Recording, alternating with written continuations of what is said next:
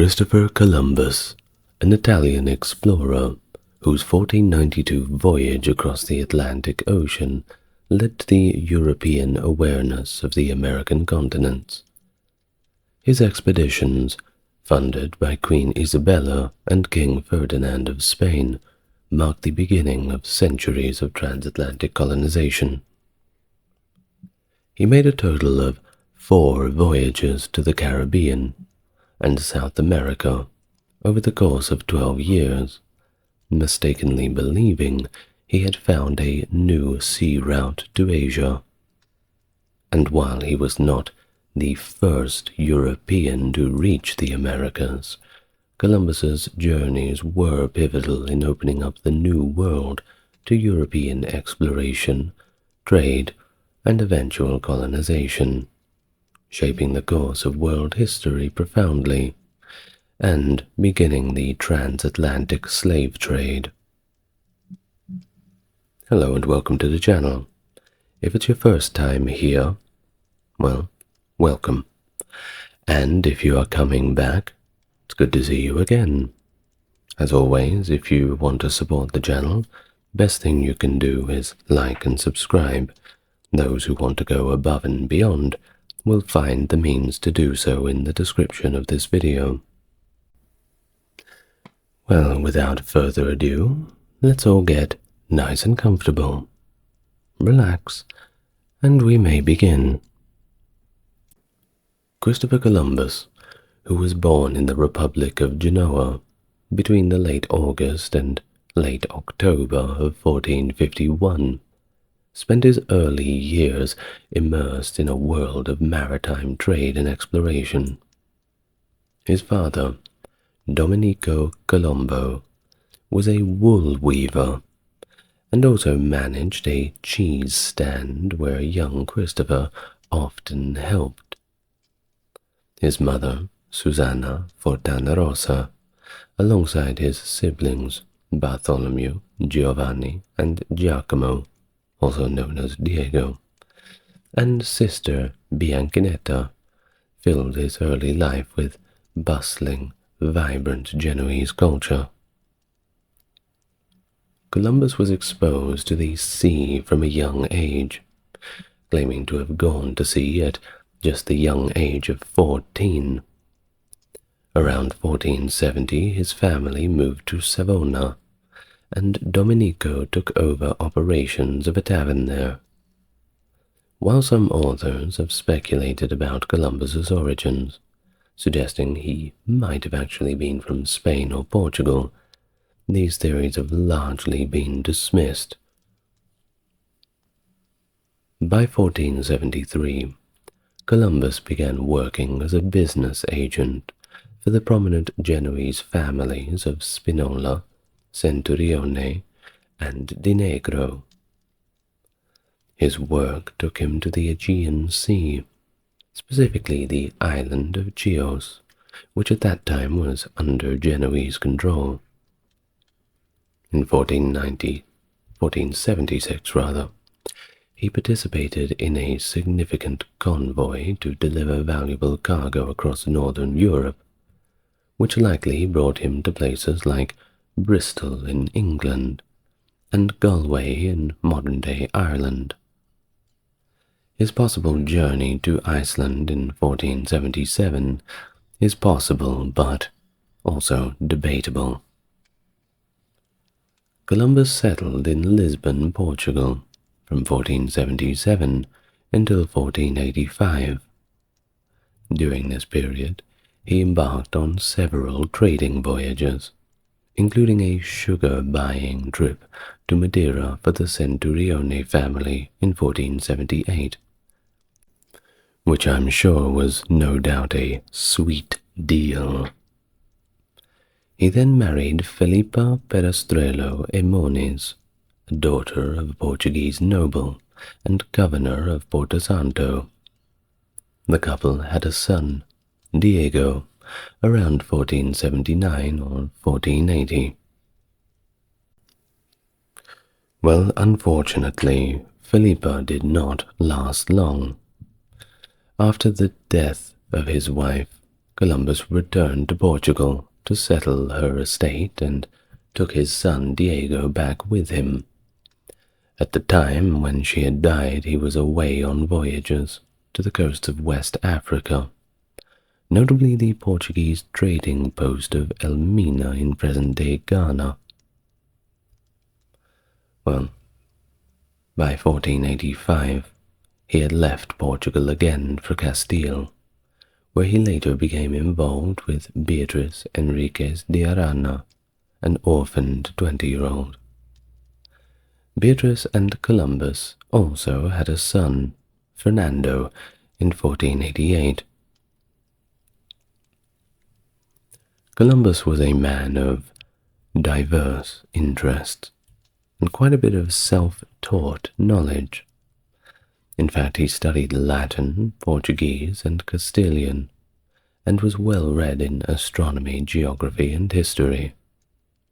His readings included works by Ptolemy, Marco Polo, and Pope Pius II, among others.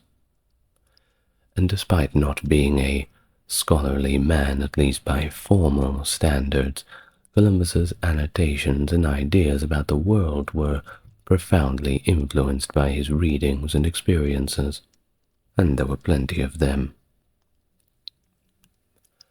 Under the dominance of the Mongol Empire, and the stability it brought through the Pax Mongolica, means the Mongolian peace, by the way, think of Pax Romana, Roman peace, Europeans enjoyed a secure overland path via the Silk Road, accessing India, China, and as far away as Southeast Asia, which was, of course, rich in valuable commodities.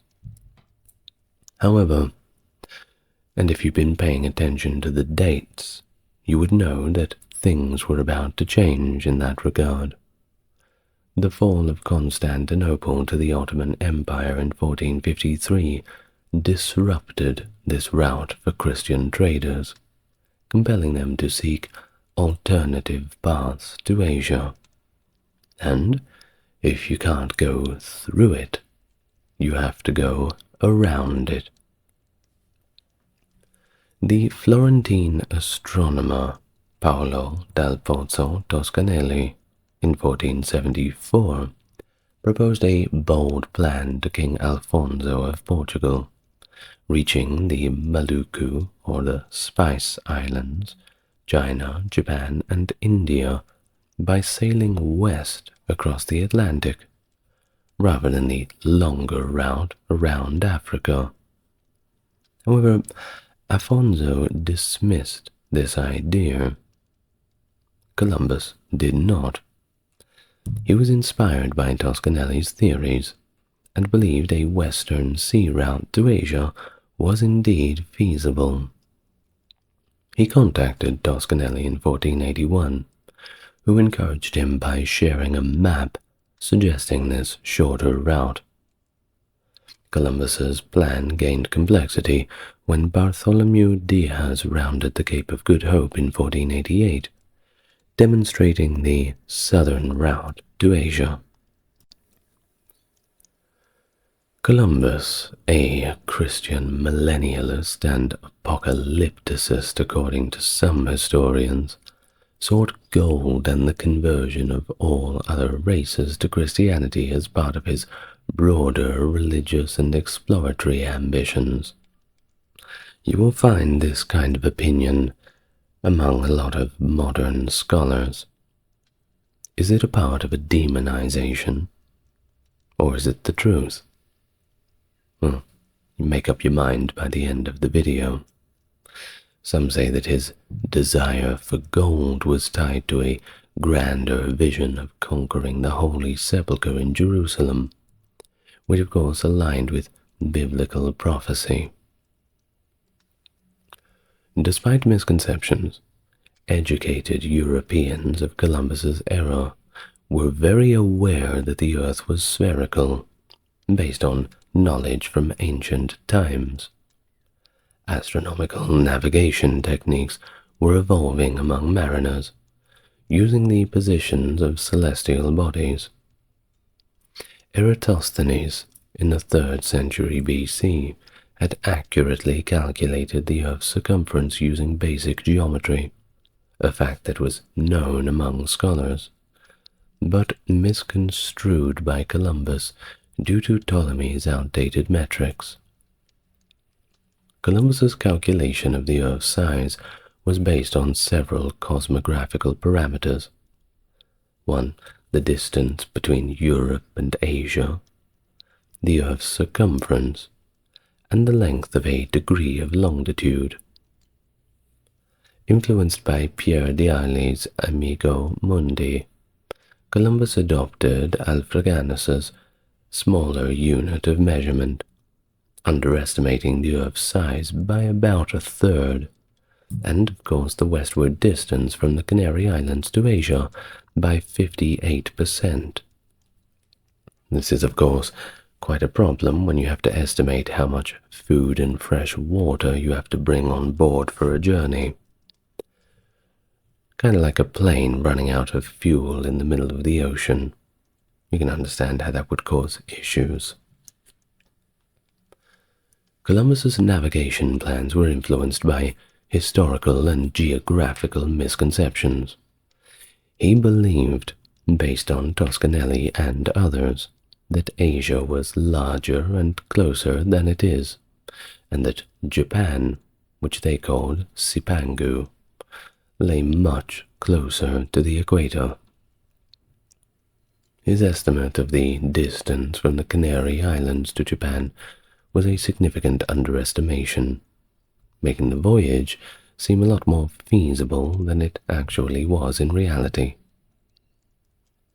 While most navigators deemed a westward voyage from Europe to Asia as unworkable due to the vast distances and the need for extensive provisions, Columbus saw the trade winds as his path to success. He planned to sail to the Canary Islands, then continue west with the northeast trade wind. The return journey required navigating the westerlies that blow eastward to Europe. Columbus had learned about the Atlantic wind patterns, possibly from his marriage to Felipa Perestrello, and from his work in map-making, which he was quite good at.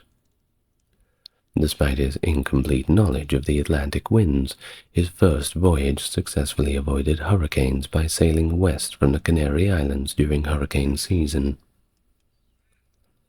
His ambitious plan, flawed by the miscalculations of distance and his underestimation of the Earth's circumference, was nevertheless a pivotal moment in history. His eventual voyage in 1492, backed by the Spanish crown after Portugal's rejection, changed the course of world exploration and opened up a new era of global interaction. By 1484, Columbus approached King John II of Portugal with his plan for a westward voyage to Asia, a proposal that was widely scrutinized by the king's experts, who accurately determined that Columbus had grossly underestimated the distance to Asia, believing it to be about a quarter of the actual distance. Despite this, Columbus tried again in 1488, but his timing was unfortunate, as Bartholomew Diaz's recent success in navigating the southern tip of Africa near the Cape of Good Hope suggested a more viable eastern route to Asia. Well, Columbus was undeterred. He sought support from Ferdinand II of Aragon and Isabella I of Castile, the Catholic monarchs of the newly united Spain. On May 1st, 1486, Columbus presented his plans to Queen Isabella, who passed them to a committee of experts. Like their Portuguese counterparts, these scholars concluded that Columbus's estimations were significantly off, and deemed the plan to be quite impractical. However, recognizing potential future benefits, and to keep Columbus from taking his ideas to other European courts, the monarchs decided that it would be best to grant him a modest annual allowance. Columbus's brother, Bartholomew, took the proposal to England, seeking the sponsorship of Henry VII, but was delayed by pirates and arrived too late to effect the negotiations. Meanwhile, Columbus himself was sent by the Spanish crown to La Rabida Friary for a period of reflection and preparation. Here, he received additional funds for new clothing and an invitation to return to court. The tide turned for Columbus after the fall of Granada in January of 1492, marking the end of the Reconquista. A subsequent council led by Queen Isabella's confessor, Hernando de Talavera, still found Columbus's route to Asia unlikely.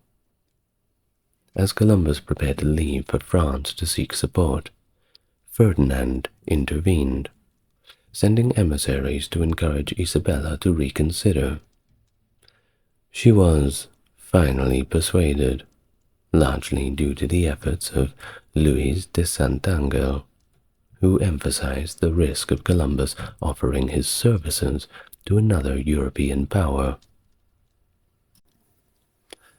In the Capitulations of Santa Fe, signed in April of 1492, Ferdinand and Isabella promised Columbus the title of Admiral of the Ocean Sea, Viceroy, and Governor of all new lands he could claim for Spain. He was granted a significant share of any wealth generated, and the authority to nominate candidates for governance in these new territories. Pretty good deal, don't you think?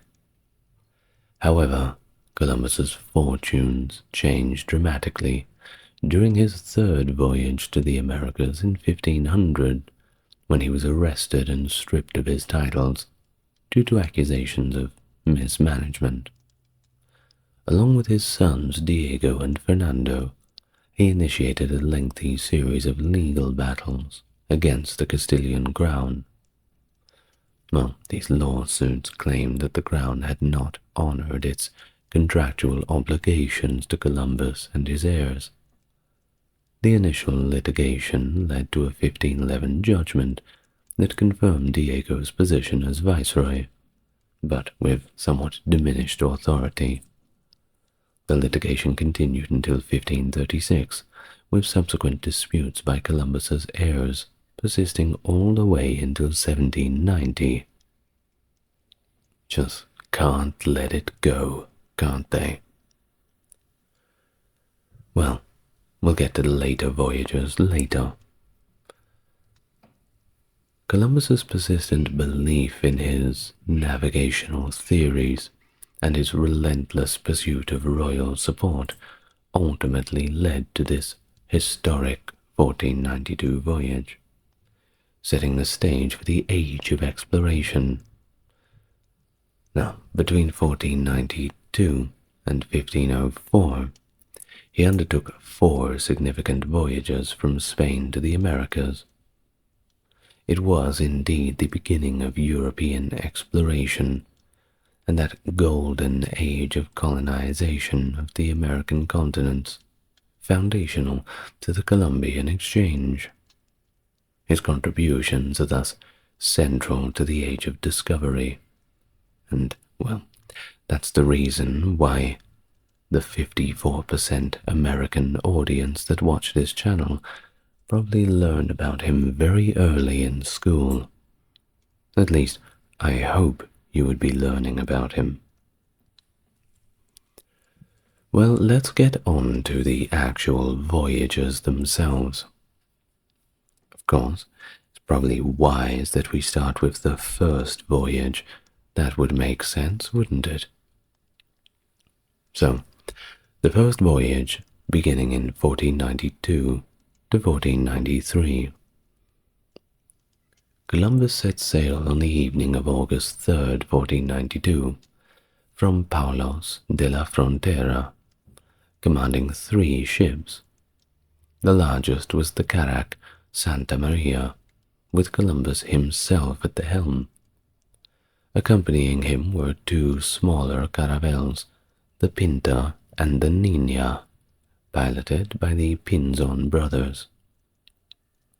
He first headed to the Canary Islands for supplies and repairs, departing on September 6th for a 5-week voyage across the ocean. On the 7th of October, the crew observed vast flocks of birds, and on October the 11th, Columbus adjusted the fleet's course due west. Early October 12th, Rodrigo de Triana, the lookout on the Pinta, spotted land, which Columbus later claimed to have seen earlier, thereby securing a lifetime pension from the Spanish monarchy. That's a little cheeky, isn't it? He named this island San Salvador. It's the present-day Bahamas. The indigenous people called it Guanahani, which I probably haven't pronounced properly, but, you know. In his journal from October the 12th, 1492, Columbus noted his first impressions of the native people, observing their peaceful nature and envisioning their potential to be converted to Christianity and serve the Spanish crown. He called these inhabitants Los Indios. Columbus explored the northeast coast of Cuba on October the 28th, and on November the 26th was separated from the Pinta when its captain, Martin Alonso Pinzon, went in search of gold on another island. Columbus continued to Hispaniola's northern coast, landing on December the 6th. There the Santa Maria was wrecked on December 25th, and its timbers used to impress the locals. Columbus was welcomed by the native cacique Guacanagari, who allowed him to leave some of his men behind. Columbus founded the settlement of La Navidad in present-day Haiti, leaving 39 men, including the interpreter Luis de Torres.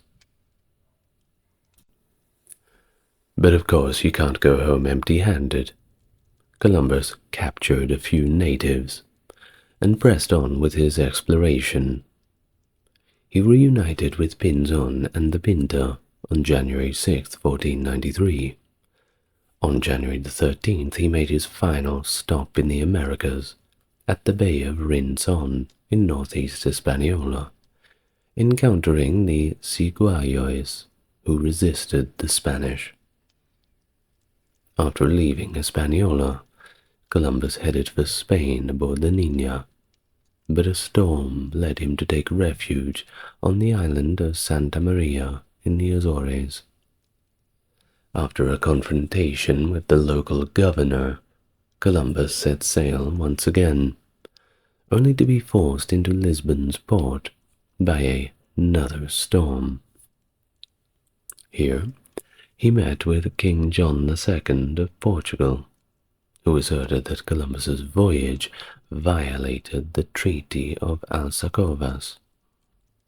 Columbus finally returned to Spain, landing in Palos on March 15, 1493, where he received a hero's welcome and soon met with Ferdinand and Isabella in Barcelona.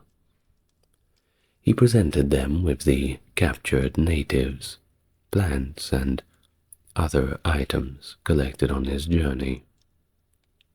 And just think about it for a moment. Those poor natives, how confusing this entire ordeal must have been. Was anybody there telling them exactly what was going on? What was the fate? Well, I suppose those sorts of people rarely get written down in the triumphant books, right? Well, Columbus's letter about the voyage sent from Lisbon helped spread the news across Europe, with most people initially believing that he had reached Asia. His discoveries led to the issuance of the Bulls of Donation by Pope Alexander VI in 1493, which were intended to grant new lands to Portugal and Spain, but were later superseded by the Treaty of Tordesillas in 1494. The widespread impact of this first voyage and his persistence in claiming he had found a route to Asia significantly influenced European exploration and the eventual recognition of the Americas as separate continents. On September the 24th, 1493, he embarked on his second voyage to the Americas from Cadiz, commanding a fleet of now 17 ships. Remember, the first voyage he only had 3. But this time, his mission was to establish permanent colonies, and he was accompanied by nearly 1,500 men. This diverse group included sailors, soldiers, priests, carpenters, stonemasons, metalworkers, and of course farmers. Notable members of this expedition included Alvarez Chanco, a physician who documented the voyage, Juan Ponce de Leon, who would later become the first governor of Puerto Rico and explore Florida, the father of Bartholomew de las Casas, Juan de la Cosa, a cartographer credited with creating the first world map to include the New World, and Columbus's younger brother, of course, Diego. The fleet made a stop at the Canary Islands to replenish supplies, and set sail again on October the 7th, taking a more southerly course than the first voyage. On November the 3rd, they reached the Windward Islands. The first island that Columbus sighted was named Dominica, but due to lack of a suitable harbor, the fleet anchored off a nearby smaller island that he named Maria Galante, now part of the Guadalupe and called Marie Galante. Other islands Columbus named Montserrat, Antigua, St. Martin, and the Virgin Islands, among others. On November the 17th, Columbus sighted Puerto Rico's eastern coast, known to the native Taino as Boriquen. He sailed along the island's southern coast before making landfall on its northwestern coast at the Bay of Añasco on November the 19th. Columbus named the island San Juan Bautista in honor of John the Baptist, and stayed there from November 20th to the 21st to resupply his ships. Continuing to Hispaniola, Columbus arrived at the La Navidad in present-day Haiti on November the 22nd. There he discovered that the fort left from his previous voyage was destroyed by the Tainos after the Spaniards had antagonized them with their relentless search for gold. The pursuit of women did not help either. Tends to disenfranchise the local men a little bit. He then founded a new settlement, La Isabela, obviously named after the Queen, which is in what is now the Dominican Republic. But this settlement was poorly located and quite short-lived. From April to August of 1494, he explored Cuba and Jamaica, then returned to Hispaniola. By the end of 1494, disease and famine had decimated 2/3 of the Spanish settlers. Columbus implemented the system encomienda, which coerced labor from the indigenous people and led to widespread abuse. Thus Columbus punished even the most minor of crimes among the colonists with execution or dismemberment. The native people were enslaved, beaten, abused, and tortured in the pursuit of gold. Many chose to take their own lives over the subjugation. Well, that took a dark turn, didn't it? Well, we'll talk a little more about that later, but let's continue on in a more biographical sense. In February of 1495, Columbus organized a massive slave raid, rounding up about 1,500 Arawaks, including some that had previously rebelled.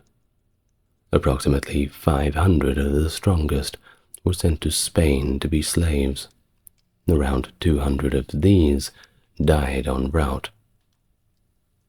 Despite these atrocities, the need for more supplies and provisions continued on.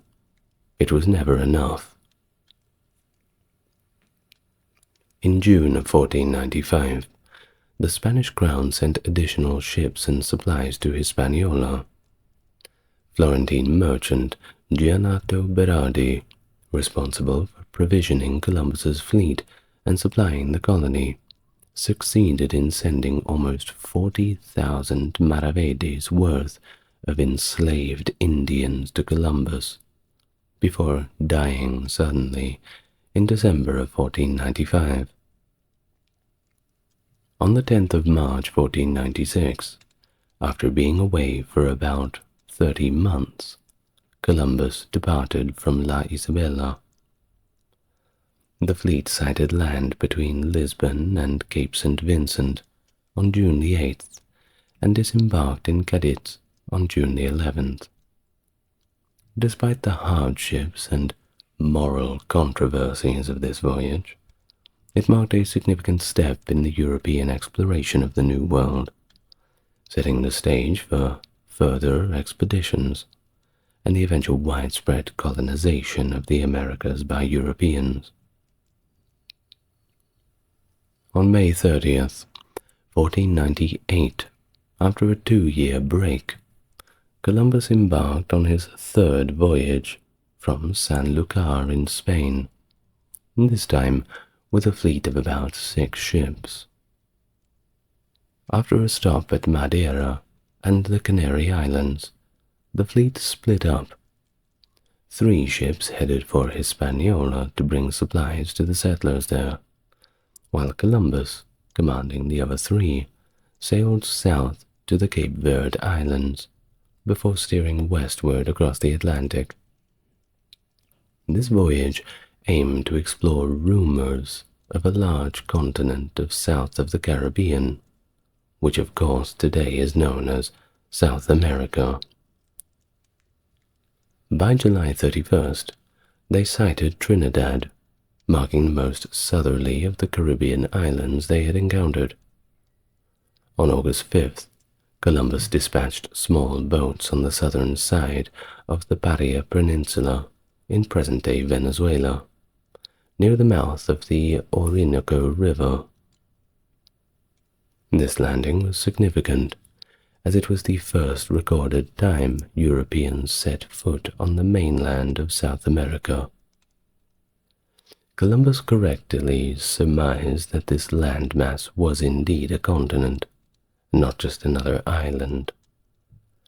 The fleet then navigated to the islands of Margarita and Chacacare, sighting Tobago and Grenada from a distance. On August the 19th, Columbus returned to Hispaniola, only to find the settlers in rebellion against his rule, due to the unfulfilled promises of riches. Columbus responded in typical fashion by having some of the rebels tried for their insubordination, with at least one leader being executed. In October of 1499, facing growing unrest and accusations of tyranny, Columbus sent 2 ships back to Spain to request the appointment of a royal commissioner to assist in governing. The Spanish court, already informed of Columbus's harsh and frankly incompetent rule, dispatched Francisco de Bobadilla, a relative of an influential patron of Columbus, to try and figure out what was going on.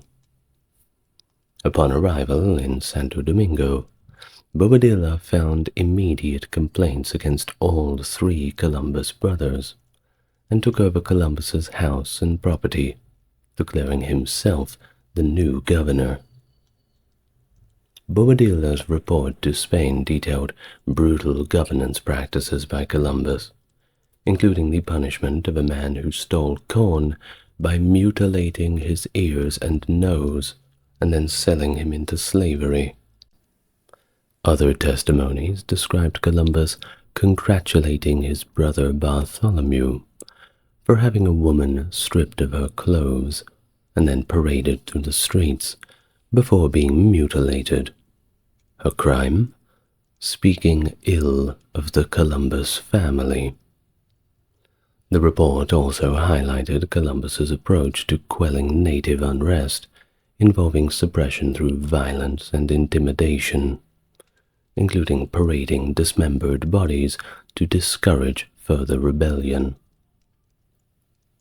Despite Columbus's vehement denials of pretty much all of the charges laid against him, the evidence and testimonies collected by Bobadilla led to Columbus and his brother Diego being arrested and returned to Spain in chains aboard the caravel La Gorda. They remained in jail for 6 weeks, until King Ferdinand ordered their release and summoned them to the Alhambra Palace in Granada. The sovereigns expressed their dismay at Bobadilla's actions and restored the Columbus brothers freedom and wealth. After much persuasion, they agreed to fund Columbus's 4th voyage, although Nicolas de Ovando was appointed the new governor of the West Indies, replacing Bobadilla. Recent discoveries, including a manuscript found by the archivist Isabel Aguirre in the archive of Simancas, Spain, shed new light on the accusations against Columbus and his brother. These documents, published in The Fall of Christopher Columbus, The Judgment of Bobadilla, by Aguirre and Consuelo Varela in 2006, include testimonies gathered by Bobadilla and others in Santo Domingo in 1500, providing a deeper understanding of the events leading to the downfall of Columbus's administration in the New World. A bit of further reading for those inclined. Now, on the 9th of May 1502, Columbus embarked on his 4th and final voyage from Cadiz, Spain. His fleet consisted of his flagship, the Santa Maria, and 3 other vessels, crewed by a total of 140 men, including his brother Bartholomew as second in command, and his son Fernando.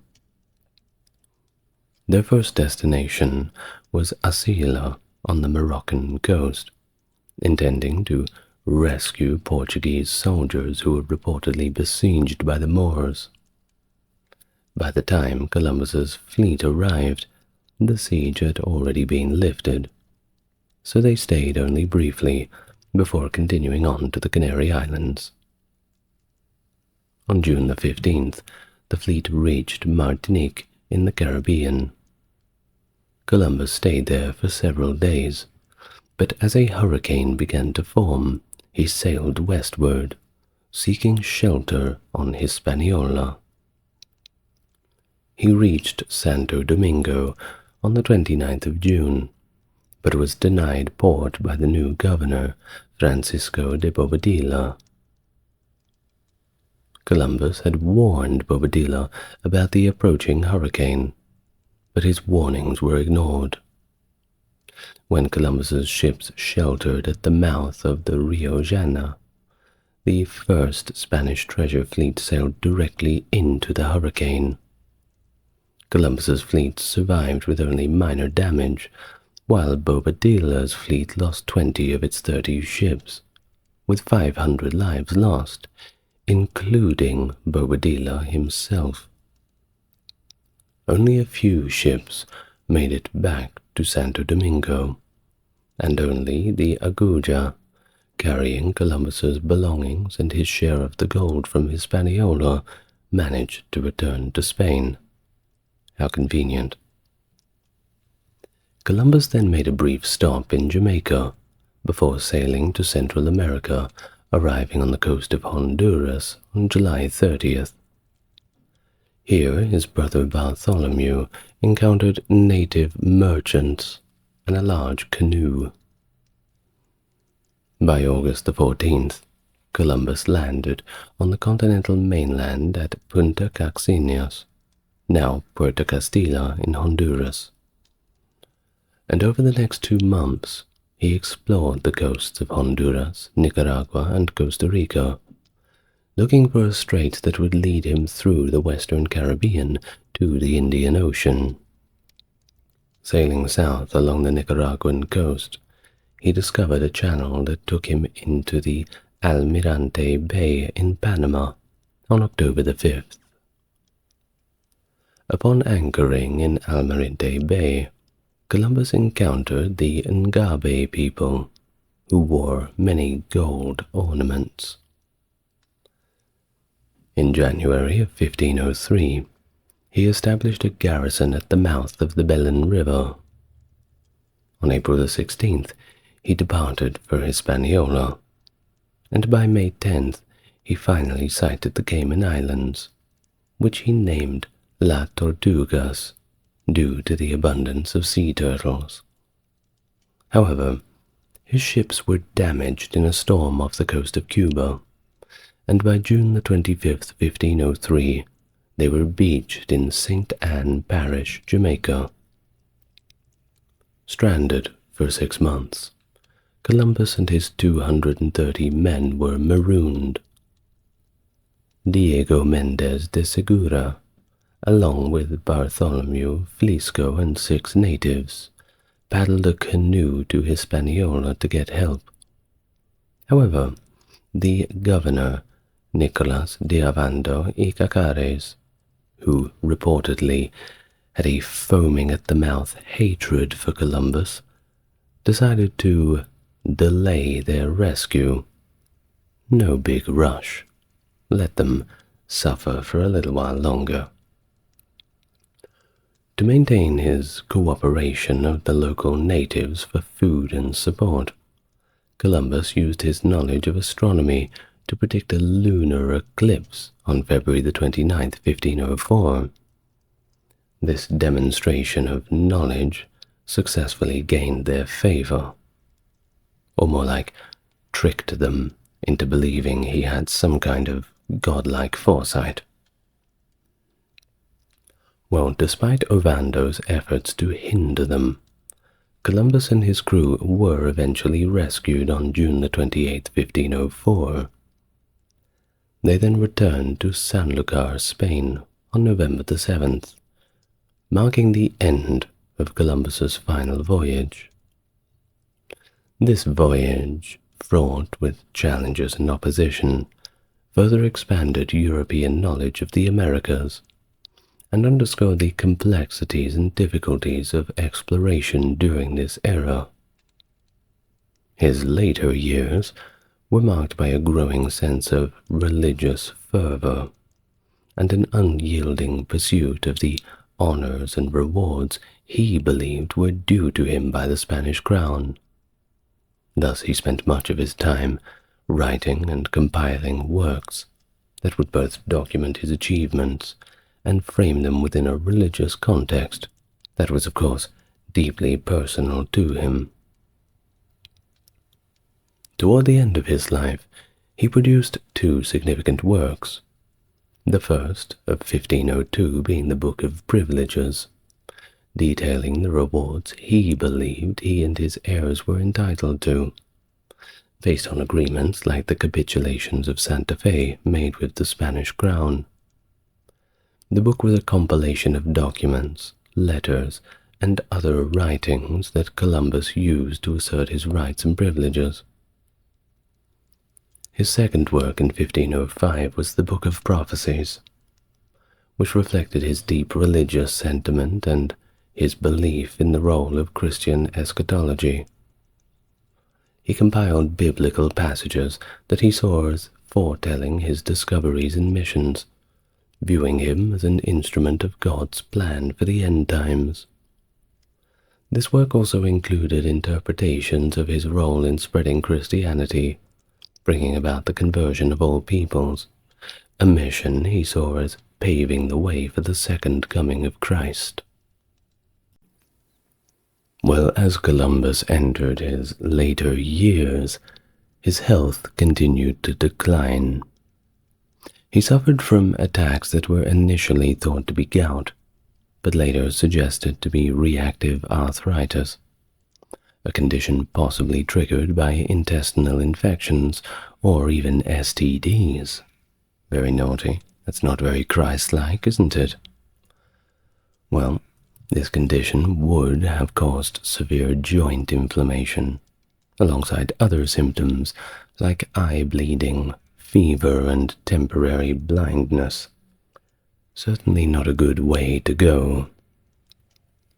And it didn't help that while he continued to get sicker and sicker, the legal battles with the Spanish crown kept coming.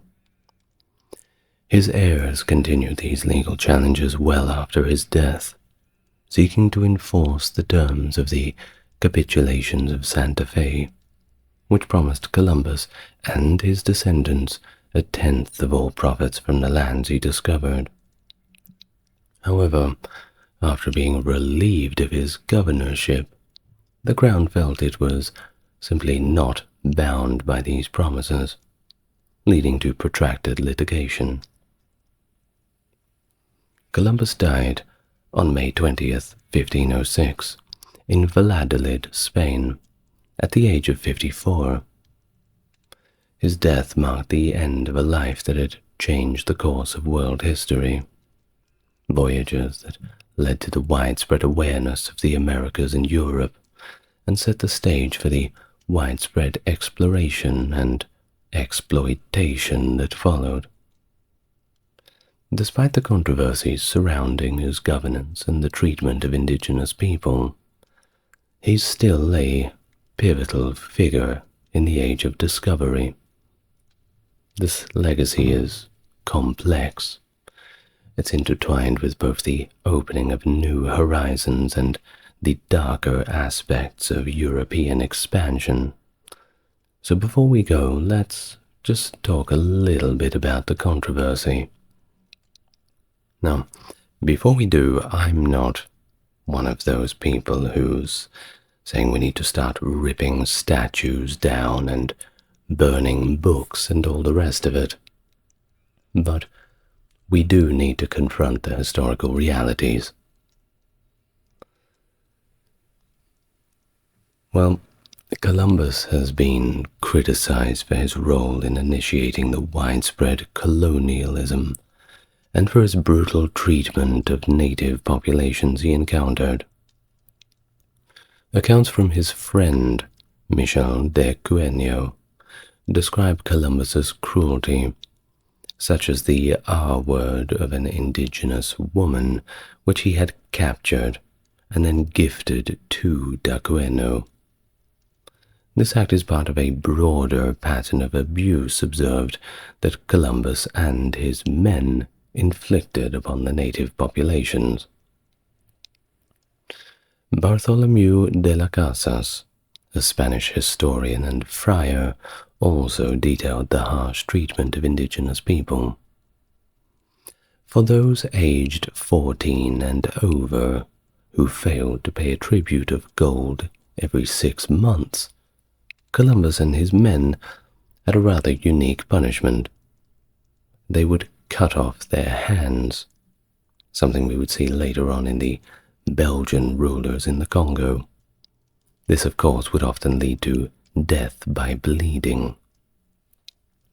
But we must also mention that some modern historians challenge these accounts, suggesting they may be exaggerated as part of the Black Legend, a historical narrative that paints the Spanish Empire in an unfavorable light due to anti-Spanish and anti-Catholic sentiment.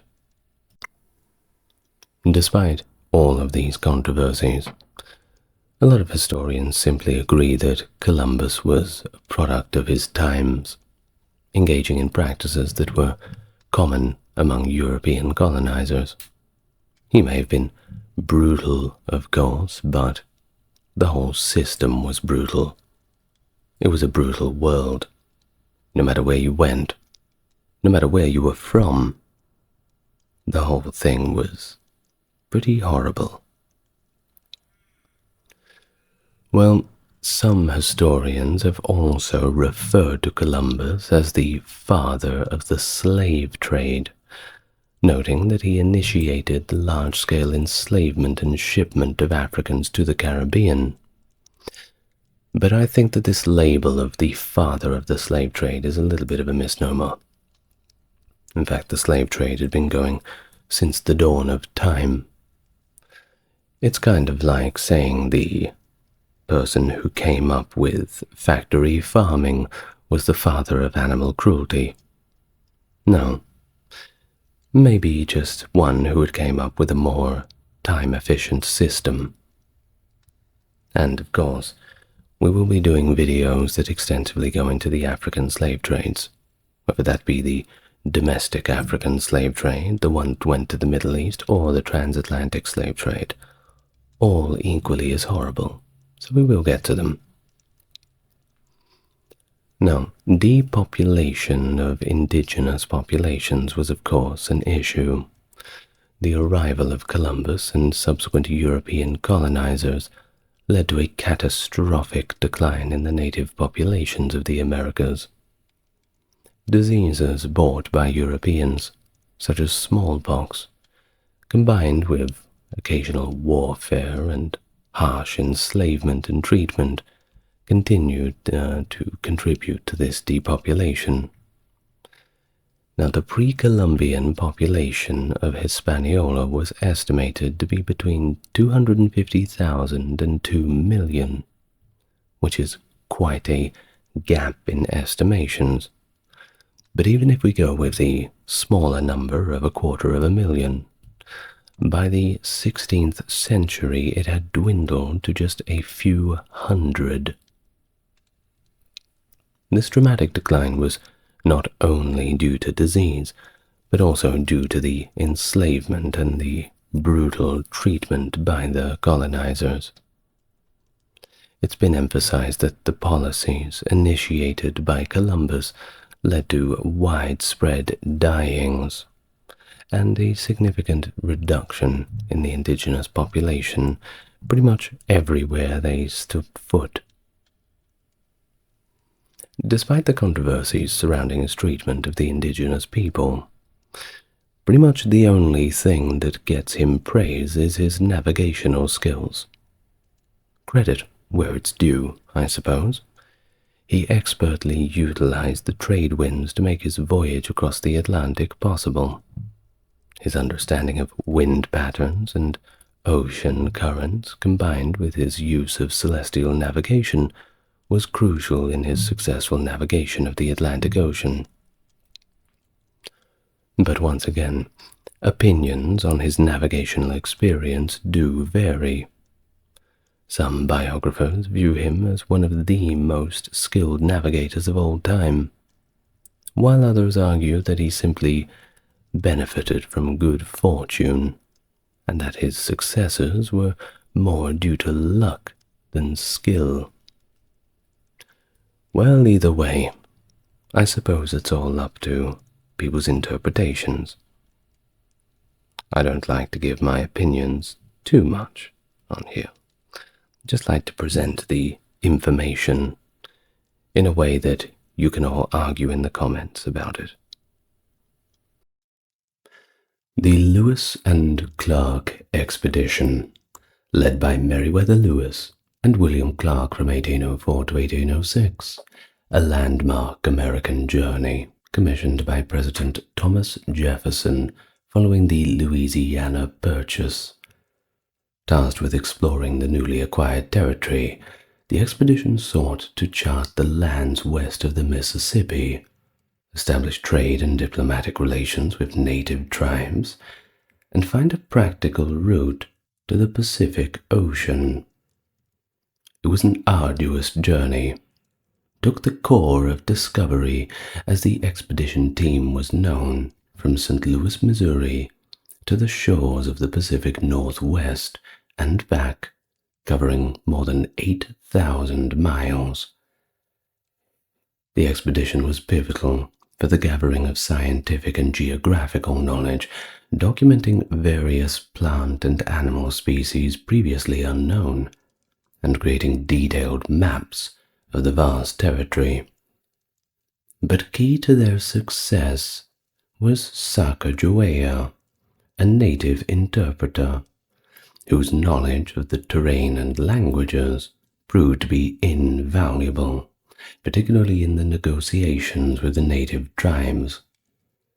And thus, the Lewis and Clark expedition significantly contributed to the expansion and development of the United States by providing valuable insights into the natural resources and strategic landscapes of the West. Hello and welcome to the channel. So we talk about some American history today, Native American, and the newer American, but it all molds into one great and exciting tapestry, which is very interesting to talk about. I didn't learn too much of it because I was educated in Australia, so it's good to actually familiarize myself with it as we go through all of these stories together. Now, as usual, before we start, if you like the content, just click the like and subscribe button. It's so easy. We're trying to get the goal of, 85,000 subscribers. Hopefully by the time you listen to this, we're there. Anyway, with that in mind and with the customary begging out of the way, let's get nice and relaxed, and we can begin our story back to that early days of the 1800s. So, the Corps of Discovery. You know it as the Lewis and Clark expedition, and we'll refer to it as such. It was conducted between 1804 and 1806. Now, just after the Louisiana Purchase from 1803, which they bought off Napoleon, by the way, needing to finance his wars. But we already know that from the introduction. And we're going to talk a little bit about Thomas Jefferson. I'm sure everyone's familiar with that. Well, he had a long-standing fascination with the Western frontier, fueled by his readings on various explorers' journeys, and there were plenty of them, certainly a golden age for exploration. Now, during the 1780s, while serving as minister to France, Jefferson met one John Ledyard in Paris, and they discussed a possible expedition to the Pacific Northwest. Of course, this was very much influenced by the great Captain James Cook's voyage to the Pacific Ocean, and also Lepage du Prat's History of Louisiana. Jefferson developed this desire to explore a route to the Pacific, a kind of wanderlust, this curiosity about the world that was Well, you could only really get it in the 1800s, that age of discovery, where there was still so much left to discover.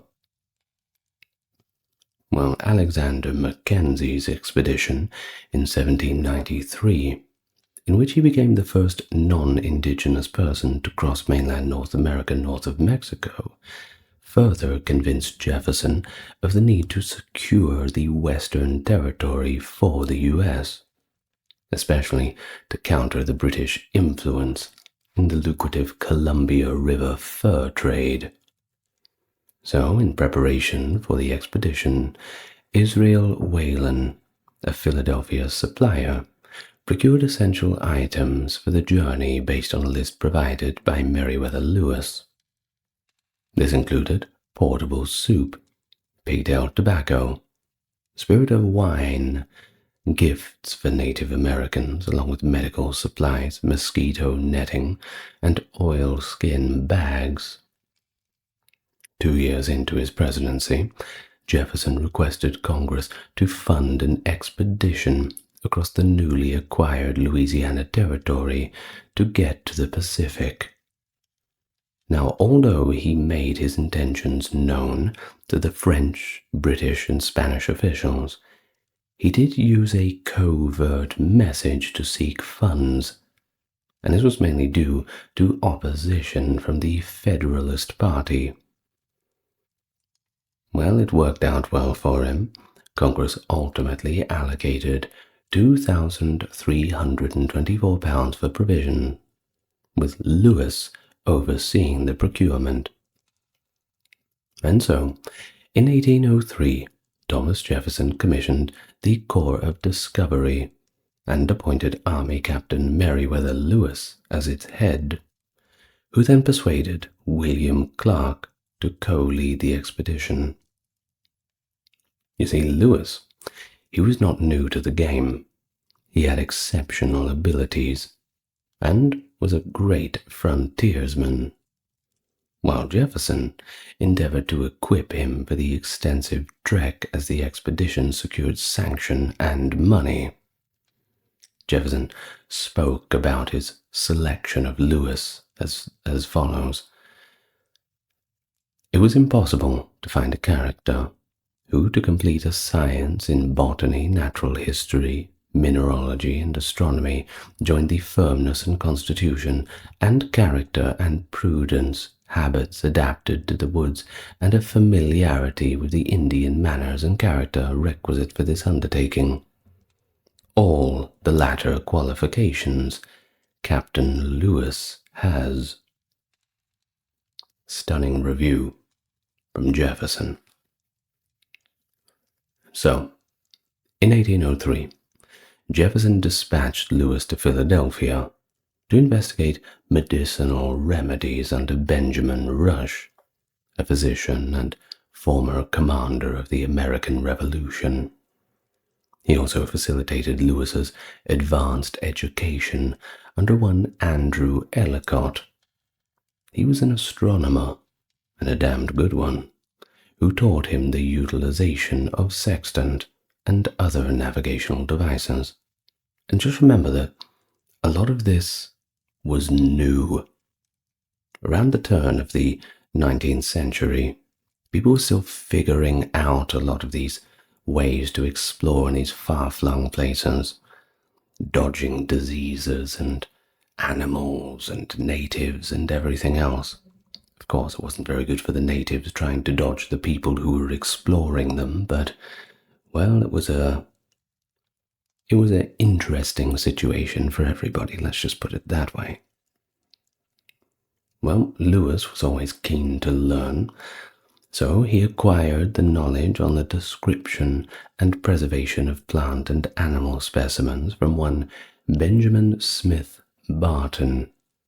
He received advances in calculating latitude and longitude from Robert Patterson, and Caspar Wister provided insights on fossils and the quest for potential living remnants. Lewis, however, was not unacquainted with science, not a newcomer by anyone's standards. You see, he had exhibited a noble aptitude for learning in all areas, particularly under the tutelage of Jefferson. At Monticello, Jefferson maintained an extensive library focused on North American geography, to which Lewis was given unrestricted access. He dedicated time to examining maps and literature, in addition to discussing matters with Jefferson in great detail.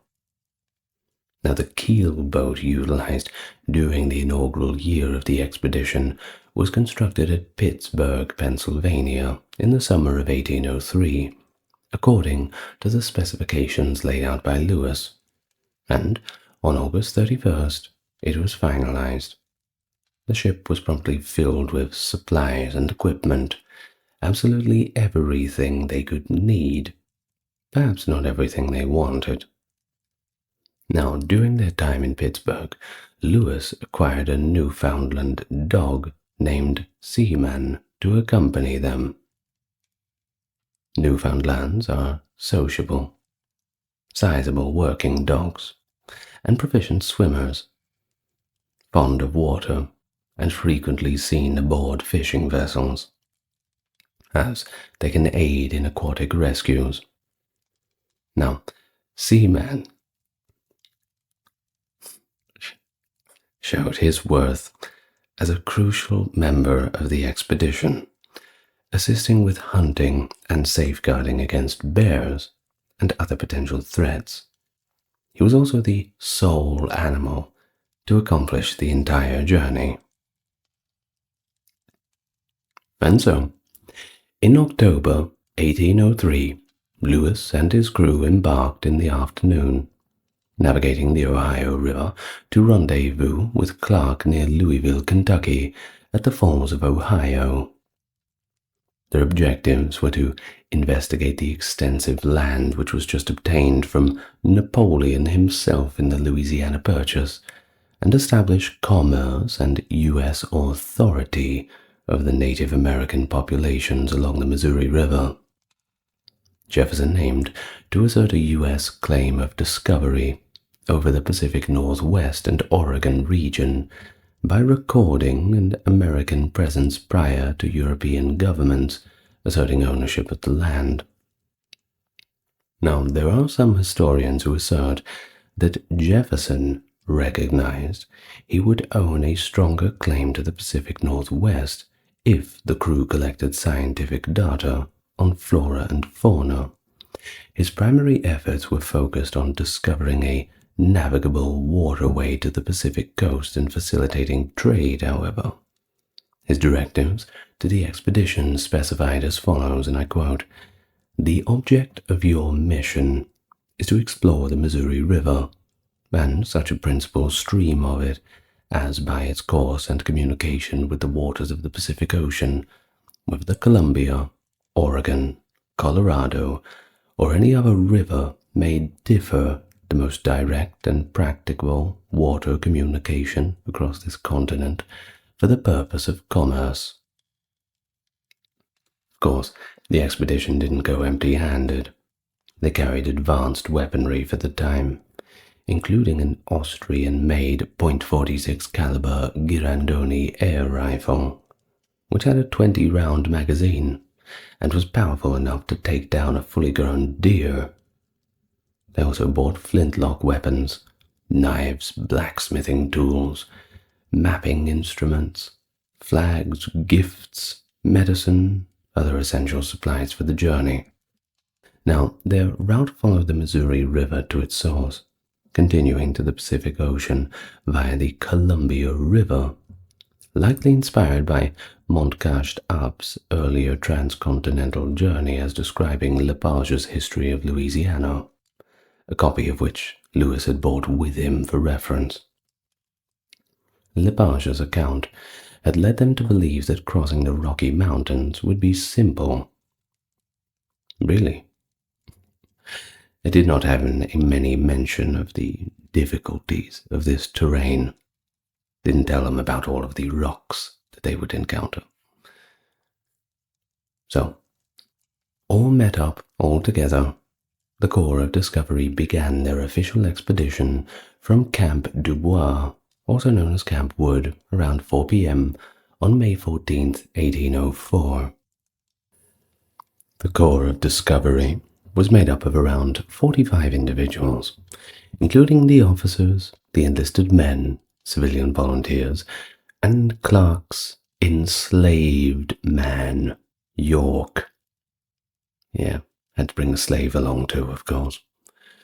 Well, as they traveled up the Missouri River from St. Charles, they passed through what is now Kansas City, Missouri, and Omaha, Nebraska. On August 20th, 1804, Sergeant Charles Floyd passed away, probably appendicitis. Not a good way to go. Becoming the only member of the expedition to actually die, which is actually rare for expeditions of those types in those times. Now he was buried near a river bluff, which was named Floyd's Bluff in his honor, located in present-day Sioux City, Iowa. His grave was marked with a cedar post bearing his name and date of death, and the group named a nearby river Floyd's River. In the final week of August, the expedition reached the Great Plains, an area rich in wildlife such as elk, deer, bison, beavers, and pronghorn, offering both new experiences and challenges as they continued westward. And they also forged relationships with around 24 Native American nations, whose assistance was crucial to prevent famines during the severe winters and to avoid becoming irrevocably lost in the huge Rocky Mountain ranges. Now, the Americans and the Lakota Nation, referred to by the Americans as Sioux or Teton-Wan Sioux, encountered difficulties upon their meeting, raising concerns about a potential conflict between the two parties. It's been stated by Harry Fritz that all prior travelers to the Missouri River had cautioned about this formidable and assertive tribe, intent on obstructing free trade along the river. The Sioux anticipated a reprisal incursion from the Omaha tribe to the south. A recent Sioux incursion resulted in the deaths of 75 Omaha men, the destruction of 40 lodges, and the capture of 4 dozen prisoners, so they were not to be trifled with at all. The expedition engaged in discussions with the Lakota at the junction of the Missouri and Bad Rivers, known in our time as Fort Pierre, South Dakota. Now, one of their horses actually went missing, and the finger was solely pointed at the Sioux natives. Subsequently, the two parties convened, resulting in a dispute during which the Sioux requested that the men either remain or provide further gifts or tribute prior to being permitted to traverse the country. Now, Clark gave them a pretty bad review, describing them as warlike, and referred to them as vilest miscreants of the savage race. His words, not mine. Well, they nearly engaged in physical conflict multiple times, until the chief of the Lakota, Black Buffalo, convinced Lewis to allocate additional tobacco to the gathered warriors. Lewis acquiesced, permitting the party to go upstream into the Arikara communities.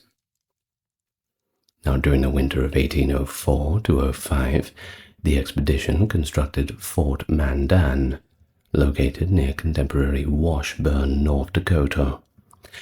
Prior to its departure on April 7, 1805, the expedition dispatched the keelboat to St. Louis, carrying a collection of species, which some of them had never even been observed east of the Mississippi.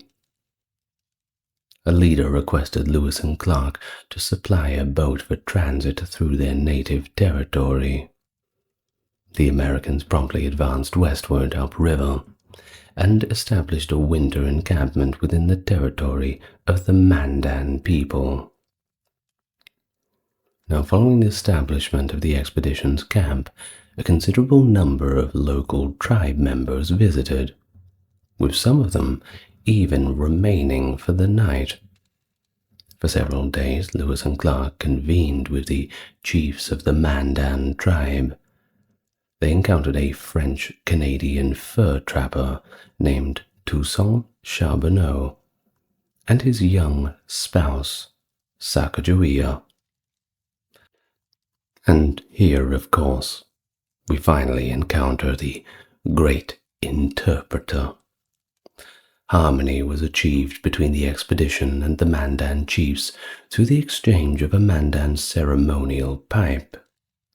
By April 26, Captain Lewis composed a progress report detailing the expedition's activities and observations of the Native American nations encountered thus far in his work, a statistical view of the Indian nations inhabiting the territory of Louisiana, which delineated the names of various tribes, their geographical locations, trading practices, and which waterways they utilized, among with a few other little bits and pieces. Now, President Jefferson would subsequently submit this report to Congress. So, after this, they traversed the Missouri to its source, crossed the Continental Divide at Lemhi Pass, proceeded north to Travelers Rest, and navigated the Bitterroot Mountains at Lolo Pass. They traversed on foot before continuing by canoe up the Clearwater, Columbia, and Snake rivers, passing Calilo Falls and contemporary Portland, located at the junction of the Willamette and Columbia rivers. They also utilized William Robert Broughton's 1792 notes and maps for navigation when arriving at the lower Columbia River. The observation of Mount Hood and other stratovolcanoes verified that the expedition was indeed nearing the Pacific Ocean, and thus nearing their goal. The crew first observed the Pacific Ocean on the 7th of November, 1805, reaching there 2 weeks thereafter. The expedition encountered the onset of its second harsh winter while camping on the northern bank of the Columbia River, in a tempestuous region designated by Clark as Dismal Niche. That's a terrible name for a town, isn't it? Well, insufficient nourishment was also a significant factor, so maybe he was in a bad mood. Now, the elk, the primary sustenance for the group, had withdrawn from their customary habitats into the mountains, and the party was now too impoverished to acquire sufficient provisions from the adjacent tribes. On November 24th, 1805, the majority of the group agreed to relocate their camp to the southern bank of the Columbia River, sort of near present-day Astoria in Oregon. Now, both Sacagawea and the enslaved individual York participated in the voting process. Fort Clatsop, or Clatsop rather, was established on the south bank of the Columbia River, 2 miles upstream on the west bank of the Nettle River, which is today known as the Lewis and Clark River. Well, at least that's how most people call it.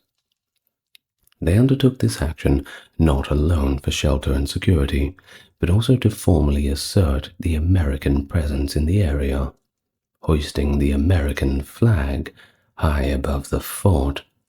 That's one way to make a statement. Throughout the winter at Fort Clatsop, Lewis dedicated himself to the process of writing. He wrote numerous pages of his notebooks with significant insights, primarily about botany, due to the prolific vegetation and woodlands that adorned the region of the continent. But the other men, their health began to deteriorate, with numerous individuals afflicted by colds and influenza. Aware that marine fur traders occasionally frequented the lower Columbia River, Lewis and Clark consistently inquired with indigenous Chinooks for trading vessels.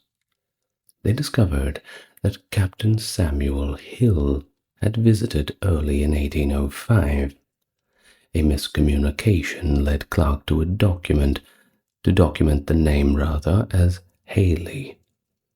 Captain Hill, however, returned in 1805 and anchored approximately 10 miles from Fort Clatsop.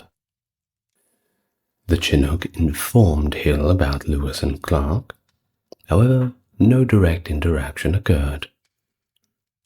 Now, there was also a Russian maritime expedition that was led by the statesman Nikolai Rezanov, which reached the mouth of the Columbia River during the presence of Lewis and Clark. Rezanov and Lewis and Clark were seemingly unaware of each other's existence. Rezanov arrived from present-day Sitka, Alaska, with the objective of founding a Russian agricultural colony to address the chronic food shortages in Russian America. Well, when we say Russian America, we mean Alaska. And he devised plans to relocate the capital of Russian America from Sitka to the lower Columbia River. However, his vessel, Juno, could not navigate the Columbia Bar. Subsequently, he traveled to California, initiating a series of events that ultimately resulted in the establishment of Fort Ross, California. Perhaps a topic for another video. Now, Lewis, back to the main topic, was resolute in his intention to stay at the fort, until April 1st at least, yet he remained eager to depart at the earliest possible moment.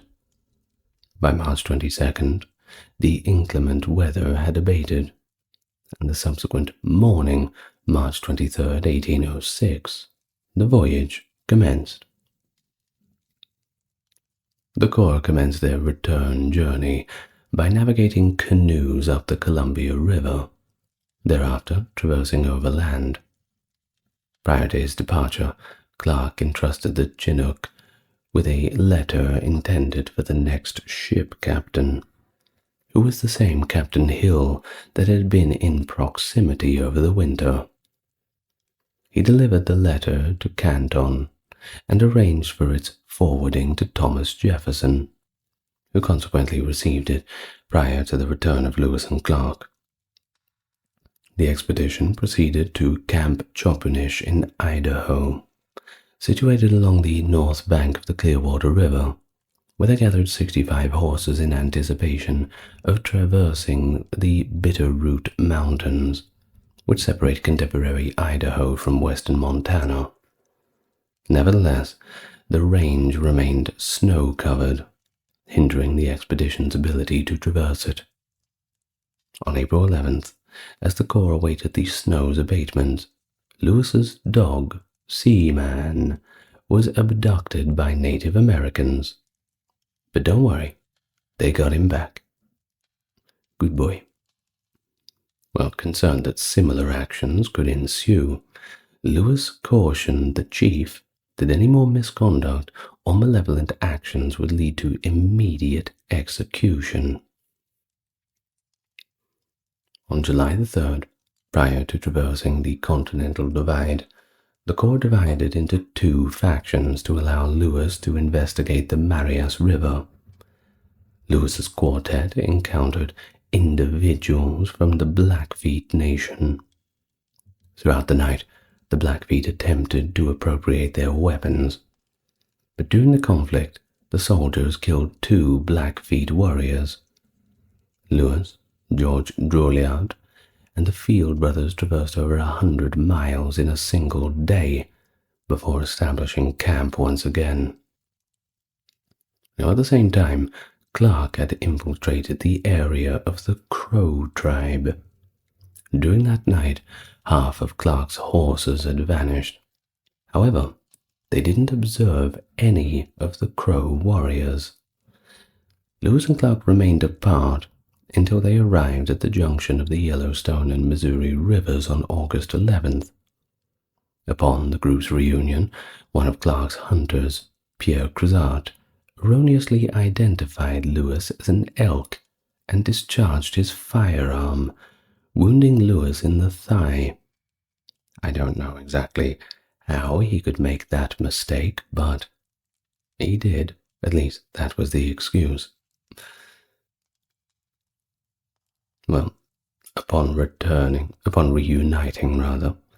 the Corps efficiently navigated home across the Missouri River, and they arrived in St. Louis on September the 23rd, 1806, safe and sound. Well, apart from the leg being almost blown off, but hey, you take it in stride. Now, in March 1804, prior to the expedition's commencement in May, the Spanish in New Mexico were informed by General James Wilkinson that the Americans were intruding against land asserted by Spain, and the Spanish did not like that. Following the commencement of the Lewis and Clark voyage in May, the Spanish had dispatched 4 armed contingents, including 52 soldiers, mercenaries, and Native American helpers on August the 1st, 1804, from Santa Fe, New Mexico, under the command of Pedro Vial and Jose Yarvet, with the intention to intercept and detain the entire expedition. They arrived at the Pawnee encampment along the Platte River in central Nebraska and discovered that the expedition had previously been there some days prior.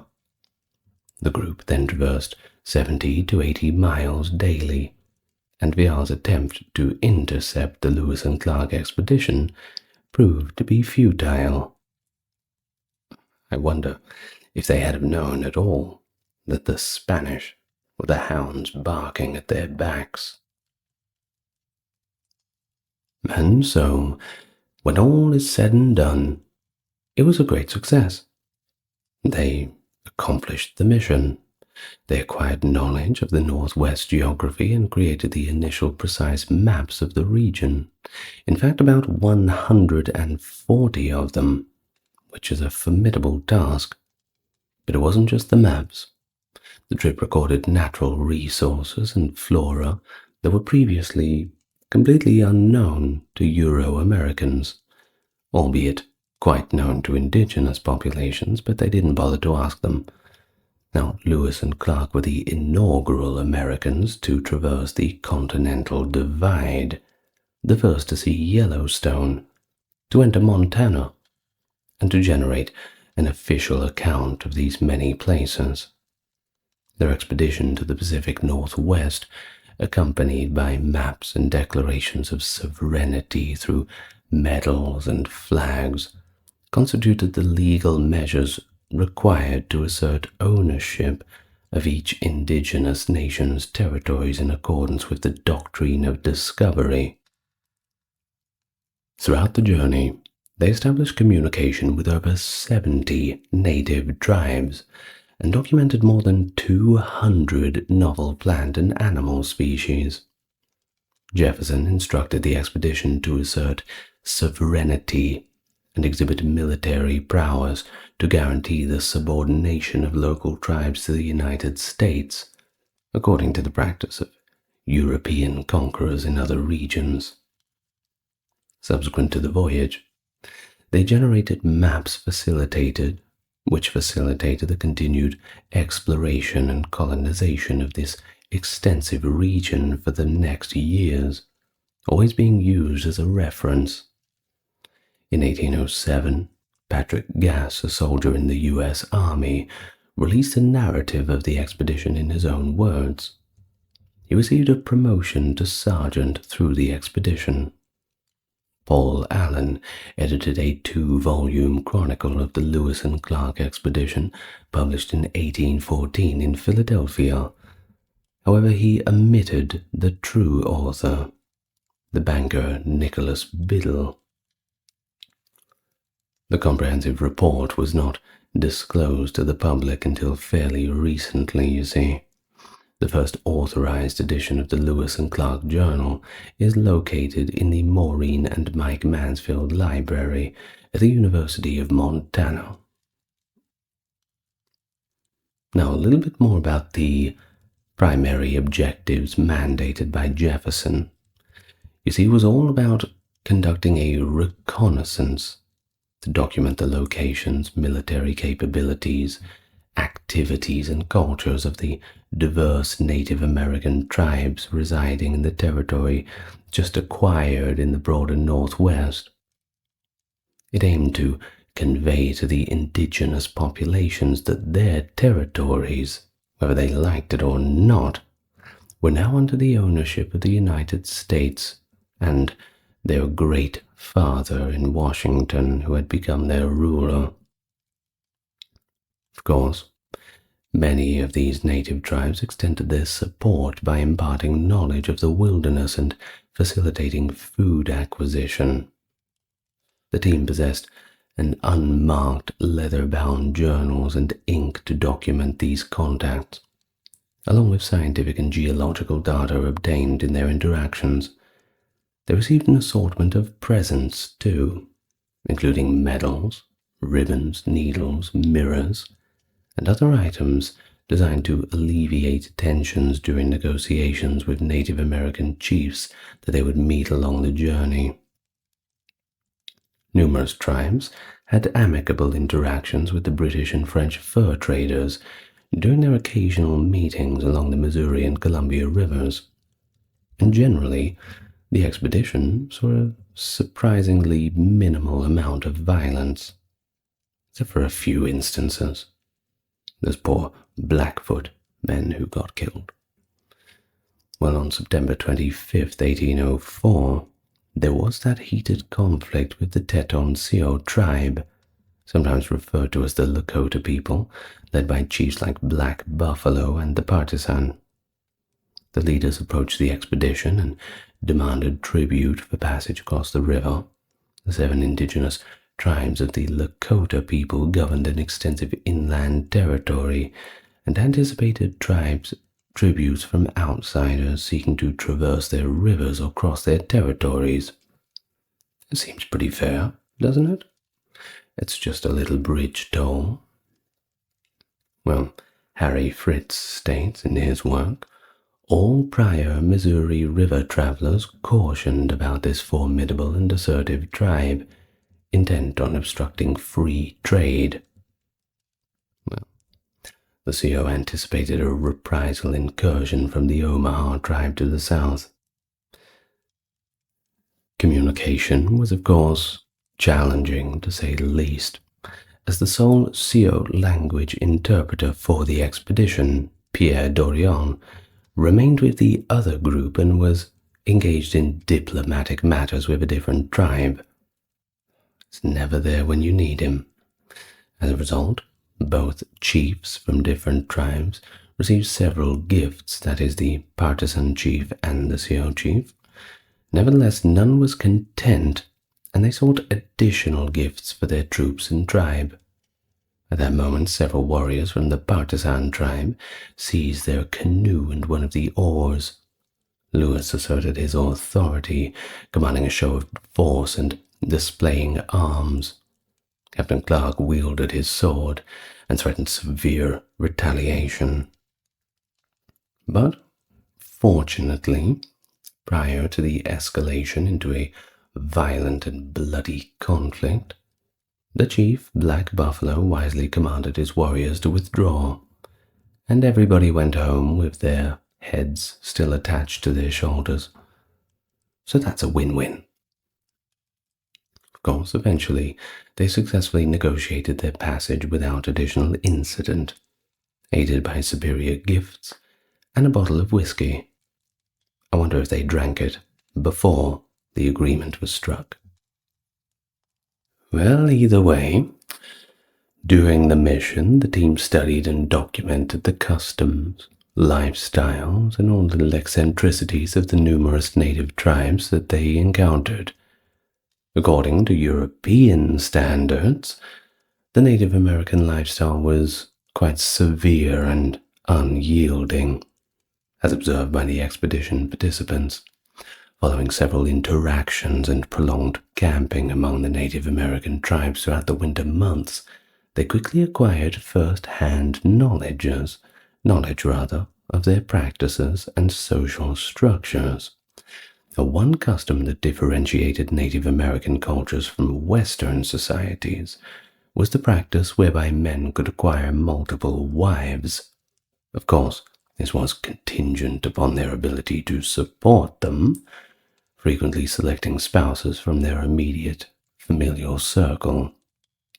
For example, the men in the Mandan tribe often married their sisters, which, well, it's a bit...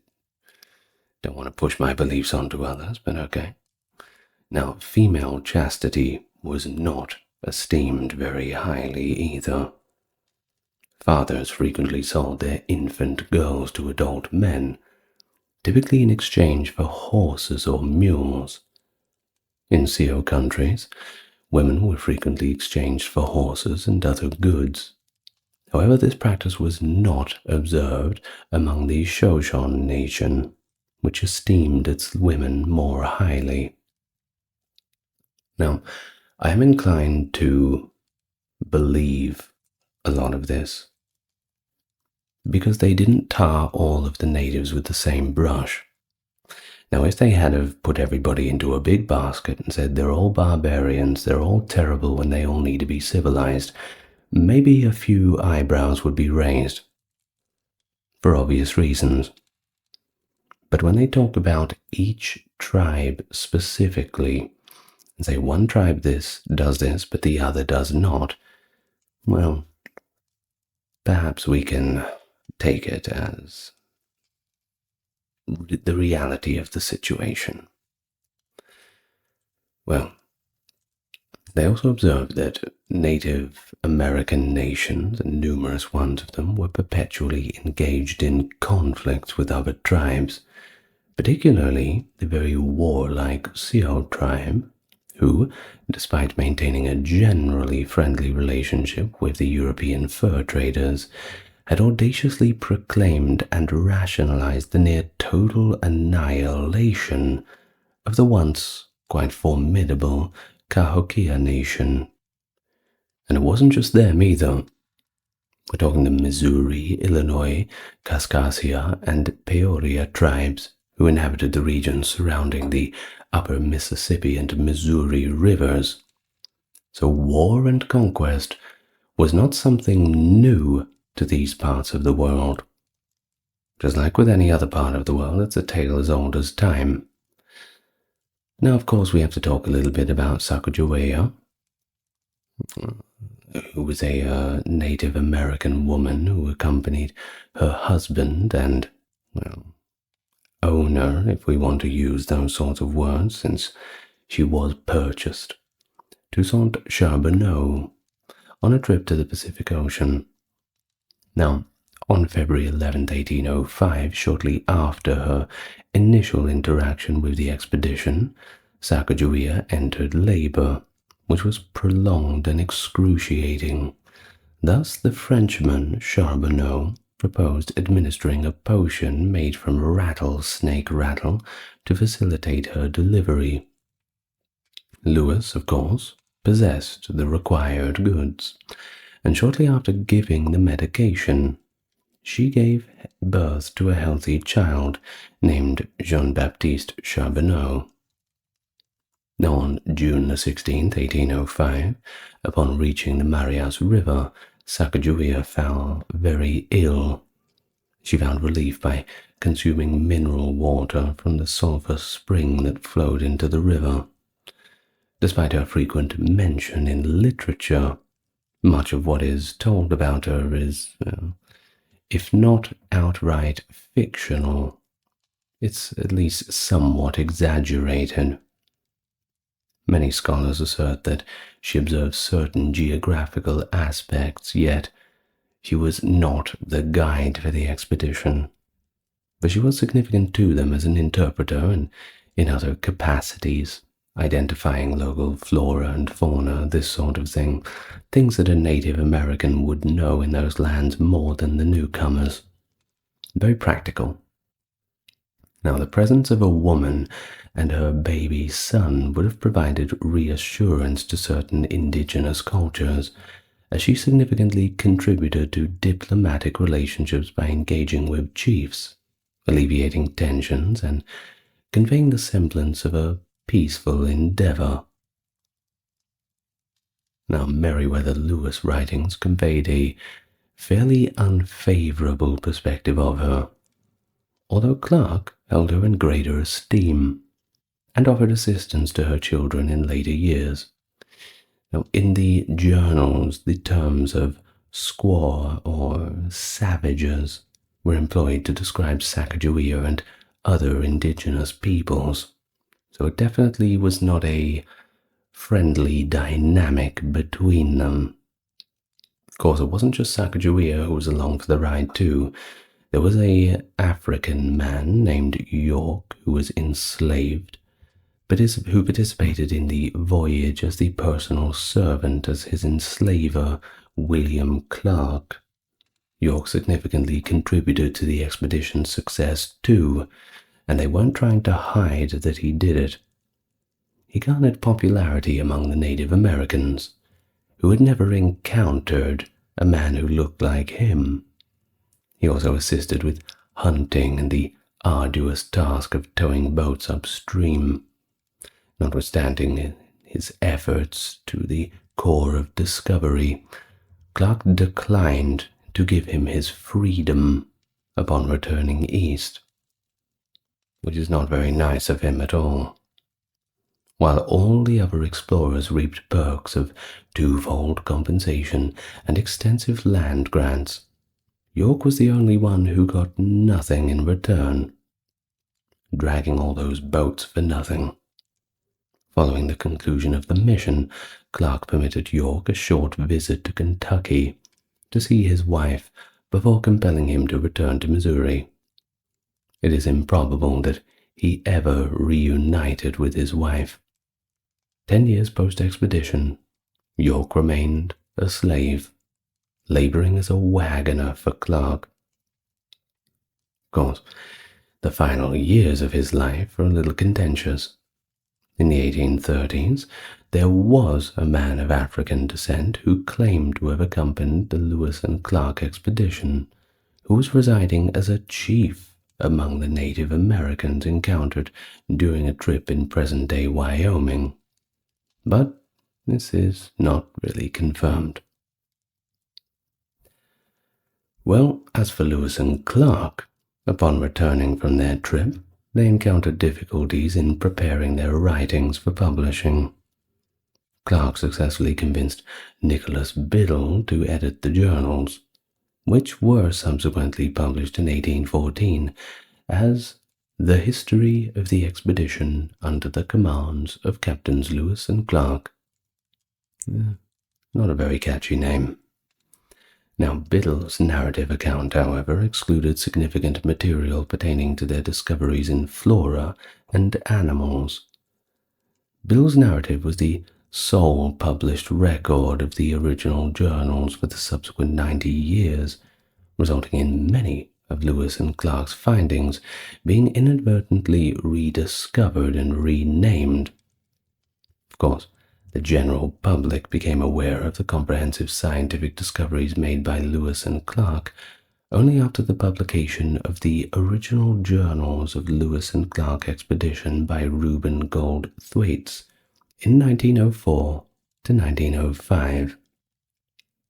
In fact, in the 19th century, mentions of Lewis and Clark were hard to find in historical texts, even during the United States Centennial in 1876, resulting in the trip being mostly overlooked. Lewis and Clark, beginning to attract attention at the onset of the 20th century, were mentioned a little bit more. Well, thank you very much for joining me today.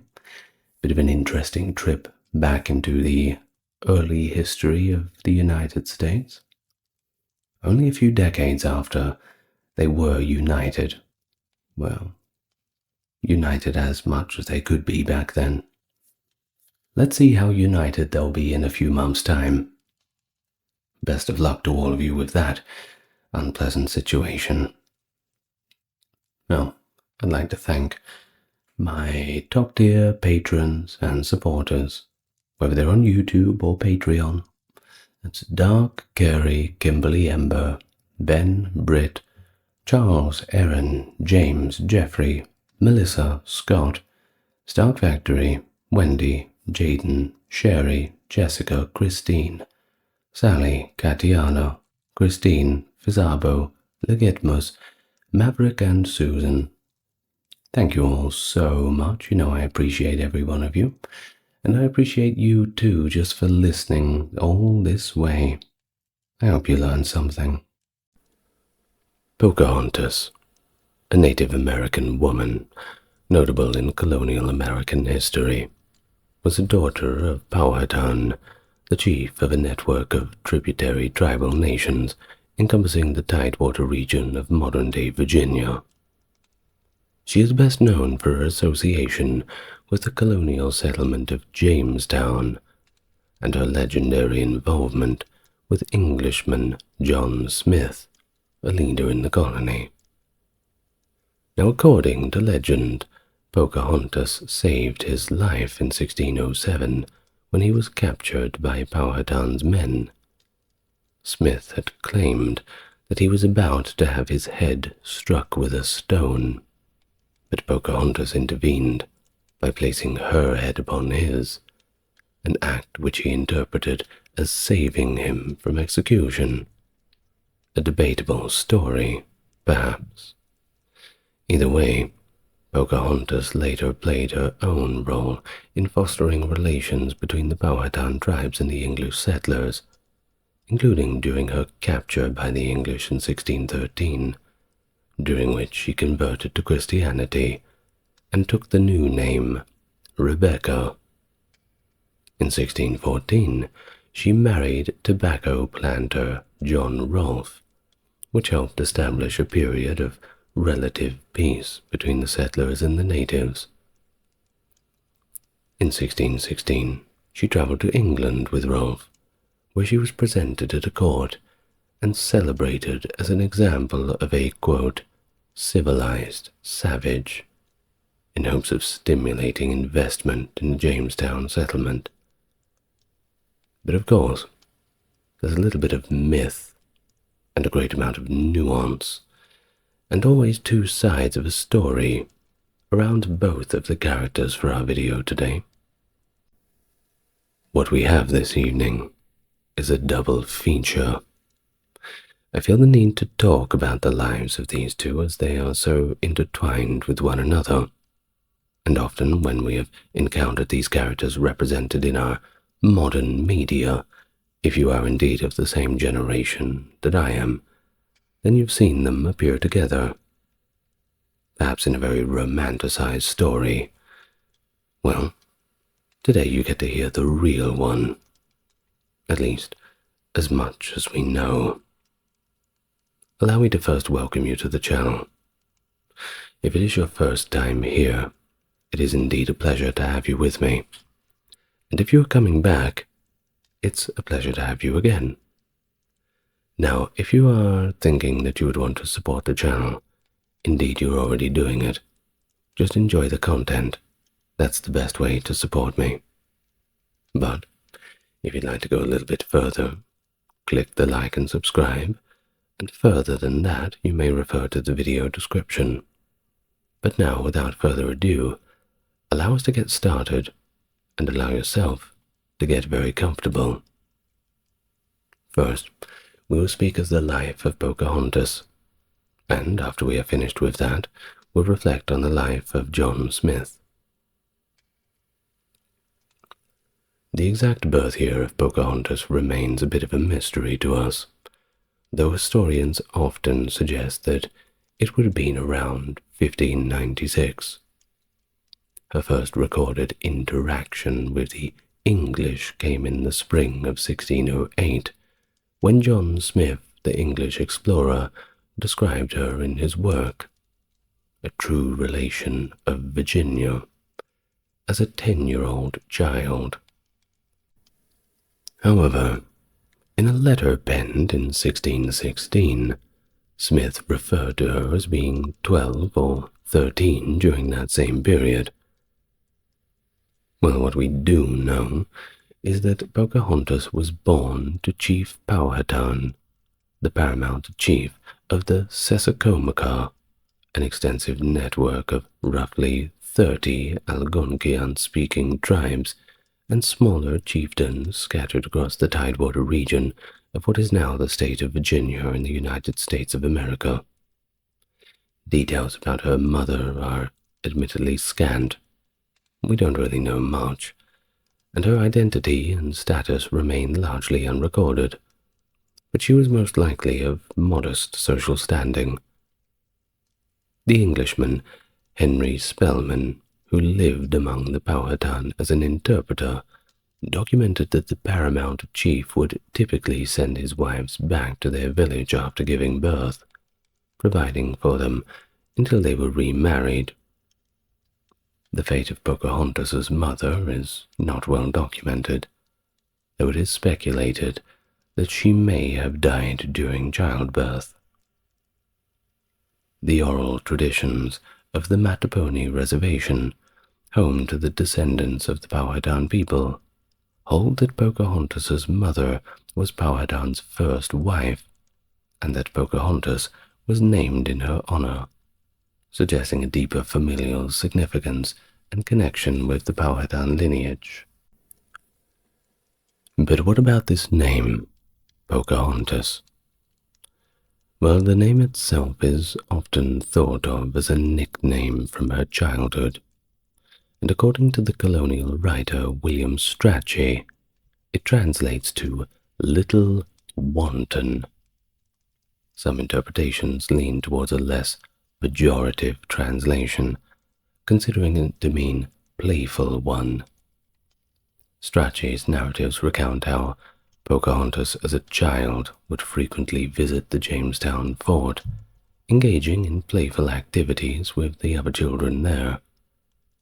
She was described as spirited and lively, leading the boys to the marketplace to perform cartwheels and acrobatics, joining in with them, apparently uninhibited by her lack of clothing.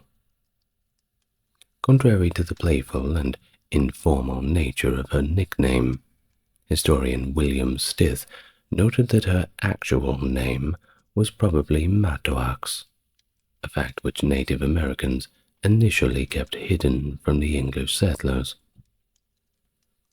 This secrecy was driven by a deep-rooted superstition that knowing her true name would grant the English power to harm her. But it wasn't until later, after adopting the Christian baptismal name Rebecca, that Pocahontas felt secure enough to disclose her birth name to the colonists. Of course, she is widely celebrated for her association with John Smith, the English colonist who was among the first 100 settlers that arrived in Virginia in April of 1607. Establishing their settlement on a marshy peninsula along the James River, these colonists, including Smith, frequently interacted with the indigenous peoples of the land. These encounters ranged from friendly exchanges to outright hostilities. Now in December of 1607, while Smith was exploring the nearby Chickahominy River, he was captured by a hunting party led by one Opechanacanough, and I do apologize for the pronunciations of Native American names. I did try to look some of them up, but the information is far too conflicting, so please do bear with me. Well, Opechanacanough was a close relative of Powhatan. He was taken to Werowocomoco, Powhatan's capital, where he described being treated to a great feast and engaging in lengthy discussions with Powhatan. In his early writings, specifically his 1608 account, Smith makes no mention of Pocahontas in relation to his capture, indicating that their famous encounter must have happened later. Although one historian, Margaret Huber, suggests that Powhatan's hospitality was part of a strategic plan to bring Smith and his fellow colonists under control, offering Smith authority over the town of Cappahossic to keep him close and, therefore, a little more manageable. The most dramatic aspect of Smith's interaction with Pocahontas did not emerge until years later. In 1616, as Pocahontas was preparing to visit England, Smith wrote a letter to Queen Anne of Denmark, the wife of King James I, recounting his capture in a more sensational manner. He claimed that Pocahontas had saved his life at the moment of his execution by risking her own. The narrative was, however, further embellished in his 1624 publication, General History, where he detailed Pocahontas intervened as he was about to be killed. While this portrayal, written well after Pocahontas's death, has become one of the most enduring tales of her life, although its accuracy is widely debated, given its late inclusion and frankly dramatic nature compared to his earlier accounts.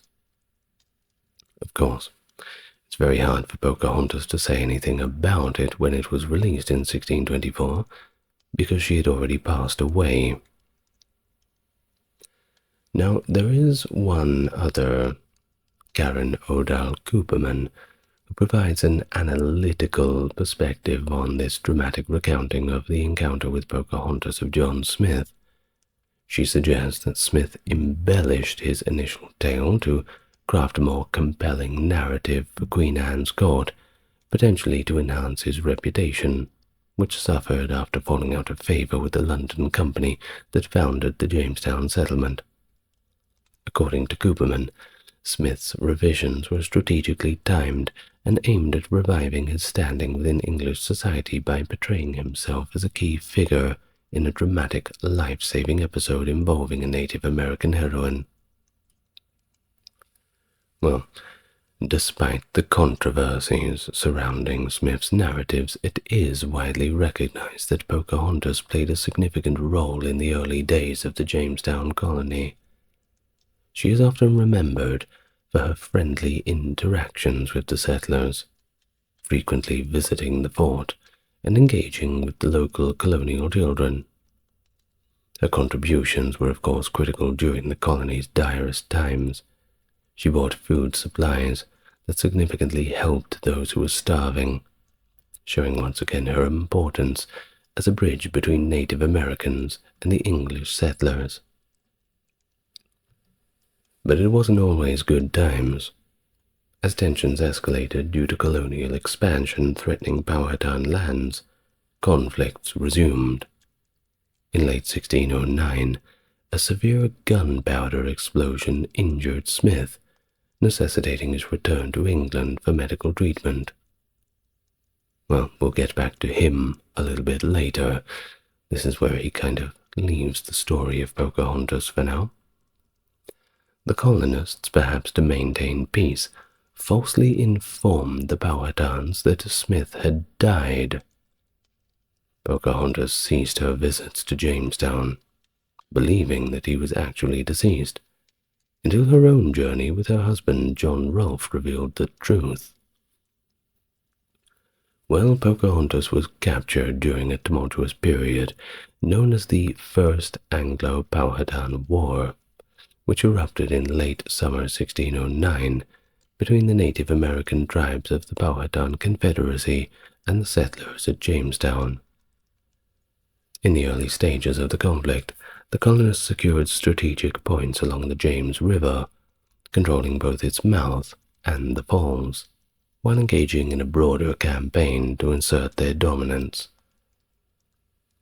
In March 1613, the dynamic of the war shifted when Captain Samuel Argall, exploiting regional tribal dynamics, ventured into the northern territories of Powhatan's chiefdom. It was here he encountered the Patawomecs along the Potomac River, and this was a group that was not entirely loyal to the Powhatan. At this time, Pocahontas was staying in the Patawomec village of Passapatansi, under protection of the Werowanke, the chief, also known as Japazaws. Argall, with the assistance of Henry Spellman, an English interpreter who had been living among the Patawomecs, maneuvered to capture Pocahontas.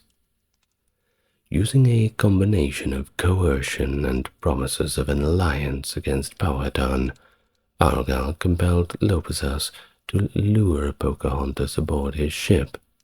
Oh, that's Werowance Lopezas, by the way, the chief. Now, once aboard, she was detained and held for ransom, with the colonists demanding the return of prisoners, as well as stolen weapons and tools from her father, Chief Powhatan. Although Powhatan complied by returning the prisoners, the restitution of weapons and tools was deemed insufficient by the colonists, leading to a protracted standoff with Pocahontas remaining in captivity.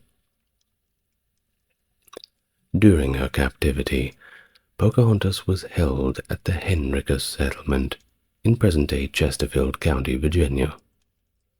Accounts from this period, such as those from the colonist Ralph Haymore, suggest she was treated with considerable respect, likely due to her value in negotiations with the Powhatan rather than any general good manners or goodwill towards the natives. Now, controversially, Linwood Little Bear Costello presents an oral tradition alleging that Pocahontas endured mistreatment or even assault during her captivity. However, historian Helen Rowntree disputes this claim, arguing that such actions would have been strategically disadvantageous to the English, given the delicate nature of their relations with the Powhatan and the overwhelming numerical superiority of the Native Americans. Now, before I go any further, oral histories, of course, have value. And, well, there are a lot of societies that did not have writing, and this is how they passed down their stories. But they are subject to the same amount of criticism as any other histories, whether they be written or archaeological. So keep that in mind. We do have to hold everything to standard. Well, while in the settlement of Henricus, Pocahontas was taught about Christianity by minister Alexander Whitaker, leading to her conversion and baptism under the Christian name Rebecca. Of course, this period of her life marked a profound transformation in her affiliation and identity. The standoff culminated in March of 1614 with a violent confrontation on the Pamunkey River near Powhatan's capital at Matchcott. During negotiations facilitated by colonists, Pocahontas had a poignant exchange with her father. She criticized him for undervaluing her worth compared to mere tools, and declared her preference to remain with the colonists instead, whom she believed were frankly treating her better. The Mattapony tribe, holding a deep connection to the history of Pocahontas, preserves a tradition that presents a narrative seldom found in popular accounts of her life. According to this tradition, Pocahontas was initially married to Kokum, who was the brother of Japazaws, the Patawomec Werowance, or chief. The Mattapony recount that the following Pocahontas' capture by the English in 1613, Cocum was killed by the colonists. This act of violence supposedly occurred because of his connections to Pocahontas, and potentially as a retaliation or measure to sever her ties to her native roots. Following these tragic events, the Batawomecs took it upon themselves to care for Ka-Oke, the daughter of Pocahontas and Cocum, raising her within the community after her father's death and her mother's abduction. But the historical record on Cocum remains sparse, and once again, it's a matter of debate. William Strachey, a contemporary English writer, provides the only direct mention of Cocum in English documents. Around 1616, he noted that Pocahontas had been married to a, and I quote, private captain called Cocum for 2 years. This statement is intriguing because it aligns with a timeline prior to her marriage to John Rolfe in 1614. The lack of additional documentation about Cocum and his relationship with Pocahontas has led some scholars to speculate that Strachey might have been mistaken, or that his reference was simply misinterpreted.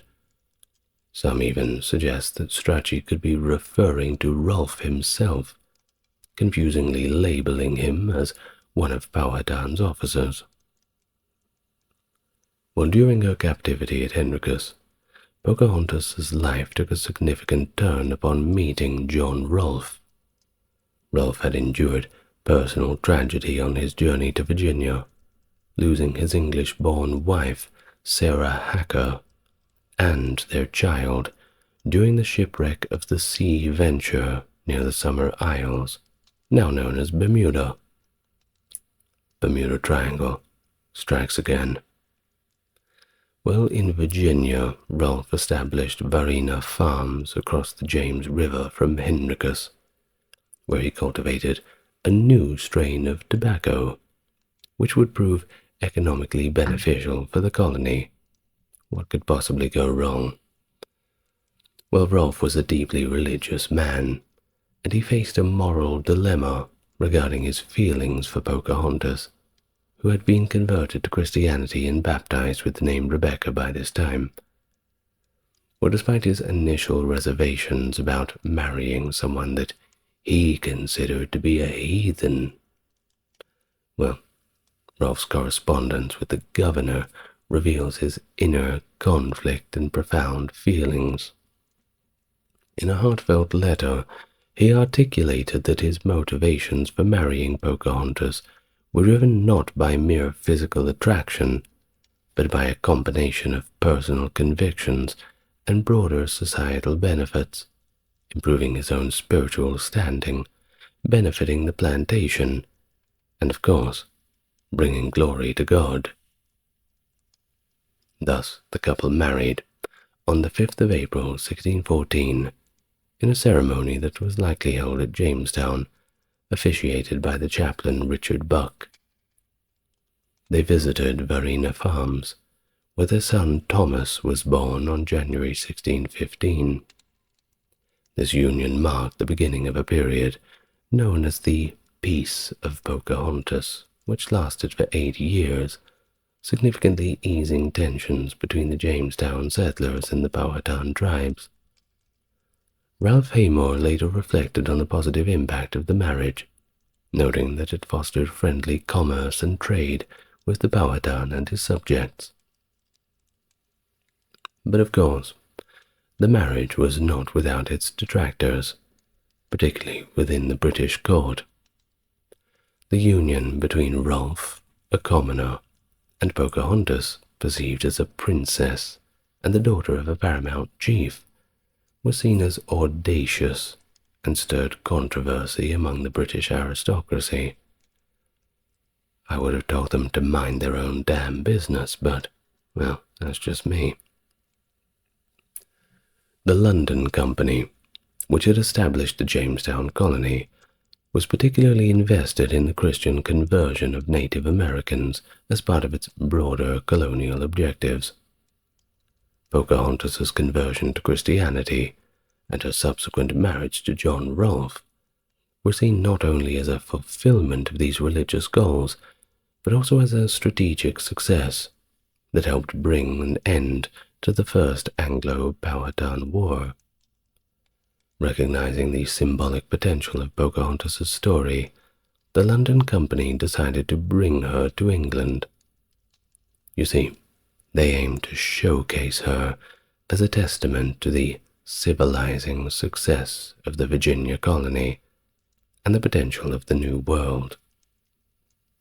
So, Pocahontas, along with her husband and their son, arrived in Plymouth on June the 12th, 1616, and travelled to London, accompanied by a delegation of 11 other Powhatans, including a holy man named Tomacomo. This visit was intended to garner further investment and interest in the Virginia colony by highlighting the cultural integration and conversion of a Native American princess, as they called her. Now, while in Plymouth, Pocahontas had learned that John Smith, whom she had not seen since her first days in Virginia, was residing in London. Smith did not meet with her during her visit, but he was compelled by her presence in England to write to Queen Anne.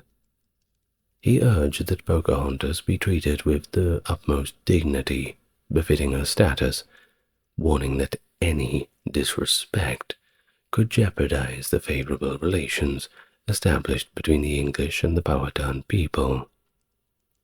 Smith emphasized that Pocahontas's goodwill was pivotal to the English claim to a kingdom potentially established through her alliance. Thus, during her stay, Pocahontas was involved in various social functions, including a notable event on January the 5th, 1617, when she and Tomacomo attended a performance of Ben Jonson's masque, The Vision of Delight, at the banqueting house in the Palace of Whitehall. The encounter with King James was a significant moment, though it was initially underwhelming for Pocahontas and Tomacomo, who did not realize that it was actually the king of the entire country until it was later explained to them. Pocahontas, while not a princess by the standards of Powhatan culture, was indeed portrayed as such by the London Company to somewhat appeal to the English audience.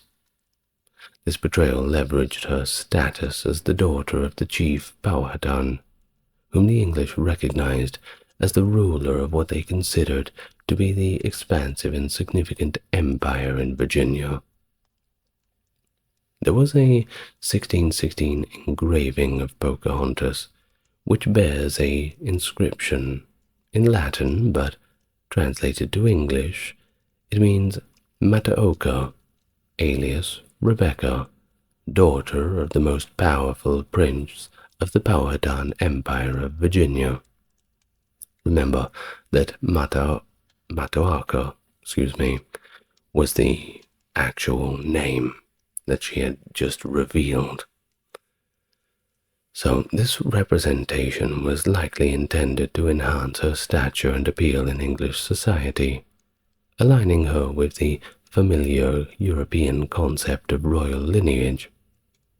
And plus, it's much more impressive to convert a princess to Christianity than just a random commoner, so it made the achievement look a lot more important. Now, Pocahontas's treatment in London suggests that she was received with a degree of respect and dignity reserved for visiting dignitaries. At the masque that she attended, her seating was noted as well placed, indicative of a respected position among the audience. Bishop John King of London reportedly provided hospitality for her that was described as exceedingly grand, and beyond what I have seen in his great hospitality afforded to other ladies. Despite these honors, Not all English observers were equally impressed, and perceptions of her vary widely. Helen C. Roundtree points out that contemporary evidence does not support the notion that Pocahontas was universally regarded as royalty. Instead, she may have been seen as more of a novel figure, the Virginian woman, by the local populace. Well, Pocahontas and John Rolfe's life in England involves stays in various locales, including Brentford, Middlesex, and Rolfe's ancestral home in Hetcham, Norfolk. During a social gathering in early 1617, Pocahontas's reaction upon seeing John Smith again after many years was reportedly fraught with emotion. Smith noted that Pocahontas turned away from him without speaking and covered her face, indicating that she was not pleased, or perhaps simply overwhelmed by the encounter. She remained isolated for several hours before they finally spoke to each other.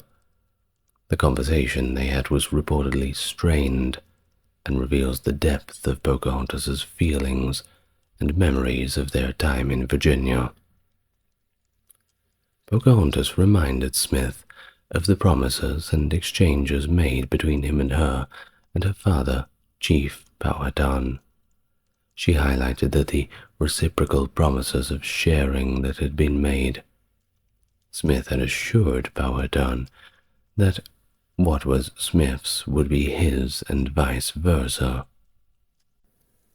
Pocahontas then addressed Smith as father, a term that reflected the kinship terms used previously.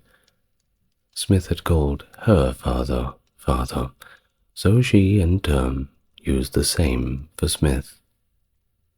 This form of address discomforted Smith, who felt it inappropriate due to Pocahontas's status as a king's daughter, to which she responded assertively, affirming her intention to regard him as a father figure, insisting that it symbolized a permanent bond between them, emphasizing her continued identification with her native heritage, despite her assimilation into English society. She also conveyed to Smith that after his departure from Virginia, she and her people had been led to believe that he was dead, the truth she only just found out. Her father had even instructed Tomocomo to seek the truth out about Smith, highlighting a little bit of distrust towards the English. Well, in March 1617, as John Rolfe and Pocahontas prepared to return to Virginia, their journey was tragically cut short. Shortly after their ship departed, they reached Gravesend on the River Thames, where Pocahontas became severely ill.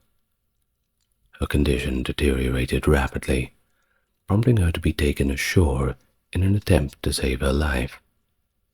Despite these efforts, she succumbed to her illness at the young age of approximately 21, leaving behind a legacy marked by cultural bridging and personal transformation. As accounted by John Rolfe, Pocahontas's final words were a poignant acceptance of her fate. She reportedly said, "All must die." She found solace, however, in knowing that her child would live on. The cause of her sudden demise remains a bit of a mystery for the moment, but there are theories ranging from pneumonia to smallpox and tuberculosis to more acute conditions like hemorrhagic dysentery or even poisoning. We don't really know for sure. Her funeral was held on the 21st of March, 1617, at St. George's Church in Gravesend, where she was interred, and the exact location of her grave is also uncertain due to the destruction of the original church building by fire in 1727 obscuring many historical markers. However, her memory continues to be honored in the town. Since 1958, a life-size bronze statue, a replica of the 1907 Jamestown sculpture by the American sculptor William Ordway Partridge, stands in the St. George's churchyard to this very day. Well, now that we've spoken about Pocahontas, let us discuss John Smith and talk about his life for a little bit. His early life and subsequent adventures read kind of like a tale from a bygone era of exploration and daring. He was certainly a product of his time. He was born in Willoughby, near Alford in Lincolnshire, and baptized on January the 6th, 1580. His exact birth date remains unknown. His family rented a farm from Lord Willoughby, and he boasted of ancestral ties to the ancient Smith family of Girdley, Lancashire. Educated at King Edward VI Grammar School in Louth from 1592 to 95, Smith initially embarked on a conventional path, apprenticing with a merchant in the Hanseatic League port of King's Lynn, Norfolk. However, he found this life to be mundane. This boring career of a tradesman did not suit him, and sparked his desire for a life filled with greater adventure and challenge. Smith's adventurous spirit led him to the sea at the young age of 16, following his father's death. His military career began as a mercenary in the army of Henry IV of France, participating in battles against the Spaniards for Dutch independence from King Philip II of Spain. His adventures continued across the Mediterranean, involving both trade and piracy, and extended to fighting the Ottoman Turks in the Long Turkish War. During his service for the Austrian Habsburgs in Hungary under Michael the Brave, Smith's skill as a soldier was recognized, and he was promoted to captain of the cavalry.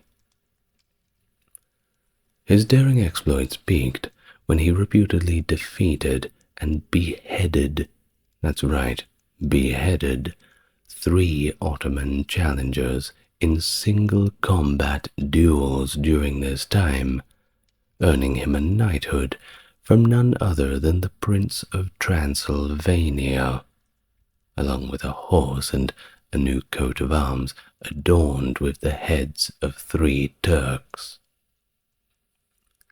But his fortunes took a dramatic turn in 1602, when he was wounded in a skirmish with the Crimean Tatars. Captured and sold into slavery at a slave market, Smith was taken to Constantinople. There, he was gifted to one Charazza, who intended for him to convert to Islam and assigned him for agricultural work. However, Smith's resilience prevailed.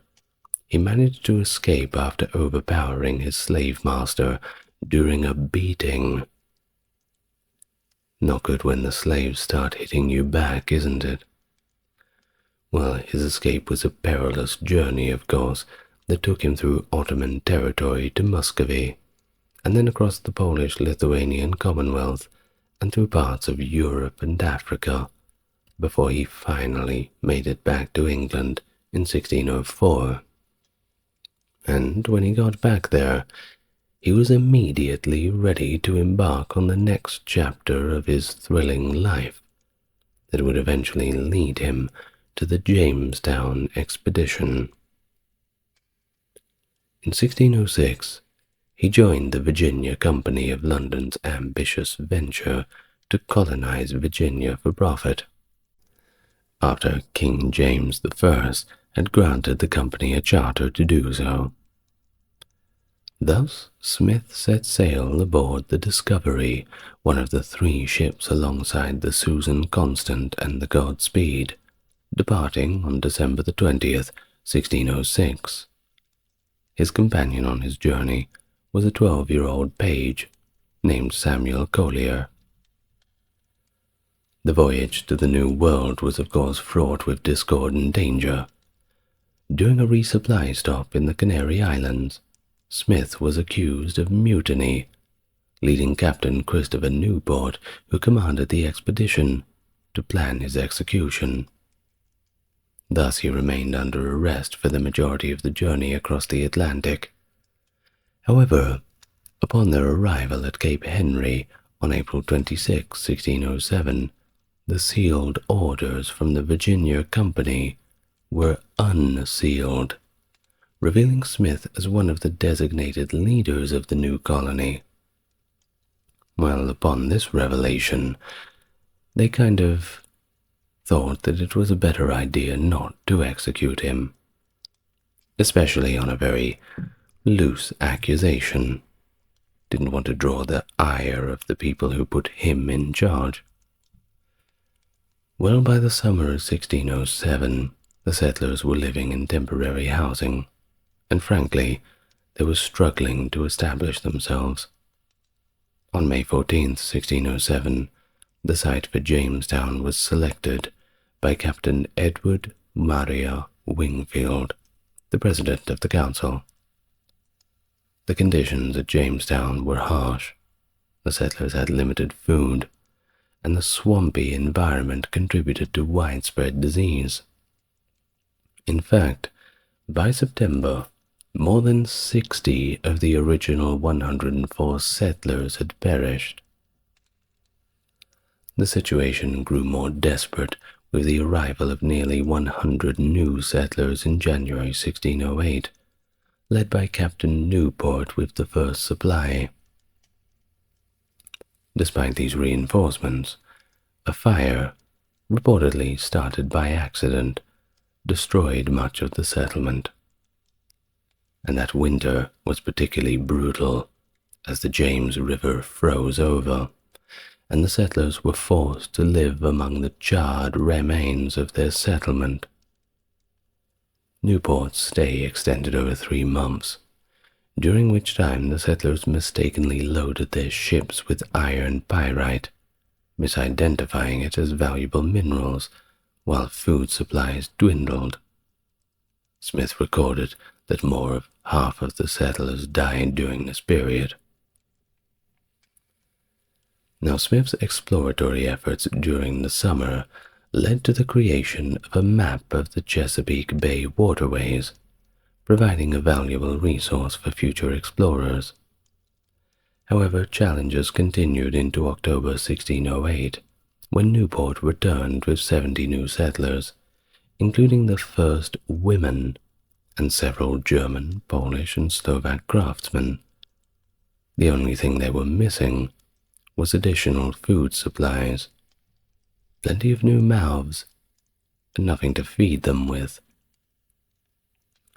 Newport also brought a set of counterfeit Virginia Company orders, which included ridiculous demands, such as crowning the native leader Powhatan as an emperor. Smith was reportedly quite visibly frustrated with this. Now, his leadership was further tested as he sought to secure food from the local Native Americans, often resorting to threats of military force. Desperate times, desperate measures. You know how it is. His life was reportedly in danger from plots by both settlers and Native Americans, but he was forewarned by Pocahontas. He famously declared that "He that will not work shall not eat." I believe it's a line from theologians in the Bible. It enforced a strict regime that eventually improved productivity among the settlers.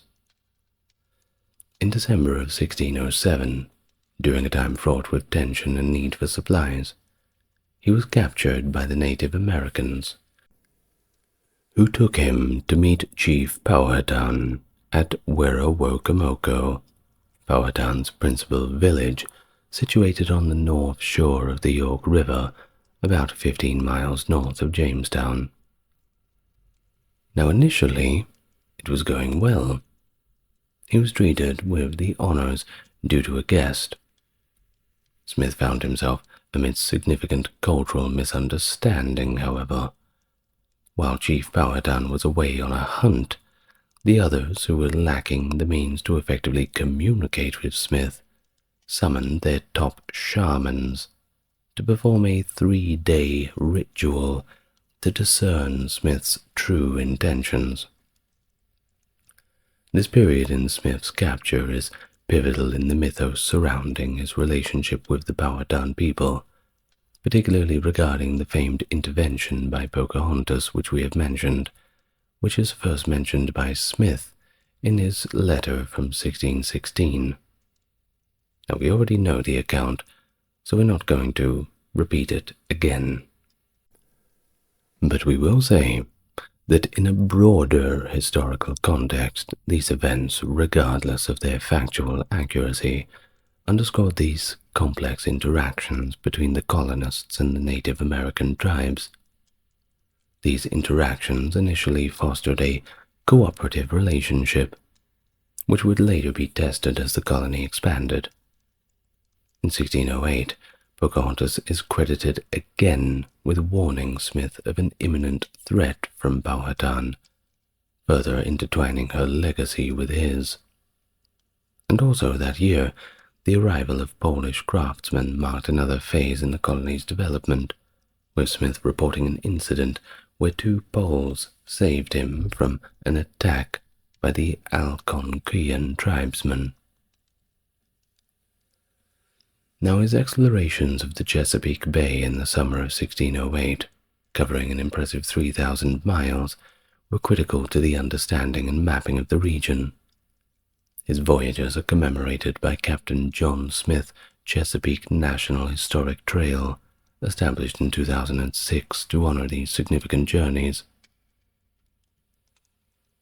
During his absence from Jamestown, Smith entrusted the governorship to Matthew Scrivener, a well-connected but ultimately ineffectual leader.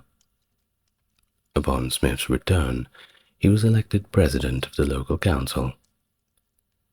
Despite challenges, including some settlers' desire to abandon Jamestown and others defecting to live with the Native Americans, Smith enforced his strict policies of "he who works not, eats not."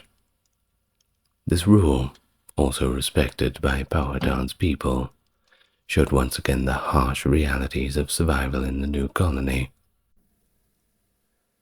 But those who left eventually returned, driven by starvation to the struggling settlement. By spring 1609, Jamestown showed signs of improvement, with constructed dwellings and cleared lands. However, a severe setback occurred in April where stored corn supplies were destroyed by rats and dampness. Desperate for food, Smith sent settlers to fish and gather, but these efforts failed to provide relief. In his frustration, Smith demanded that the settlers trade their tools and guns for food with the Native Americans, and mandated that all able persons work or face expulsion from the fort. The dire situation temporarily eased with the arrival of Samuel Argyll's ship, bringing much-needed food and wine, which Smith purchased on credit. Argyll also brought news of significant changes. The Virginia Company of London was reorganizing, and they were planning to send more supplies, settlers, and Lord Delaware to assume the governorship. In May 1609, a fleet dispatched by the Virginia Company treasurer Sir Thomas Smith set sail with about 500 colonists, including families. But tragically, one ship sank shortly after the departure, and the flagship Sea Venture was wrecked on the Bermuda Islands. The survivors, including Flotilla Admiral Sir George Somers, built 2 new ships, the Deliverance and Patience. and eventually they continued to Jamestown, arriving in the May of 1610. The influx of new settlers in 1609, however, overwhelmed the colony's limited resources. By May 1610, the newcomers on the sea venture, led by Thomas Gates, faced such scarcity that they simply decided to abandon Jamestown. This decision was reversed when they encountered Lord Delaware en route, who ordered them to return and persevere. John Smith's tenure in Virginia ended abruptly in August of 1609, after a severe gunpowder explosion injured him. He returned to England for treatment in October of that year, and he never went back to Virginia. Despite the ongoing high mortality rate from disease and starvation, with only about 150 of the 500 settlers surviving the winter, the Virginia Company continued its support, sending more settlers and maintaining the colony. In 1614, John Smith embarked on a significant voyage to the coasts of Maine and Massachusetts Bay, an expedition that led him to name the region New England. His initial objectives were ambitious, but primarily commercial, aiming to capture whales for the oil and fins they had, and to locate mines of gold or copper. However, these efforts proved to be unfeasible, leading Smith and his crew to shift focus to more practical and immediate resources, such as fishing and fur trading. During this voyage, Smith and a small group undertook a coastal expedition, trading rifles for substantial quantities of beaver skins, as well as martens and otters. Despite the setback with the primary commercial goals, Smith managed to gather a ship's cargo worth of furs, fish oil, and cod, which he brought back to England.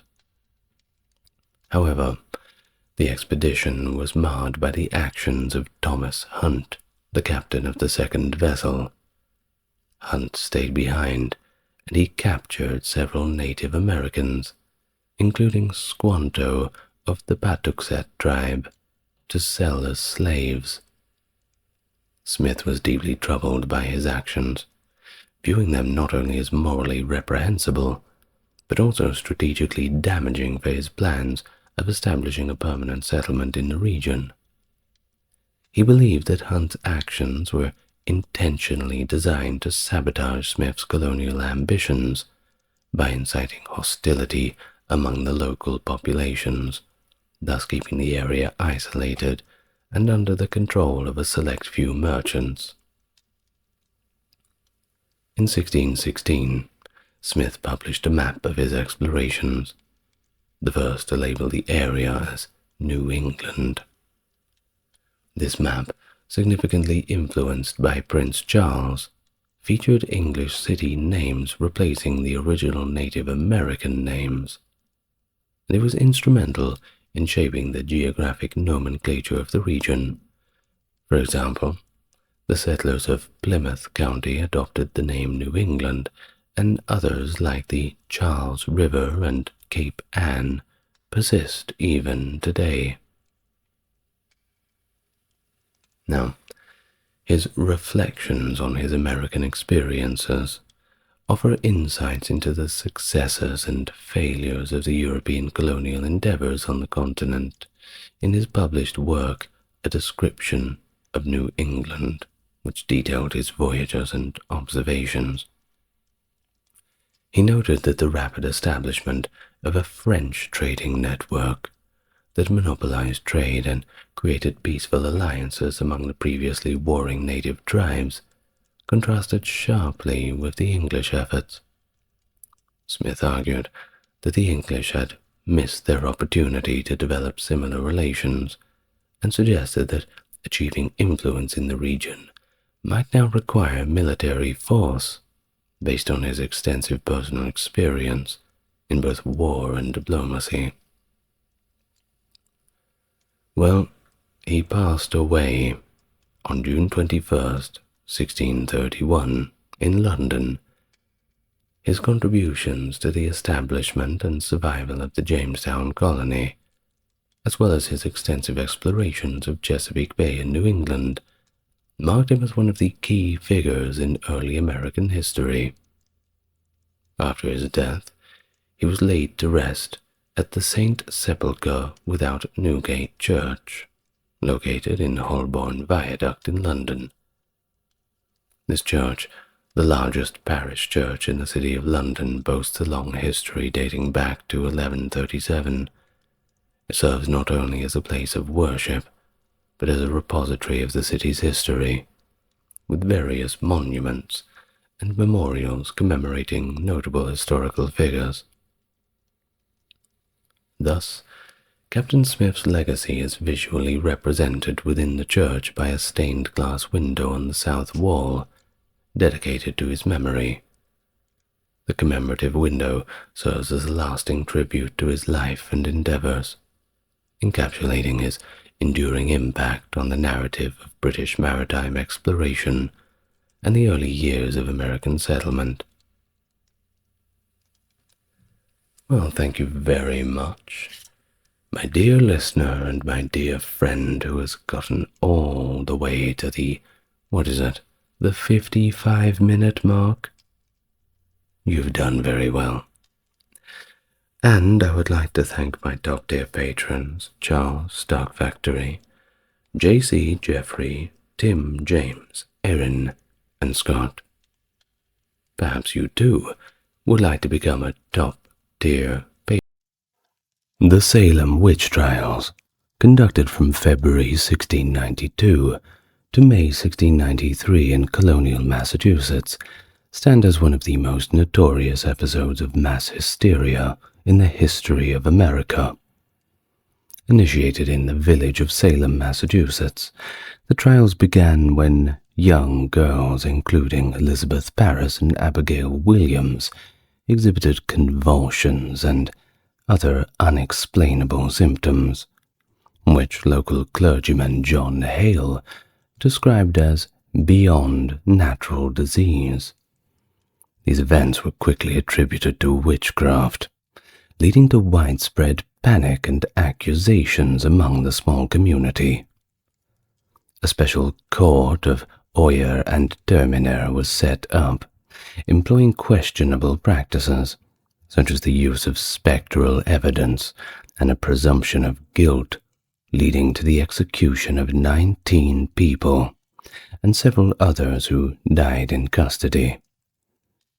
Eventually, the trials subsided due to growing skepticism about their validity and fairness, leading the colony to finally admit their mistakes and compensate the affected families.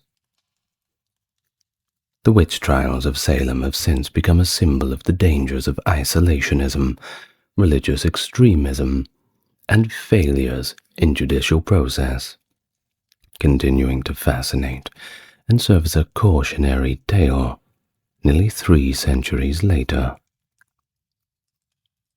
Welcome to the channel, everyone. Today we're going back to the early days of the colonies in Massachusetts, the New World, quite removed from the Enlightenment of Europe at the time, where superstition was primed to run rampant. As always, I'm going to pin the top comment. Do you have something to say about the witch trials? Perhaps you're still a little bit annoyed by them.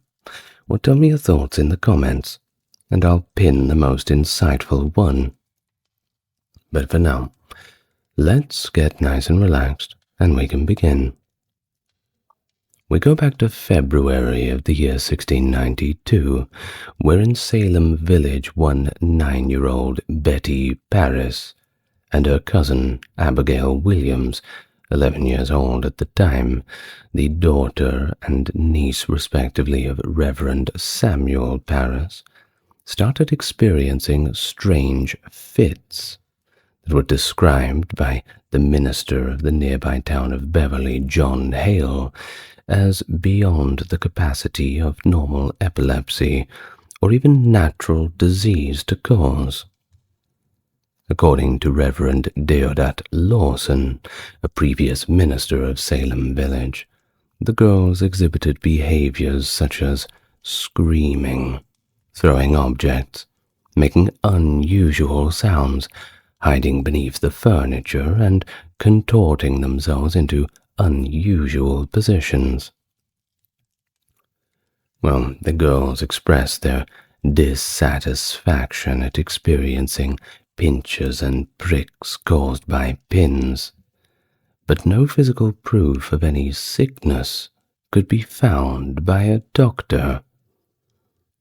Well, the doctor believed to be examining them was one William Griggs, a local of the village, the best that they had on hand. Subsequently, other adolescent girls in the village started to display conduct that was somewhat similar.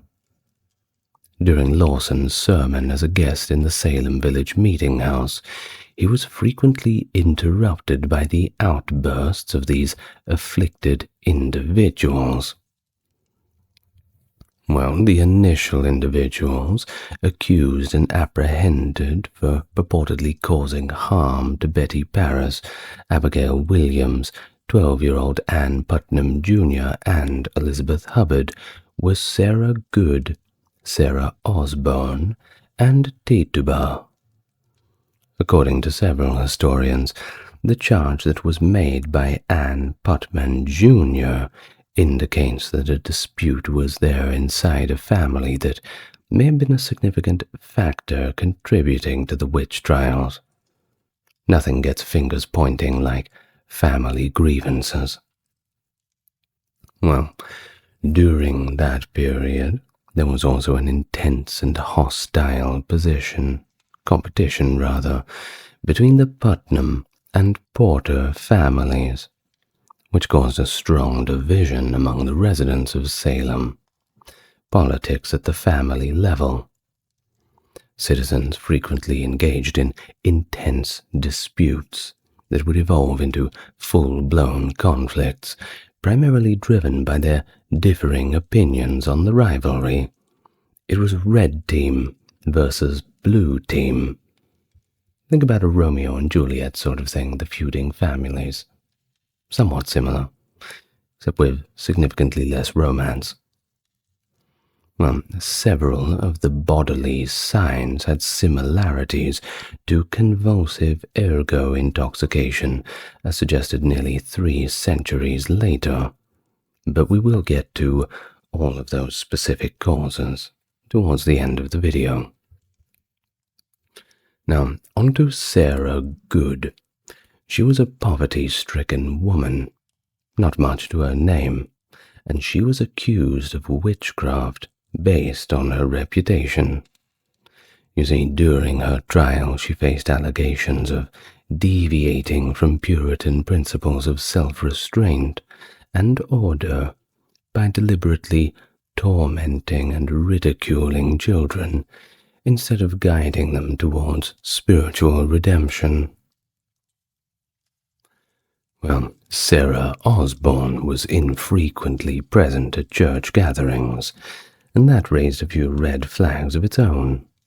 You see, Osborne was charged with witchcraft due to the Puritans' belief that she prioritized her own personal interests after marrying an indentured servant. The townspeople expressed their disapproval of her attempts to exert control over her son's wealth from her former marriage, too. Now, on to the third.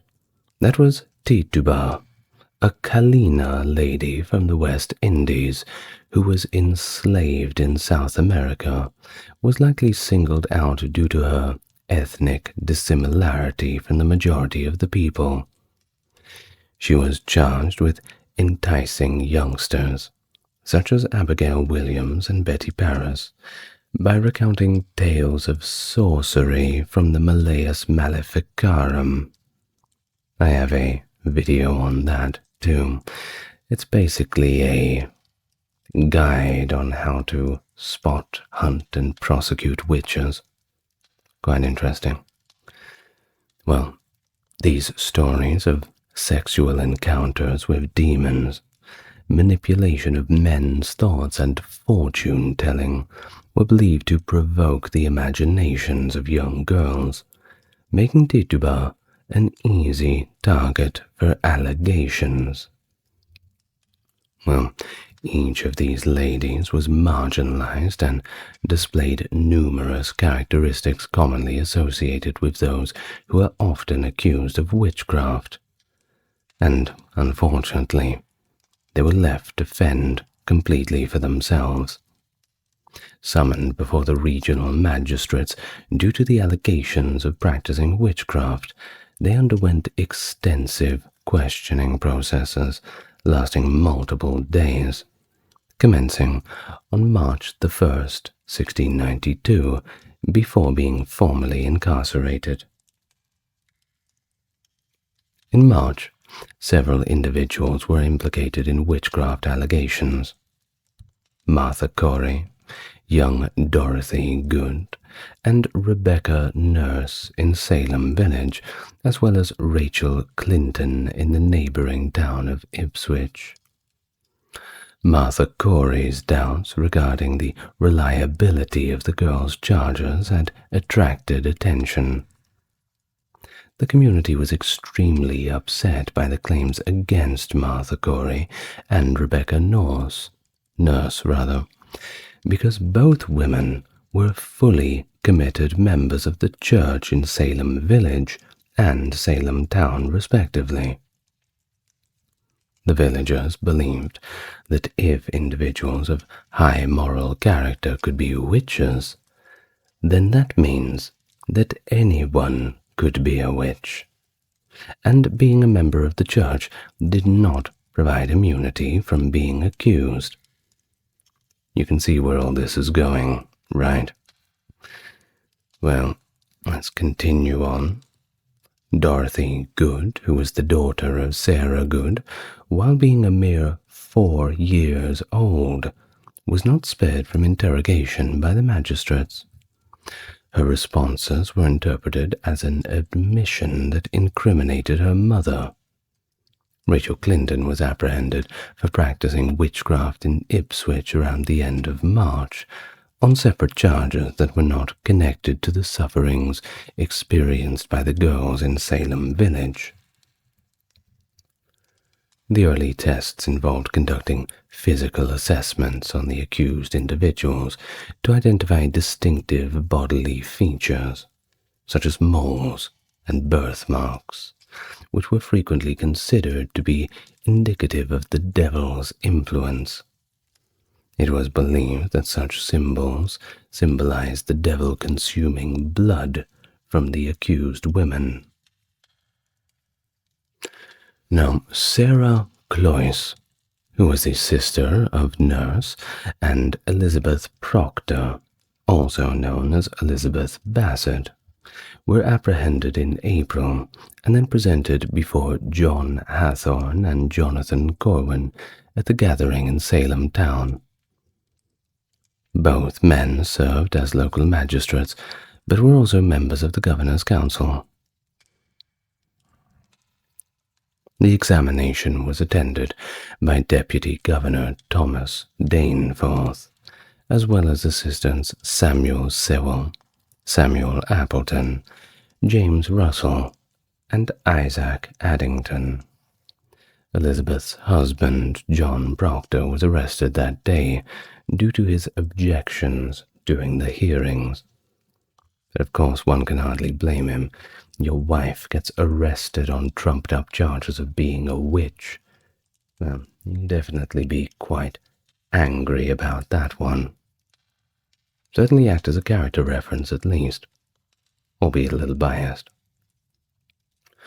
Well, within a span of 7 days, Giles Corey, who was Martha's spouse and a member of the church in Salem Town, together with Abigail Hobbs, Bridget Bishop, Mary Warren, and Deliverance Hobbs, were apprehended and subjected to questioning. Abigail Hobbs, Mary Warren, and Deliverance Hobbs were all admitted guilty and started identifying more individuals as collaborators. Whether this was under torture, well, that's for the courts to decide. Additional arrests ensued, including Sarah Wilde's William Hobbs. That's right, it wasn't all just women. That was the spouse of Deliverance Hobbs and the parent of Abigail. Also, Nehemiah Abbott Jr., along with Mary Easty, the sibling of Cloyce and Nurse, Edward Bishop Jr., and his spouse Sarah Bishop, and finally Mary English, all arrested, dragged away kicking and screaming for questioning. Reverend George Burroughs, Lydia Dustin, Susanna Martin, Dorcas Hoare, Sarah Morey, and Philip English, who was Mary's spouse, were apprehended on April 30th. Nehemiah Abbott Jr. was released due to the consensus that among accusers, that he was not the individual responsible for the hauntings that they had experienced.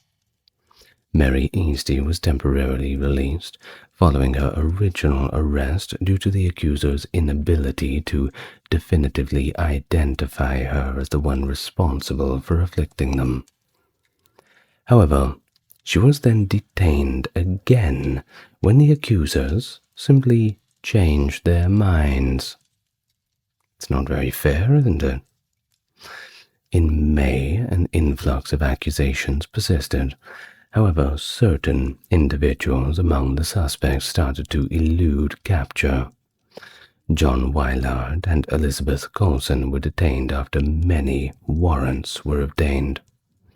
However, George Jacobs Jr. and Daniel Andrews evaded capture. Up until now, all the actions taken were for the purpose of gathering information. However, on May 27, 1692, William Phipps issued a command to create a special court of oyer and terminer for Suffolk, Essex, and Middlesex counties. This court was tasked with prosecuting the individuals who were currently imprisoned. Additionally, individuals were also issued new warrants. Sarah Osborne, one of the initial 3 individuals charged, unfortunately passed away in custody on May the 10th, 1692. You can probably imagine that conditions were not the best in the prisons. Now, another 36 warrants were issued for individuals as examinations continued in Salem village. The individuals included Sarah Dustin, Anne Sears, Bethia Carter Sr., and her daughter, Bethia Carter Jr., along with George Jacobs Sr. and his granddaughter, Margaret Jacobs, John Willard, Alice Parker, Anne Predator, Abigail Soames, and George Jacobs Jr., the son of George Jacobs Sr. and the father of Margaret Jacobs, along with many others. Well, by the end of May, when the court of oyer and terminer assembled, there was a total of 62 individuals in detention, awaiting their fate. Cotton Mather corresponded with John Richards, a fellow member of his congregation and a judge, on May 31st, 1692. In his letter, he expressed his endorsement of the prosecutions, but also advised Richards to use prudence. And here we have an excerpt from his letter. The correspondence from Cotton Mather with John Richards, and he wrote, "Do not lay more stress on pure spectral evidence than it will bear. It is very certain that the devils have sometimes represented the shapes of persons not only innocent, but also very virtuous. Though I believe that the just God and then ordinarily provides a way for the speedy vindication of the persons thus abused. And so, with that, the court of Oyer and Terminer was assembled in Salem town, June the 2nd, 1692, with William Stoughton, the recently appointed lieutenant governor, serving as the chief magistrate. Thomas Newton acted as the Crown's attorney, responsible for prosecuting the cases, while Stephen Sewell served as the clerk. The grand jury was presented with Bridget Bishop's case first, and they approved all the charges against her. Bishop was characterized as deviating from the Puritan lifestyle, if you can call it a lifestyle, due to her choice of black attire and unconventional clothing, which was contrary to the Puritan rule. During her pre-trial examination, Bishop was questioned about her coat, of all things, which had been inexpertly severed and ripped in two different manners. So the jury concluded that she was indeed a witch based on her immoral lifestyle. She was immediately brought to trial and found guilty on the same day. Rebecca Nurse and John Willard were indicted by a grand jury on the 3rd of June, but their trial did not start immediately due to circumstances that to this day remain a little unclear. Either way, Bishop met her demise through the method of hanging on the 10th of June, 1692. Rest in peace. Now, after the first execution took place during the Salem witch trials, the court paused proceedings for 20 days to seek counsel from influential ministers in New England. On the 15th of June, a response was received, authored once again by Cotton Mather. The ministers expressed deep concern for the afflicted individuals, but they also praised the government's efforts to uncover this malevolent witchcraft and urged caution in further prosecutions. They warned against relying solely on spectral evidence or superficial signs, noting that such evidence could be manipulated by the devil. Ooh. Well, they advocated for careful and discreet investigations, stressing the importance of protecting the reputations of those accused. But despite these cautions, they supported the continued prosecution of those who were justly suspected of witchcraft according to the laws of God and England. Now, a little off track here, but as far as I'm concerned, that is an accusation that never goes away, even if you are found innocent. Now you imagine it, if you're hauled off on the charge of witchcraft, kicking and screaming, being dragged out by the guards or the police force, whatever it is. Everyone in the village looking out their windows thinking, they got another one. Well, if you come back and you say, well, they found me innocent, a lot of people are still going to be a little bit cautious around you. You see, perhaps it is so that the devil was so powerful within you that you were so gifted with a silver tongue to talk your way out of things. People who believe very strongly will find any way to put the guilt on you. So be very careful with that one. And that's just, well, human nature, I'm afraid.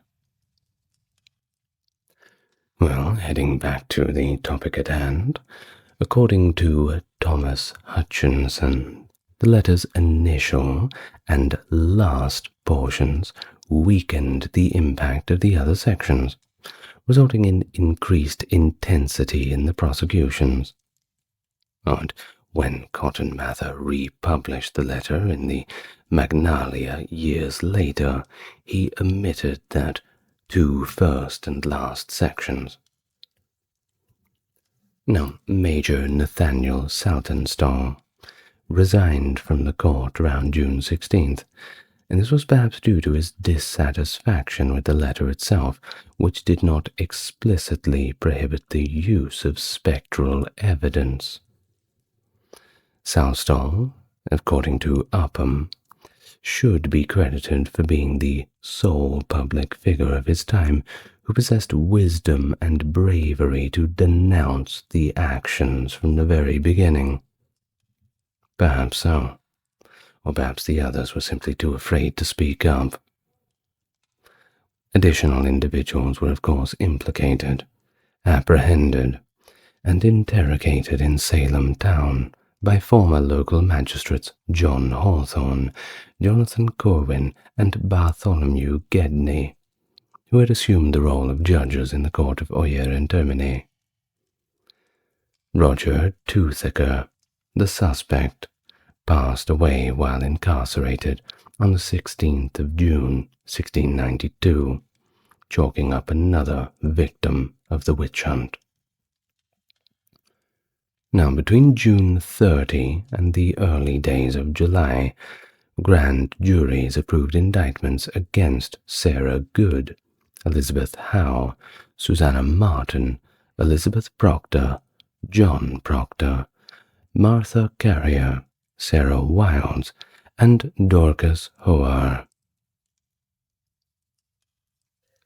Sarah Good, Elizabeth Howe, Susanna Martin, and Sarah Wilds, together with Rebecca Nurse, underwent a trial during this period, in which they were, yes, convicted. The execution of all 5 women took place on the 19th of July, 1692, by means of hanging. In mid-July, the constable in Andover extended an invitation to the afflicted girls from Salem village to meet with his wife in order to ascertain the source of her problems. Anne Foster, her daughter Mary Lacey, and granddaughter Mary Lacey Jr., all admitted to practicing witchcraft. Anthony Checkley was selected by Governor Phillips to succeed Thomas Newton as the Crown's attorney, after Newton accepted a position in New Hampshire. In September of the same year, 1692, an additional 18 individuals were indicted by grand juries. William Proctor, who was re-arrested on fresh allegations, was not indicted by the grand jury. Giles Corey, on September 19, 1692, chose not to enter a plea at his trial, and as a result, he was subjected to peine forte et dure, a method of torture where the individual is gradually crushed under the progressively heavier weight of stones, with the intention of forcing them to give information. 4 individuals admitted their culpability, while 11 others were subjected to a trial and were convicted. But of course, we can't just skip past Giles Corey just like that. You see, something rather remarkable happened during his execution. Of course, the more weight that was added, the more people expected that he would cry out for mercy and give up the information or beg for them to stop. But he didn't. He simply endured it, more and more weight, without making a single sound. And apparently, the last words of Giles Corey, when they knelt down to him and said, "Don't you want mercy? Say something." Apparently he had replied, "More weight." Now that's a pretty badass way to go, isn't it? Well, rest in peace to Giles Corey. Very brave in the face of death and torture. Certainly not easy. Now, in a letter dated September 20, Cotton Mather requested Stephen Sewell to provide him with a detailed account of the evidence presented during the trials of 6 or 12 of the main witches who had been found guilty. Mather expressed his desire to be better equipped to combat the evil forces, and what better way of doing that than having written documents of how other people had combated them. You're going to start somewhere, don't you? Well, on September 22nd, 1692, a further 8 individuals were put to death. After the execution, Mr. Noyes, facing the bodies, expressed his sorrow at witnessing the sight of 8 individuals who were considered wicked, and they were all condemned to hell. Dorcas Hoare was granted a temporary respite, with the endorsement of multiple ministers to provide a confession of practicing witchcraft. Mary Bradbury, who was 77 years old, successfully fled with the assistance of her relatives and acquaintances. Good for her, I suppose. Abigail Faulkner Sr. was pregnant at the time and granted a brief postponement. According to some sources at the time, Abigail's postponement later turned into a suspension of charges. Now, Mather expeditiously concluded his narrative of the trials, titled Wonders of the Invisible World, and it was presented to Governor Phipps upon his return from the conflict in Maine in early October. It's asserted that both Phipps' letter and Mather's manuscript were likely sent to London on the same ship in mid-October, and this is a line from the letter from Governor Phipps, dated October 12, 1692, in Boston. I hereby declare that as soon as I came from fighting and understood what danger some of their innocent subjects might be exposed to, if the evidence of the afflicted persons only did prevail either to the committing or trying of any of them, I did, before any application was made unto me about it, put a stop to the proceedings of the court, and they are now stopped till their majesties' pleasure be known. End of the letter from Governor Phipps. Well, October 29th, some few weeks later, Judge Sewell stated that the court of Oyer and Termine considered themselves dismissed.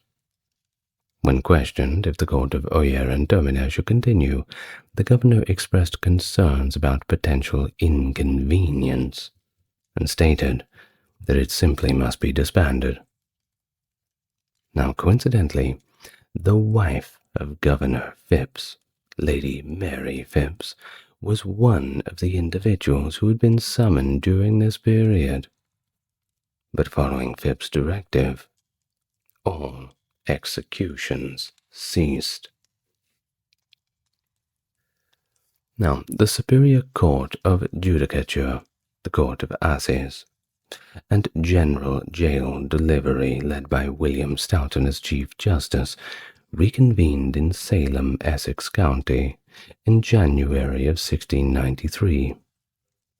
Anthony Checkley remained the Attorney General, and Jonathan Elletson served as the clerk of the court. The initial 5 trials conducted in January of 1693 involved individuals who had been formally accused, but had not yet undergone trial in September, waiting around in those dirty rat holes of their cells. It's no wonder people die in those terrible places. And you must remember, too, this was in the winter months, all the way through January. No heating. Ugh. Not good at all on those cold stone floors. I'm sure they gave them some hay to lie on. Well, the individuals who were on the chopping block in September were Sarah Buckley, Margaret Jacobs, Rebecca Jacobs, Mary Whiteridge, and Job Tukey. All individuals were acquitted, however. Lucky for them. Grand juries were convened for the individuals who were still incarcerated, while charges were dropped against several other individuals. An additional 16 persons were formally accused and subjected to trial, resulting in the conviction of 3 individuals, being Sarah Wardwell, Mary Post, and Elizabeth Johnson, Jr. Upon receiving the warrants for the execution of these 3 individuals and others who were still awaiting trial from the previous court, Governor Phipps granted pardons, so saving their lives. I'm sure he's got their vote. Well, the latter part of January or February, the court reconvened at Charlestown, located in Middlesex County. During the session, grand juries were convened, and 5 individuals were put on trial, that being Sarah Cole from Lynn, Lydia Dustin and Sarah Dustin, Mary Taylor, and Mary Toothaker. Although all individuals were acquitted, they were not released until they settled their incarceration expenses. Unfortunately for Lydia Dustin, she passed away while incarcerated on the 10th of March, 1693. In late April, the court assembled in Boston, Suffolk County, and exonerated Captain John Alden through a proclamation.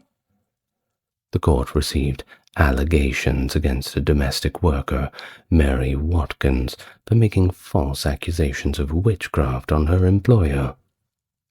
Last time she makes her work overtime. Well, in May, the court assembled in Ipswich, Essex County, and conducted multiple grand jury proceedings.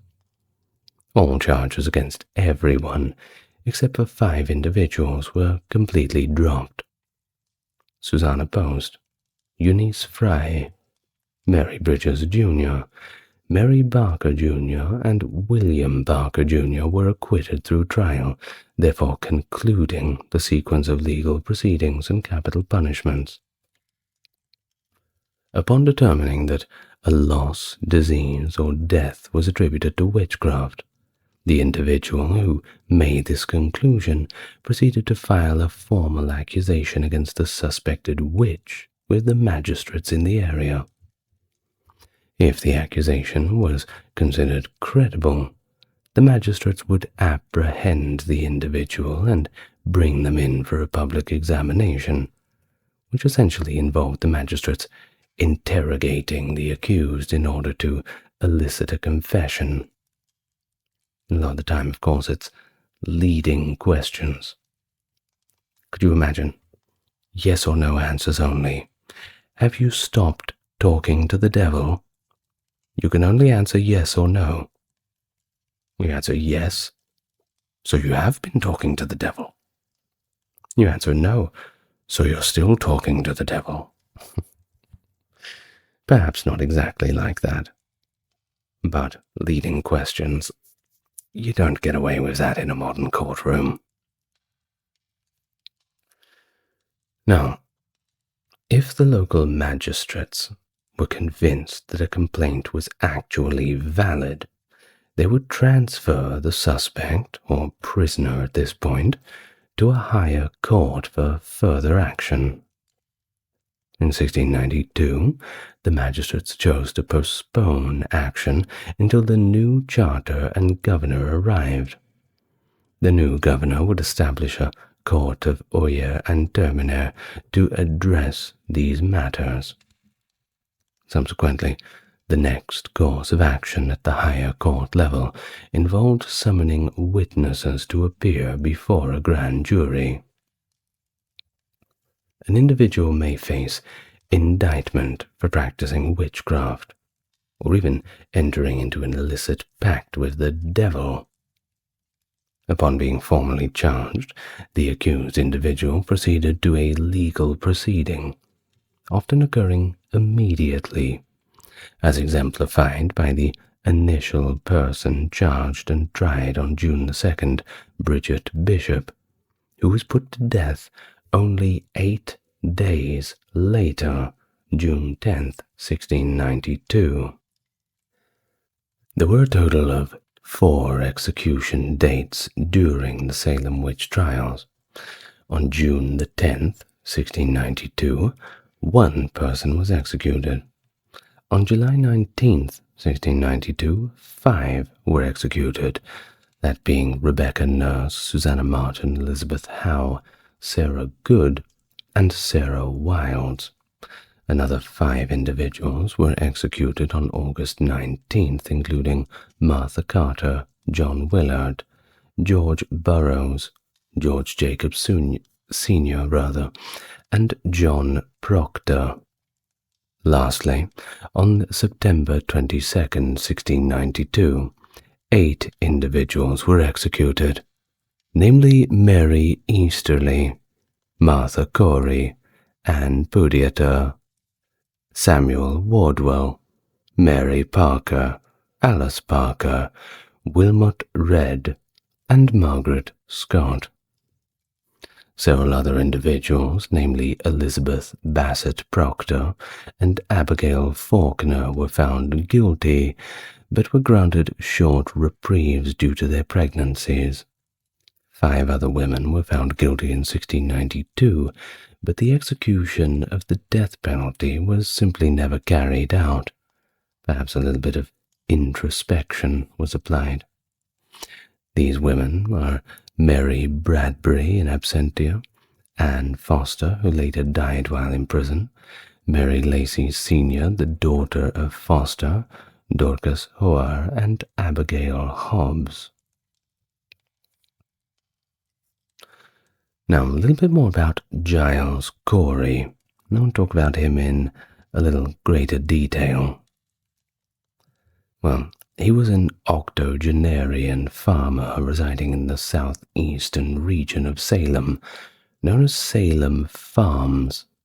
And of course, we've mentioned his defiance by refusing to enter a plea during his trial in September.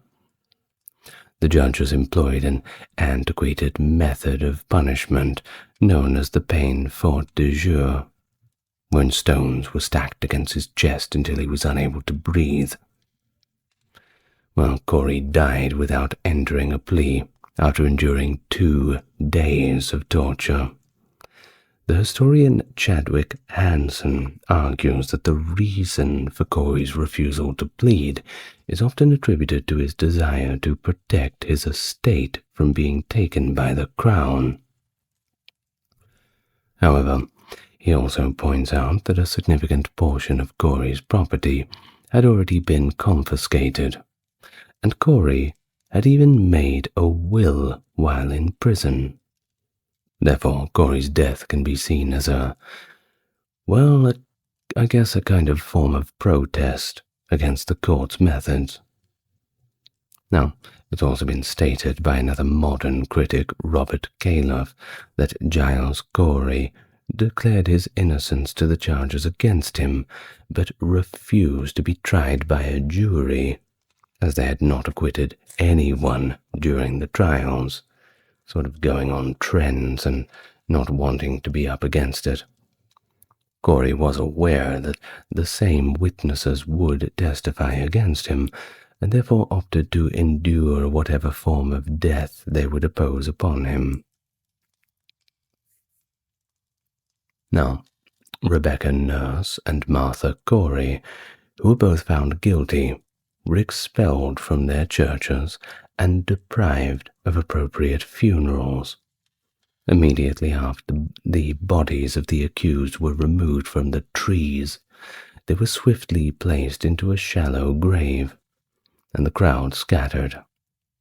According to oral tradition, the deceased's families allegedly retrieved their bodies during nighttime and interred them in unmarked graves located in their own land. The historical records of the era unfortunately don't document the fatalities of any individuals who were executed.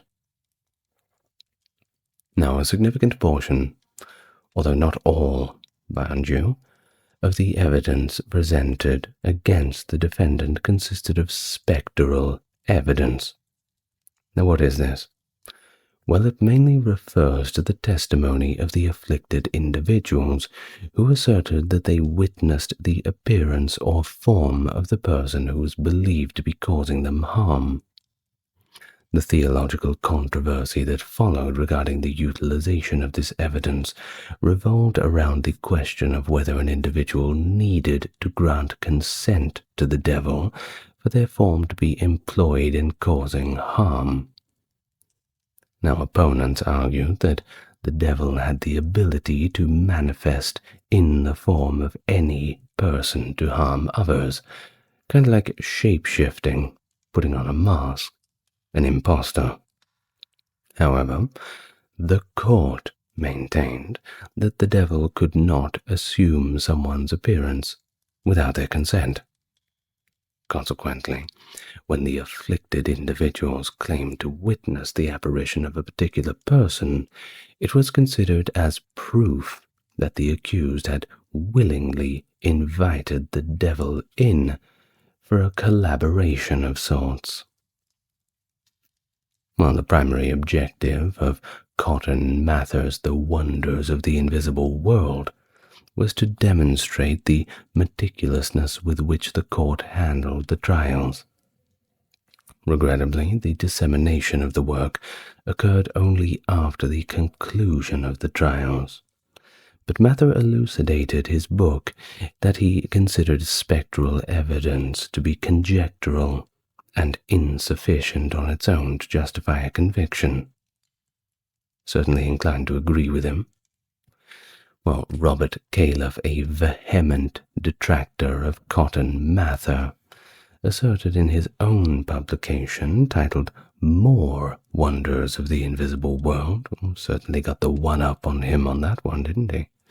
That individuals accused of witchcraft, such as Tituba and Dorcas Good, may avoid standing trial by simply confessing. That's a bold strategy. See how far that gets you.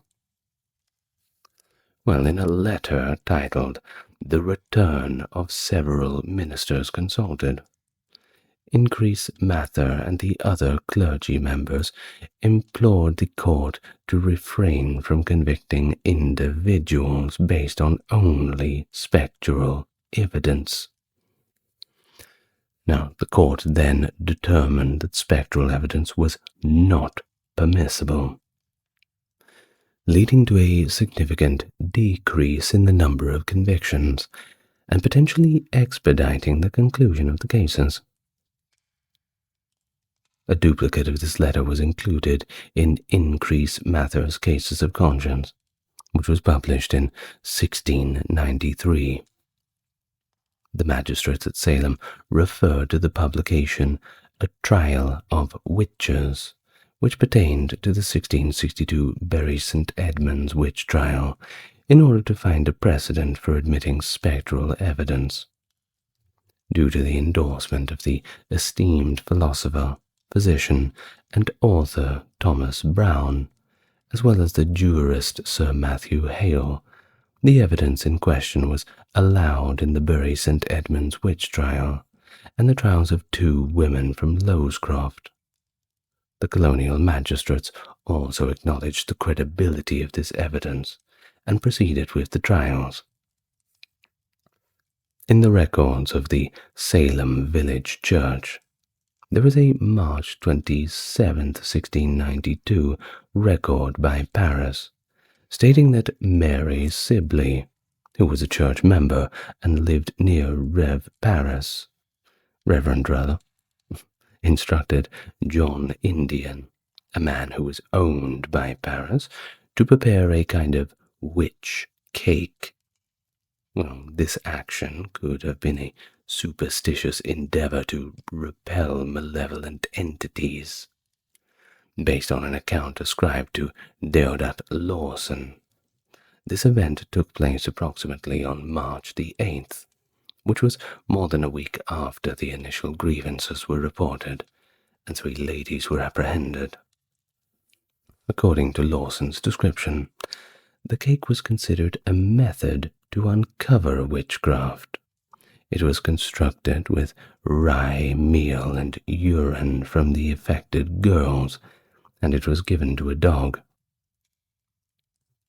Paris recounts in the church records that on March 25th, 1692, he had a private conversation with Sibley regarding her grave mistake, and acknowledged her regretful admission. Following the primary sermon on March 27th, once the larger group of worshippers had been departed, Paris specifically spoke to the members of the church who had made formal commitment, cautioning the entire congregation against seeking assistance from the devil to combat the devil. You see, he claimed that the calamities in his household did not become widely known until satanic methods were employed, specifically the baking of a cake by his Indian servant, who had received instructions from Mary Sibley. This contradicts, however, Lawson's report, which places a date around March the 8th.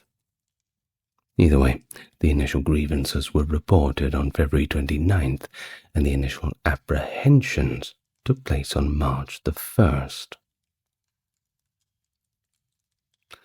Well, according to tradition, it is reported that the girls were believed to be affected by the situation were entertained by Tituba, who was a slave owned by Paris.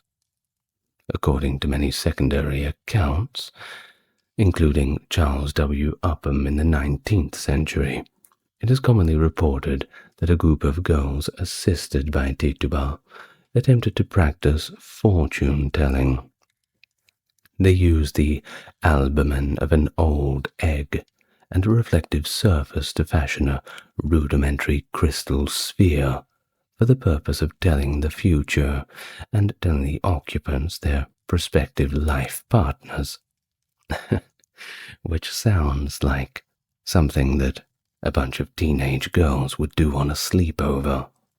Set up a little crystal ball and say, "Oh, wow, you're going to marry Zac Efron." I don't know. Someone like that. Maybe Timothy Chalamet in this day and age. Showing my age a little bit. Well, however, their endeavor took a disconcerting turn when one individual purportedly perceived an apparition of a coffin instead of a dashing husband. Now, that's not something you want to see. This narrative, whether it be true or not, is derived from John Hale's book on the trials, where he recounts that only one of the girls, rather than a collective, admitted to him afterwards that she had done all of this. But Hale made no mention of the involvement of Tituba in the incident, nor did he specify the exact time it occurred. However, the transcript of Tituba's preliminary interrogation reveals her providing a vigorous admission, addressing the court about, I quote, entities that reside in the imperceptible realm and the sinister ceremonies that unite them in the service of Satan. She implicates that both Good, that being Sarah Good, and Osborne, while asserting that numerous individuals in the colony were involved in the diabolical plot. Well, later versions frequently depict Tituba's race as either Caribbean, Indian, or perhaps African, while contemporary sources simply refer to her as Indian. Elaine Breslau's research indicates that Tituba may have been taken captive in present-day Venezuela and then transported to Barbados, potentially making her an Arawak Indian.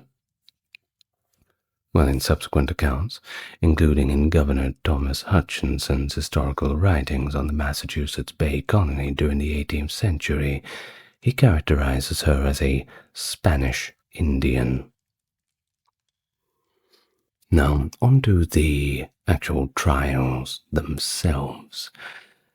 Well, we talk about something called the touch test, which relied on the belief in effluvia, which gained notoriety for its application during the preliminary tests in Andover in September of 1692.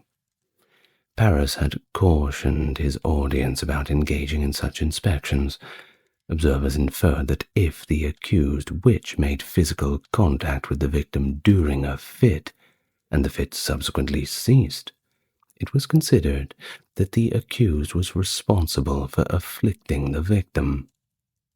According to the testimonies of numerous individuals who were later accused, this is the quote from their writings. "We were blindfolded, and our hands were laid upon the afflicted persons, they being in their fits and falling into their fits at our coming into their presence, as they said. Some led us and laid our hands upon them, and then they said they were well, and that we were guilty of afflicting them, whereupon we were all seized as prisoners, by a warrant from the justice of the peace, and forthwith carried to Salem town." The Reverend John Hale provided an explanation for this phenomenon. I quote, "The witch, through the power of her gaze, releases a harmful poison into the bewitched individual, causing them to experience a fit. Consequently, when the bewitched individual touches the witch's hand, the poison is transferred back into the witch's body through a sympathetic connection." Additional evidence comprised the admissions of the defendants, statements made by a self-proclaimed witch who implicated others as witches, the finding of dolls, books on divination and astrology, or containers of ointments in the possession or residence of the defendants, and the observance of protuberances on the body of the accused known as witches' teats. A witch's teat refers to the mole or imperfection on the body that lacks sensitivity to touch, something that was put there by the devil as kind of a mark of ownership. The identification of these insensitive regions was seen as undeniable proof of witchcraft. Of course, we talk about things like the pricking test. You would have a little needle, and every tiny little blemish on the body would be pricked to see if it bled. Of course, you can imagine how this would be, one, humiliating to be stripped naked first, and two, very painful to have every little freckle, every little mark pricked. Well, that's just one of the methods that they used. Of course, the trial held great attention for Puritan preachers throughout the Massachusetts colony, and a number of individuals journeyed to Salem to gain a little bit of information on the trial. These ministers put forward their diverse perspectives in writing somewhat afterwards. In November of 1692, Increase Mather, the father of Cotton Mather, simultaneously finished writing Cases of Conscience Concerning Evil Spirits and Wonders, and published it. The purpose of this book was to carefully recognize the increasing skepticism towards spectral evidence, while ensuring the fidelity of Cotton's revised and sanitized text. Similar to his son, Increase limited his direct participation, but he did publish a complete text of his August plea to Salem court in favor of spectral evidence.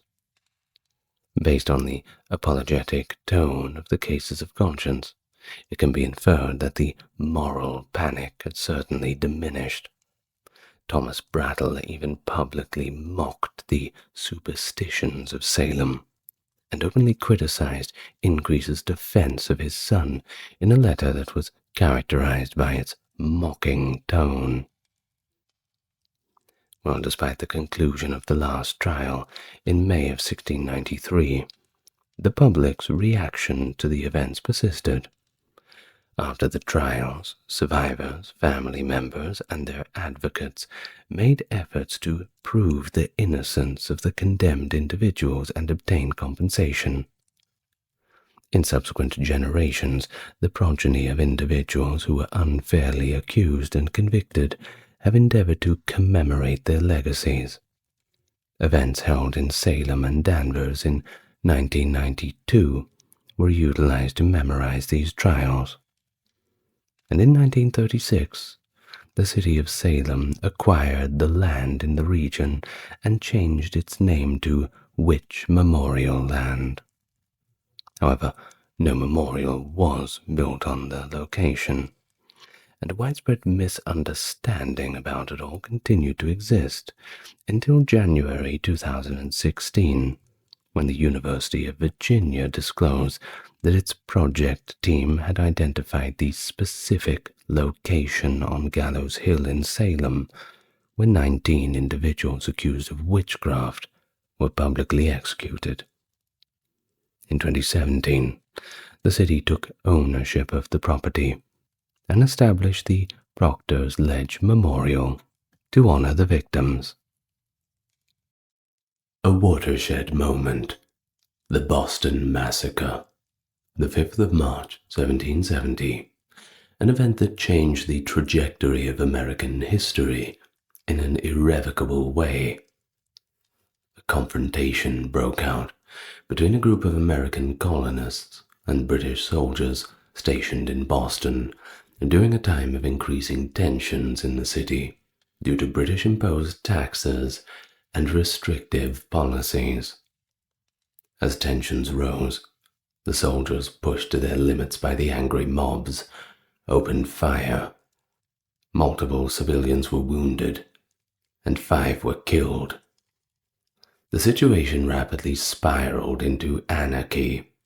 Patriot leaders such as Paul Revere and Samuel Adams wasted no time in using this tragic event as a potent symbol of British despotism.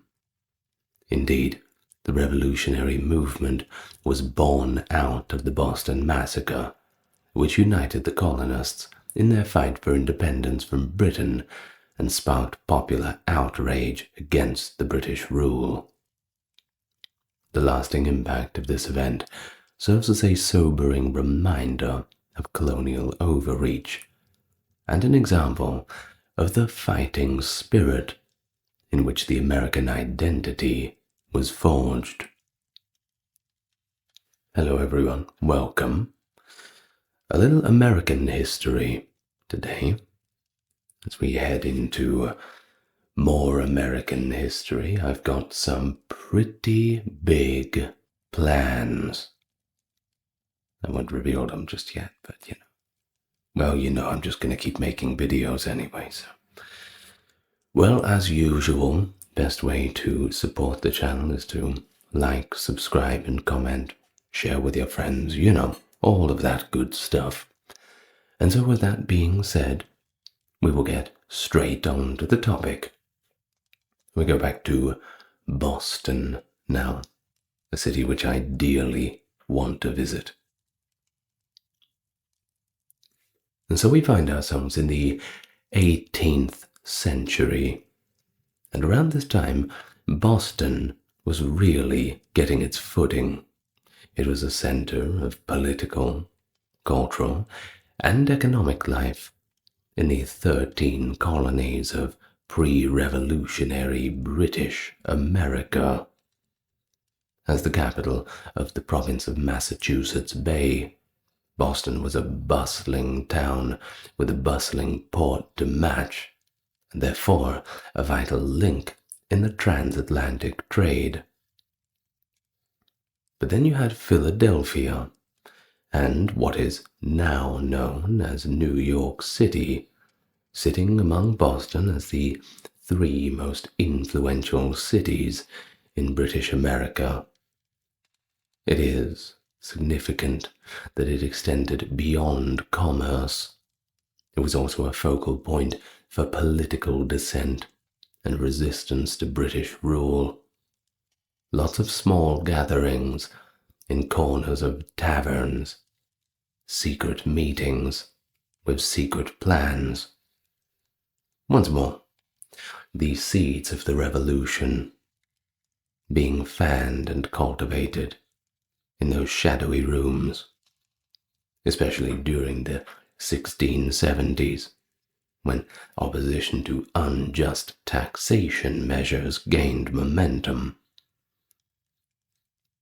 A major turning point occurred with the passage of the Townshend Acts in 1767. You may have heard of them. I assume that the Americans probably would have studied this in AP US history. These acts imposed tariffs on various widely used goods that were imported from Britain, and they were very important ones for a colony building itself up. Now, we're not just talking tea and paper, of course they were needed, but things for materials for construction, glass, paint, things of this nature. It was already hard enough to procure these things. This just made it worse. Colonists argued that these taxes were imposed without proper representation in Parliament, and this violated their rights as British subjects, of course, living all the way in the colonies and having the laws that directly affect you being made in London. Now that's just not fair, isn't it? The Massachusetts House of Representatives led the charge against these measures, and they crafted a petition to George III that called for a repeal of the Townshend Acts. To bolster support, the Massachusetts House circulated a letter, known as the Massachusetts Circular Letter, to other colonial legislatures. This letter urged collective resistance and encouraged boycotts of British merchants who imported the taxed goods. You can certainly see where all this is going, and you can certainly imagine how the British would have been thinking about all this. Perhaps it's time. A show of force. Foreshadowing, I know. Concern was expressed by the British government, of course, in particularly by one Lord Hillsborough, who had recently been appointed to the position of Secretary of State of the Colonies. In April of 1768, Hillsborough issued a directive to the colonial governors, instructing them to immediately dissolve any assemblies that had endorsed or acted upon the Massachusetts Circular Letter. This information was included in the directive. In addition to this, he issued an order to Governor Francis Bernard of Massachusetts, instructing him to demand that the Massachusetts House retract the controversial letter. The House's refusal to comply only led to an increase in the level of tension. The Chief Customs Officer of Boston, Charles Paxton, sought military support in the midst of this growing unrest. He asserted that the local government was no longer under British control, and cited a situation that was similar to the demonstrations that occurred during the Stamp Act crisis. Commodore Samuel Hood responded to the situation by sending the warship HMS Romney, armed with 50 guns nonetheless, straight into Boston Harbor in the May of 1768. The presence of the Romney only served to deepen tension that was already present, particularly after its crew engaged in the practice of impressing local sailors. Now, that is not what you think it is. It's not the kind of impressing you think. It's more forcing them into situations they do not want to be in. Of course, this was a behavior that particularly provoked anger among the general public. I suppose in layman's terms, impressing is effectively forced recruitment. They also have other names for it, like Shanghaiing and stuff, which come in later times. But that's generally what it is. Well, the situation reached a boiling point on June the 10th, 1768, when customs officials, who were protected by the Romney, seized the sloop Liberty, which was owned by the influential Boston merchant John Hancock, and accused him of smuggling against the law. Those who lived in Boston were incensed by the fact that Hancock's vessel, which was a representation of economic autonomy and even local prestige, was taken away from them. It was an insult.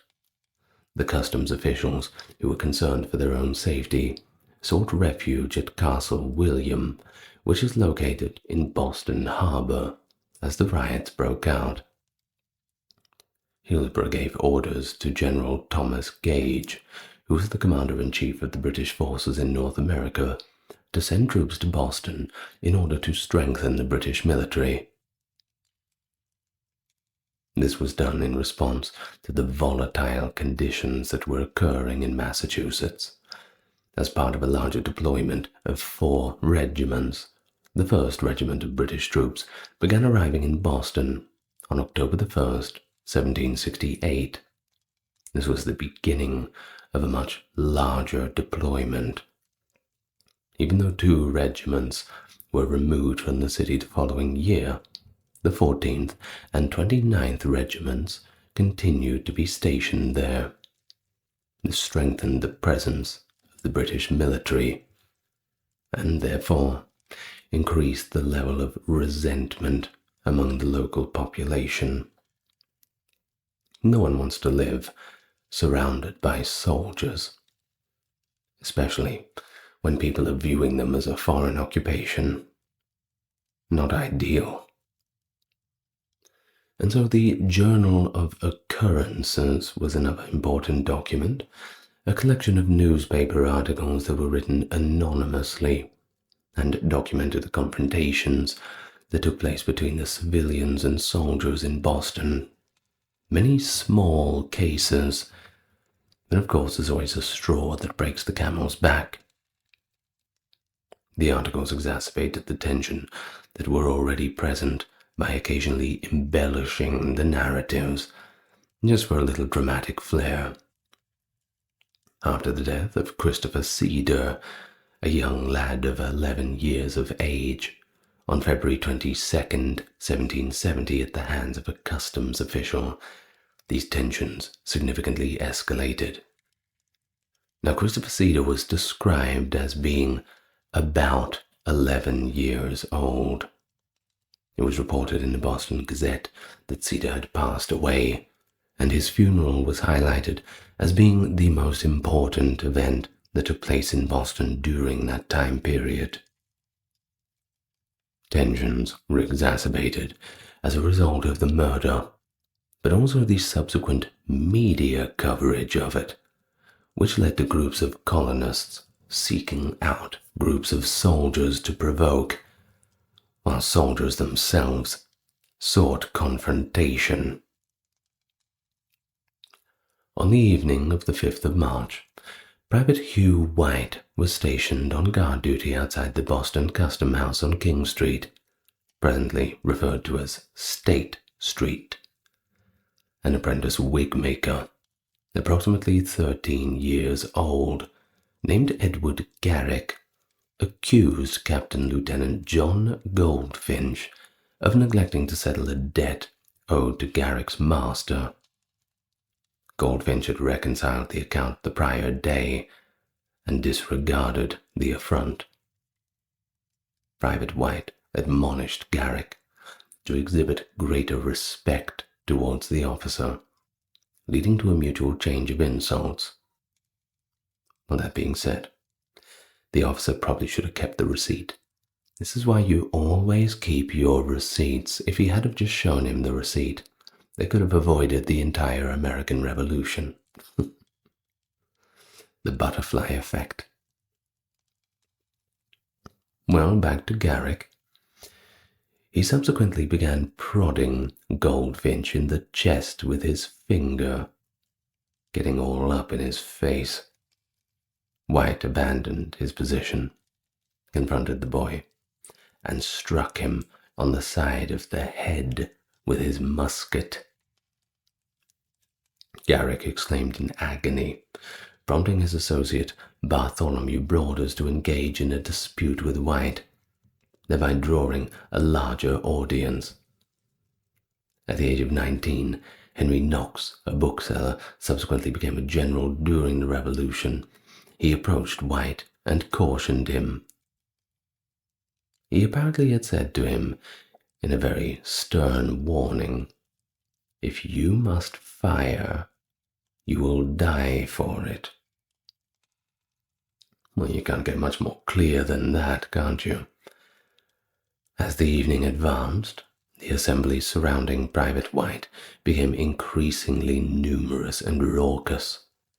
The ringing of church bells typically indicated a fire, attracting additional individuals. Over 50 Bostonians surrounded White, led by a mixed race, former enslaved individual named Crispus Attucks, hurling objects at the sentry and provoking him to discharge his weapon. White had assumed a relatively secure position on the steps of the custom house and sought assistance. Runners notified Captain Thomas Preston, an officer of the watch of the adjacent barracks. Preston's report indicates that he sent a non-commissioned officer and 6 privates from the Grenadier Company of the 29th Regiment of Foot to assist White. Of course, they were all armed with fixed bayonets. The soldiers included Corporal William Wems and Private Hugh Montgomery, along with John Carroll, William Macaulay, William Warren, and Matthew Kilroy, along with Preston. They navigated through the throng. Henry Knox grasped Preston by the coat and implored, "For God's sake, safeguard your men. If they discharge their weapons, you will perish." Captain Preston replied, "I know." Upon reaching Private White on the custom house stairs, the soldiers loaded their muskets and positioned themselves in a semicircular formation. Preston commanded to the crowd, estimated between 300 and 400 individuals, to immediately disperse. But the crowd persisted, encircling the soldiers, provoking them by shouting, "Fire! Fire!" spitting at them, and hurling snowballs and various small objects. Innkeeper Richard Palms approached Preston while wielding a cudgel and inquired whether the soldiers' weapons were loaded. Preston assured him of their readiness to fire, but indicated they would only do so upon his command. He subsequently noted in his deposition, that he was unlikely to issue such an order, as he was positioned directly in front of them. It was at this point where an object was thrown, striking Private Montgomery, which caused him to fall and drop his musket. He retrieved his weapon and furiously screamed out, "Damn you, fire!"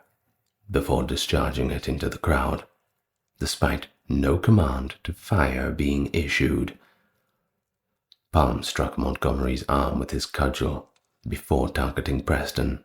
He narrowly avoided hitting Preston's head, instead striking his arm. A pause of indeterminate duration occurred, perhaps from shock.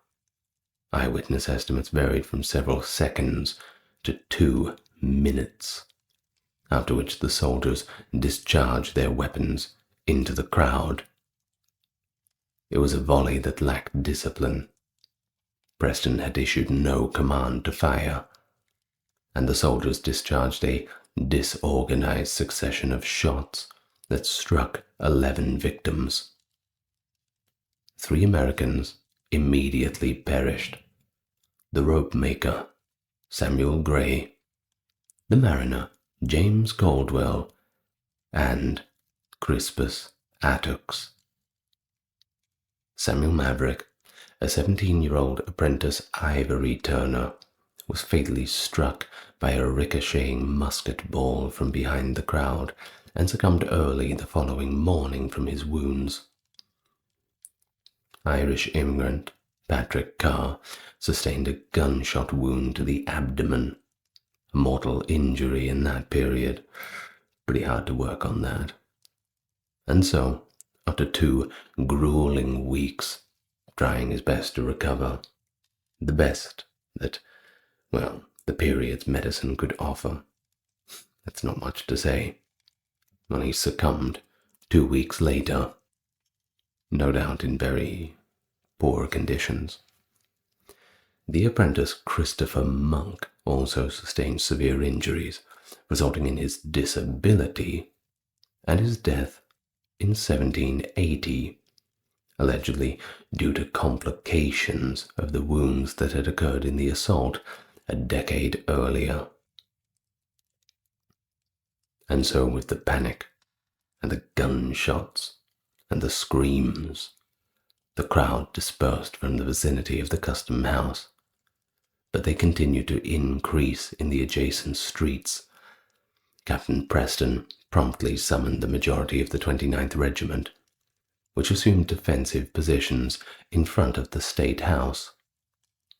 Acting Governor Thomas Hutchinson was called to the location and was compelled by the crowd's movement into the State House's council chamber. From his balcony, he was able to restore order, at least partially, assuring that a just investigation into the shootings would occur if the crowd were to disperse.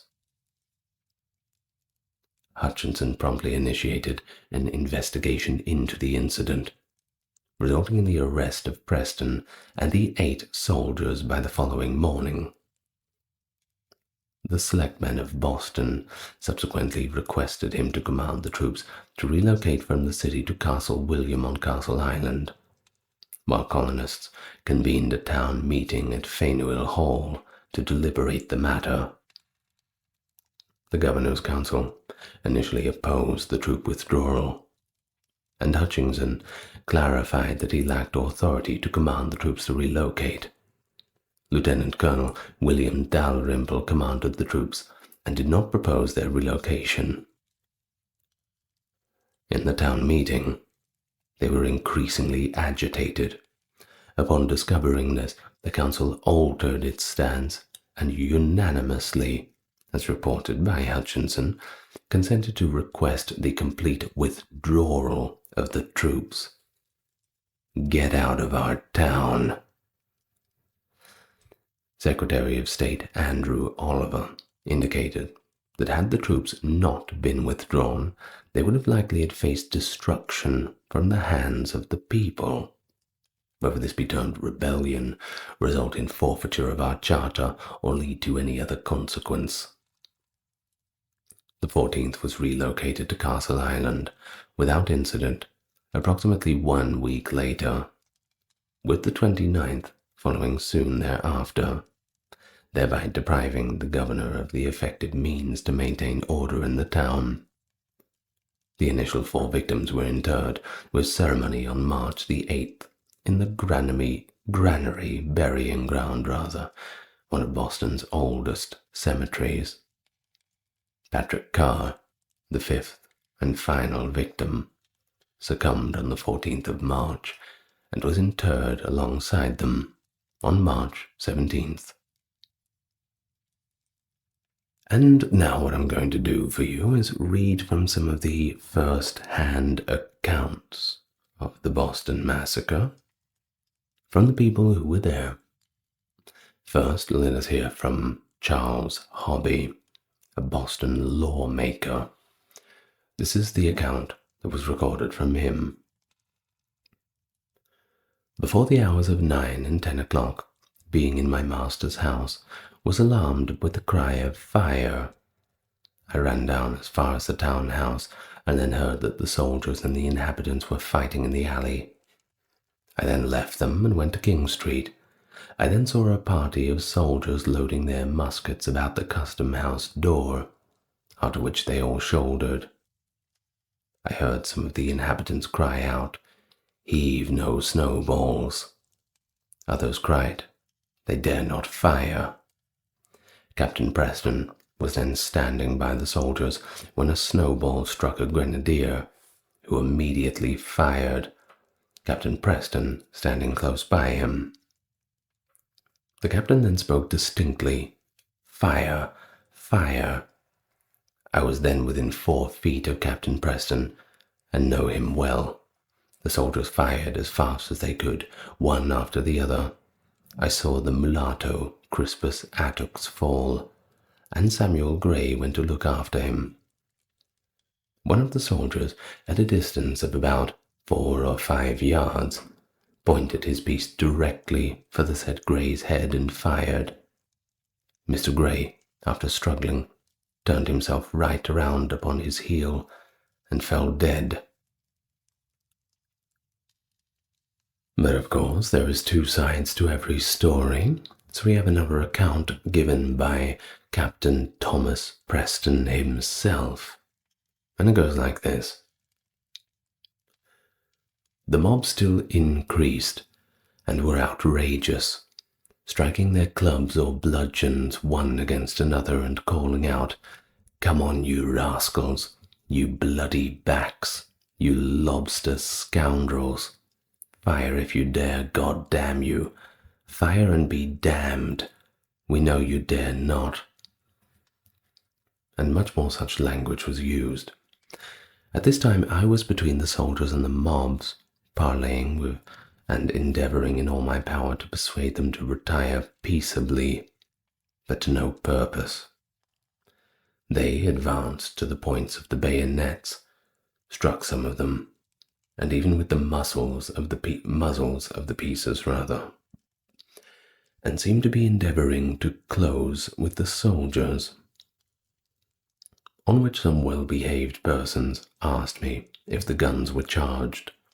I replied yes. They then asked me if I intended to order the men to fire. I answered no, by no means, observing to them that I was advanced before the muzzles of the men's pieces, and must fall a sacrifice if they fired. That the soldiers were upon the half-cock and charging bayonets, and my giving the word fire under those circumstances would prove me to be no officer. While I was thus speaking to one of the soldiers, having received a severe blow with a stick, I stepped a little to one side and instantly fired. On this a general attack was made on the men by a great number of heavy clubs and snowballs being thrown at them, by which all of our lives were in imminent danger.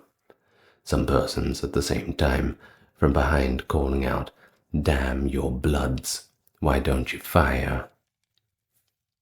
Instantly, 3 or 4 soldiers fired. On my asking the soldiers why they fired without my orders, they said they heard the word fire and supposed that it came from me. This might be the case, as many of the mob called out "Fire! Fire!" but I assured the men that I gave no such order, that my words were, "Don't fire. Stop your firing." And finally, we have another account from Edward Payne, who was injured in the events. On the evening of the 5th, on hearing the bells ring, he supposed there was fire, but on going out he was informed there was not any, but a riot. The people round the sentinel were then crying out, "Fire, fire, damn you, why don't you fire?" Soon after, he perceived a number of soldiers coming down towards the sentinel, with their arms in horizontal posture and their bayonets fixed. The people before the custom house drew up before the door. The people who still remained in the street and about the soldiers continued calling out to them to fire.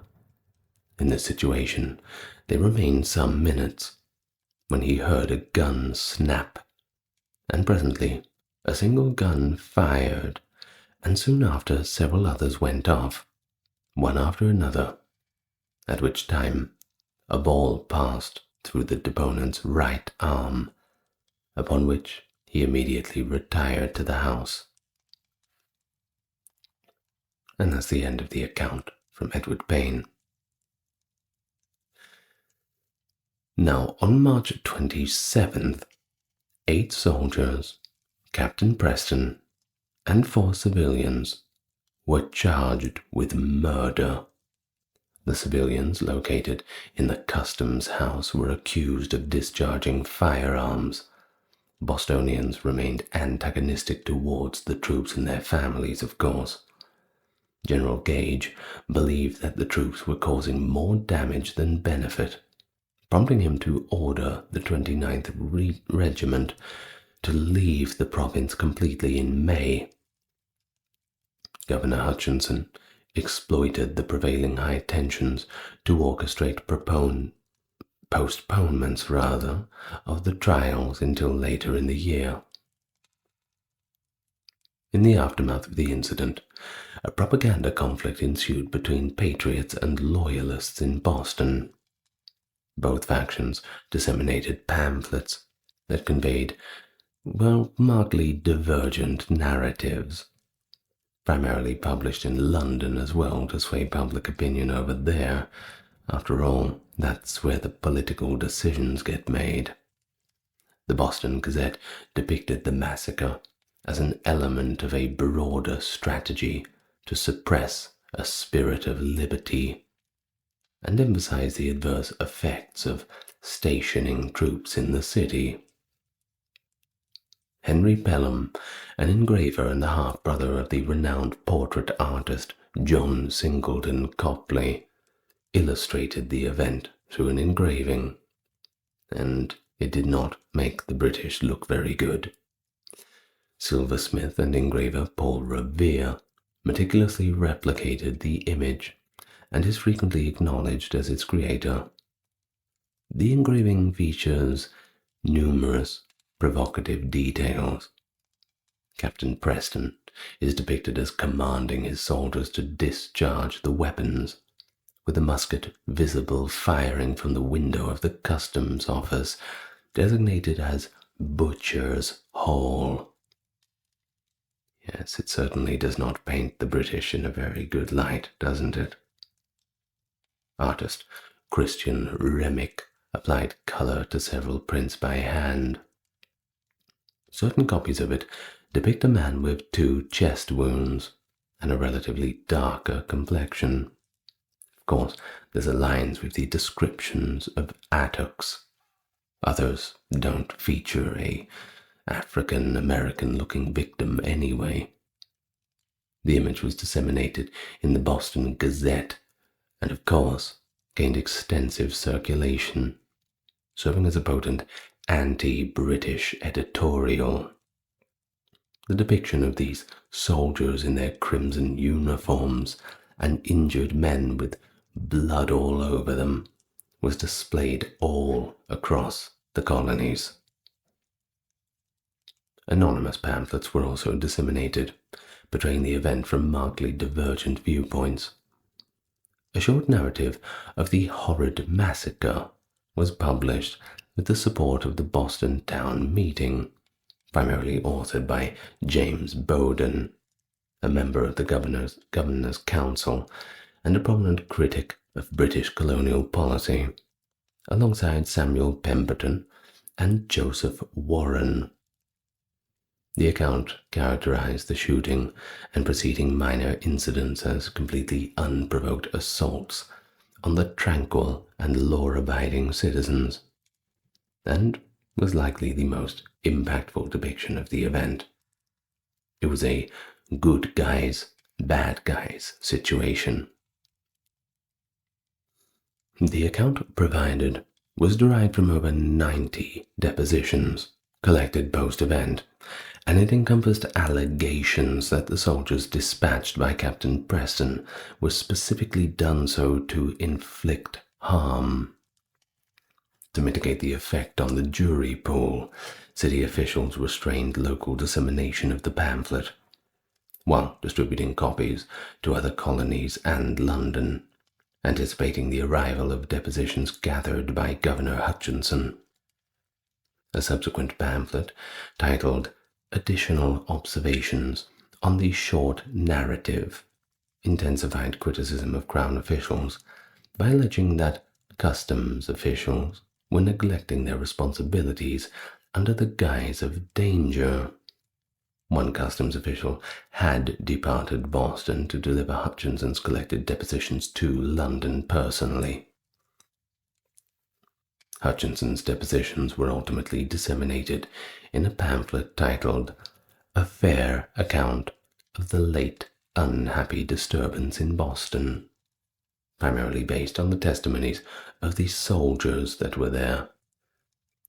The account of events aimed to attribute blame to the Bostonians for rejecting the legitimacy of parliamentary laws, for going against the king, effectively labeling them traitors to the empire.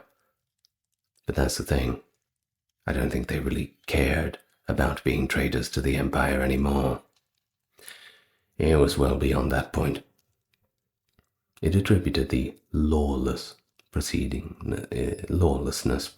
the events to the city's citizens alone, asserting that they orchestrated an ambush against the soldiers. Due to its late publication, however, occurring well after the initial pamphlet reached London, it exerted a diminished influence on the public discourse in that locale, and most people who read it saw it as something that was more of a reactionary whataboutism. No one really believed it. The government, however, was resolute in providing the soldiers a fair trial to preclude any justification for retaliation from the British and to prevent the alienation of moderates from the patriot cause.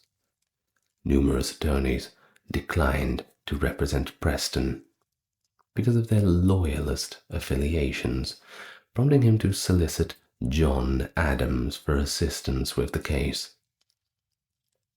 Adams, a prominent patriot, was considering a bid for public office, but consented to assist to guarantee a just trial. Josiah Quincy II joined him after receiving assurance that the Sons of Liberty would not contest his appointment, along with loyalist Robert Auchmuty. Sampson Salter Blowers assisted them by investigating the jury pool, while Paul Revere created a detailed map of the bodies for use in the trial. The town of Boston engaged Massachusetts Solicitor General Samuel Quincy and private attorney Robert Treat Payne for the prosecution. The defense team deemed it beneficial for Preston and the enlisted personnel to undergo separate trials and secured this separation, and thus Preston was tried late in October 1770 and acquitted after the jury determined that he had not commanded the troops to discharge their weapons.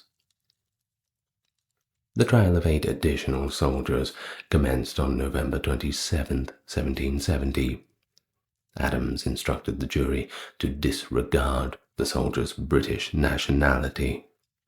He described the crowd that incited the soldiers as a diverse assemblage of impudent youths, African Americans, mulattoes, Irishmen, and foreign sailors, and he subsequently remarked, "I cannot comprehend why we should hesitate to label such a group as a mob.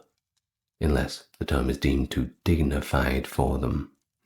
The sun will neither halt nor extinguish, nor will the rivers cease to flow due to the mob in Boston on March the 5th that assaulted a contingent of soldiers. Adams characterized the former slave, Crispus Attucks, asserting that his very look was enough to terrify any person. Well, that's not very nice.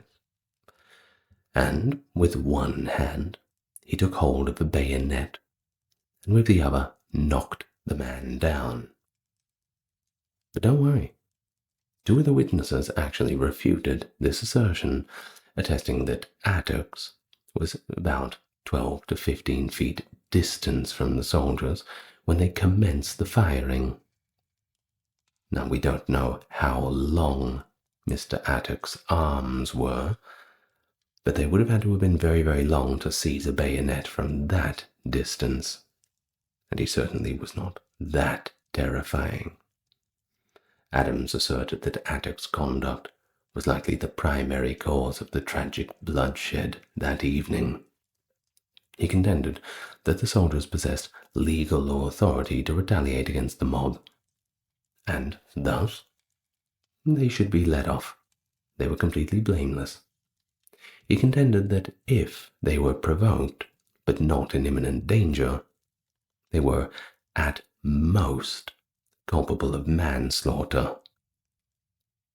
The jury concurred with Adams' assertions and exonerated 6 of the soldiers, following a 2.5-hour deliberation. 2 soldiers were convicted of manslaughter due to compelling evidence indicating they had discharged their weapons directly into the crowd. Hard to argue with that, especially with the evidence lying right there. The jury's verdict indicates that they believe that the soldiers perceived a threat from the crowd but ought to have postponed their gunfire. The convicted soldiers invoked the benefit of clergy, which entitles first offenders to a reduced sentence. This mitigated their punishment from capital punishment to public branding of the thumb. Now, what the dickens does public branding of the thumb mean? Well, it is exactly what a branding is. Well, when you're shaking hands with someone, think about this. The part of your thumb is facing up. Well, they would brand that with the letter M. M, of course, meaning manslaughter. And that ensured that they could only receive the commutation once. And of course, the mark would be clearly visible during a handshake or while raising their palm on any future oath. So you imagine you're meeting your girlfriend's parents and you shake your, hopefully, father-in-law's hand, and when he looks down, his eyebrow raises and says, you've killed somebody before, haven't you? Kinda hard to explain that one away. Either way, that's what public branding of the thumb was. Now, Justices Edmund Trowbridge and Peter Oliver directed the jury, with Oliver specifically commenting on Carr's testimony. He commented, although Carr was not under oath, you must consider whether a man on the brink of death should be deemed credible, particularly in favor of those responsible for his demise. And that is a very good point. Carr's testimony represents one of the earliest documentations of the dying declaration, exception to the inadmissibility of hearsay evidence in United States legal statutes. 4 civilians were adjudicated on December 13th. The primary prosecution witness was a servant of one of the defendants, whose assertions were readily countered by defense witnesses. All of them were acquitted, while the servant was ultimately convicted of perjury, subjected to whipping, and exiled from the province. I'm sure the ones who were acquitted and remained in the province were deeply unpopular. Well, with that, the Boston Massacre is regarded as a pivotal event that galvanized colonial opposition to King George III and British parliamentary authority. John Adams asserted that the foundation of American independence was laid on March the 5th, 1770, and Samuel Adams, along with other patriots, utilized annual commemorations. They were calling it Massacre Day from then on, to foster public sentiment in favor of independence. Subsequent incidents, including the Gaspee Affair and the Boston Tea Party, which I'm just about to record a video on too, exemplified the deteriorating relationship between Britain and its fading colonies. 5 years elapsed between the massacre and the onset of war. It suggests that the connection between the two is merely tenuous. It's broadly regarded, however, as a pivotal occurrence, precipitating the subsequent violent insurrection. Of course, Boston became that fuse of the conflict, not only with the Boston Massacre, but with the Tea Party. And with that, I suppose, I kind of give it away that yes, I am going to make a video about that very soon. Well, who knows, I might publish it tomorrow. We'll see how we go.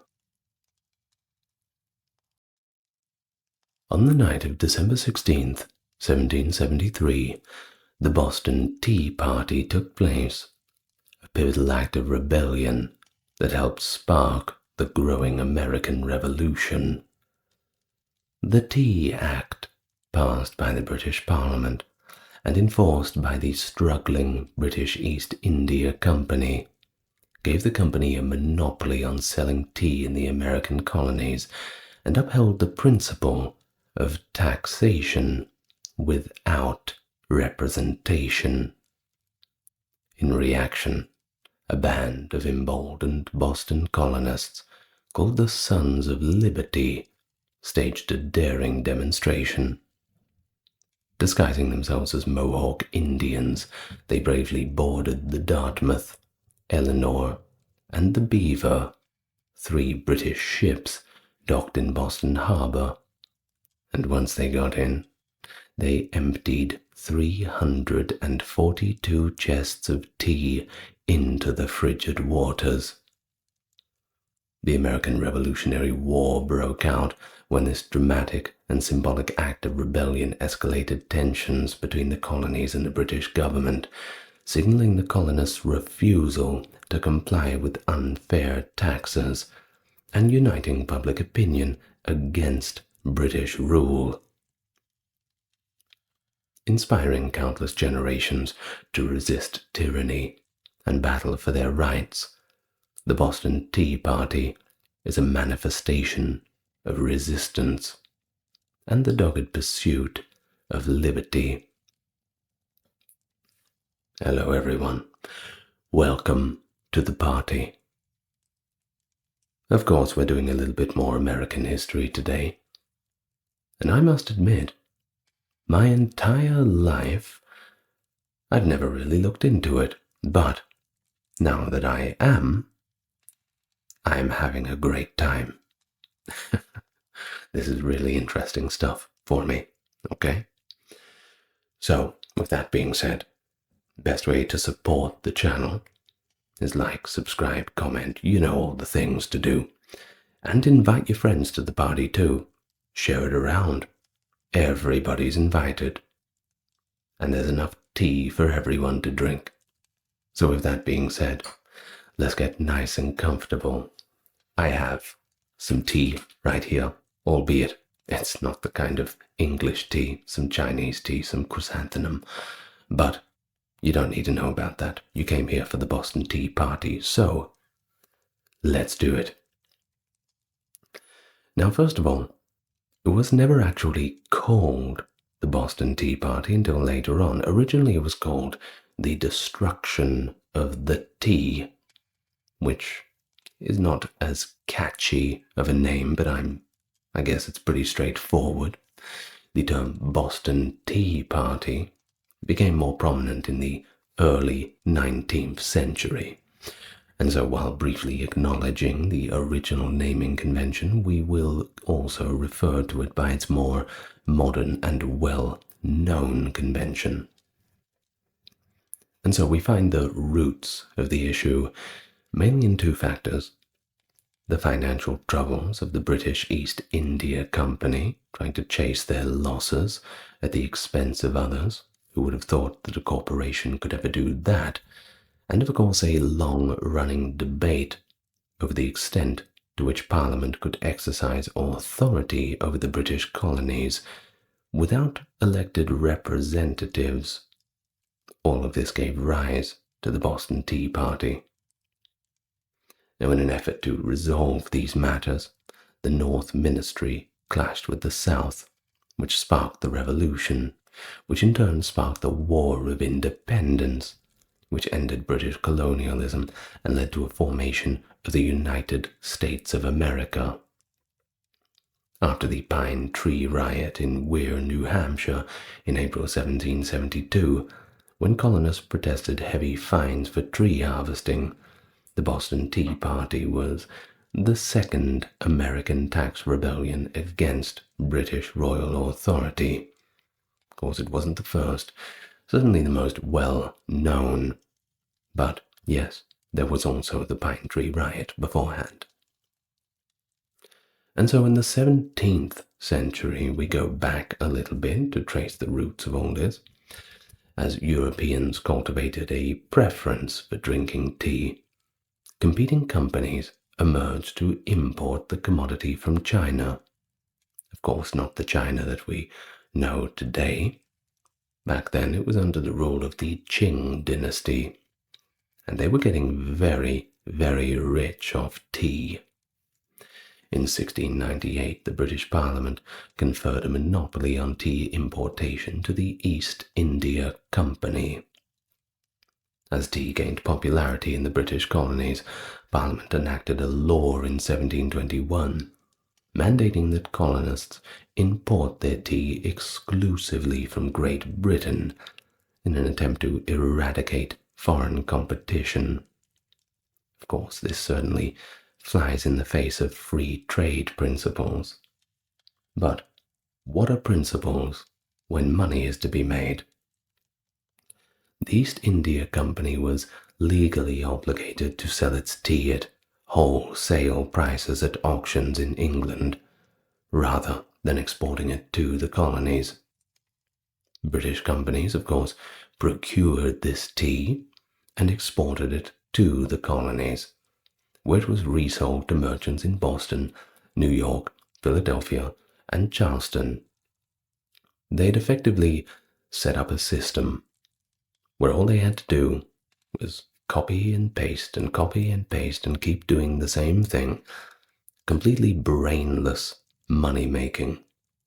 As long as the tea kept coming from China, they could easily buy it at the lower price, sell it to the colonists at the higher price, and the colonists were not even allowed to look for a different deal.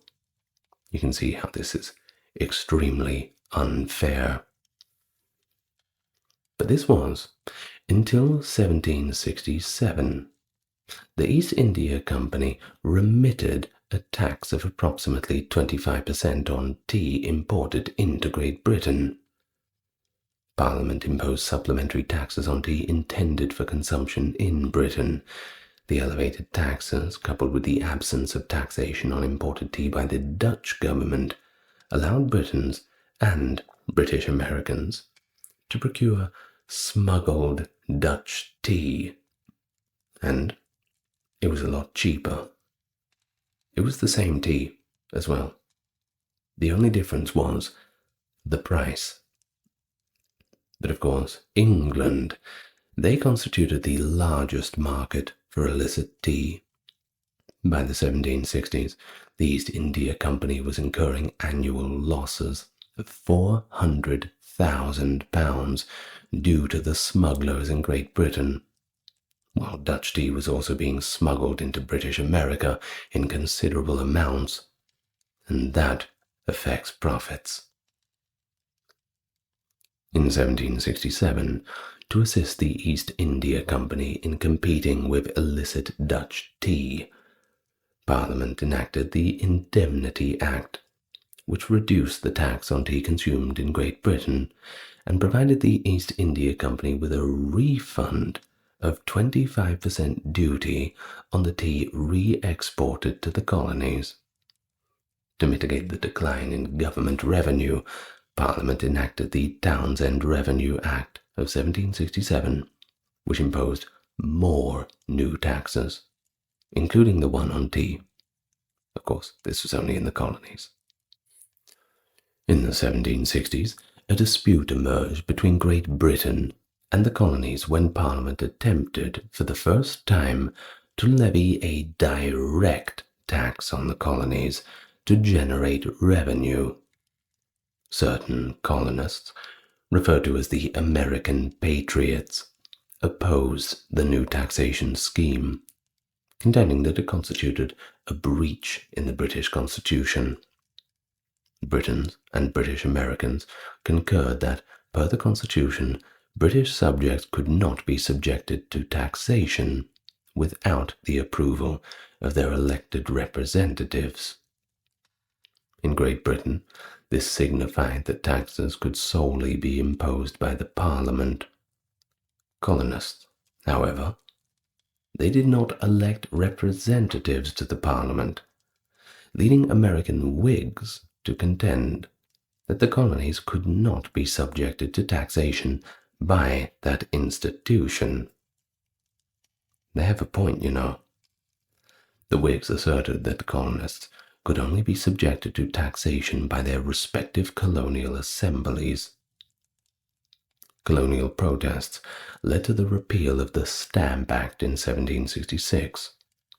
However, the Declaratory Act of the same year affirmed Parliament's claim to legislate for the colonies in all cases whatsoever.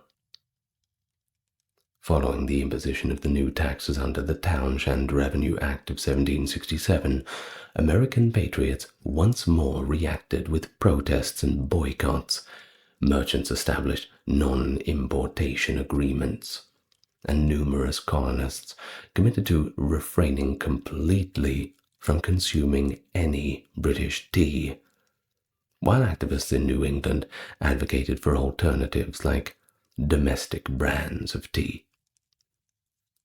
Of course, the smugglers were doing a great business, and the smuggling persisted vigorously, particularly in New York and Philadelphia, where tea smuggling had historically been more prevalent than in Boston. Dutied British tea persisted in being imported into Boston, particularly by Richard Clark and the offspring of Massachusetts Governor Thomas Hutchinson, until pressure from Massachusetts Whigs forced compliance with the non-importation agreement. In 1770, Parliament ultimately addressed the protests by abolishing the Townshend taxes, with the exception of the tea duty, which Prime Minister Lord North retained to affirm the right of taxing the Americans.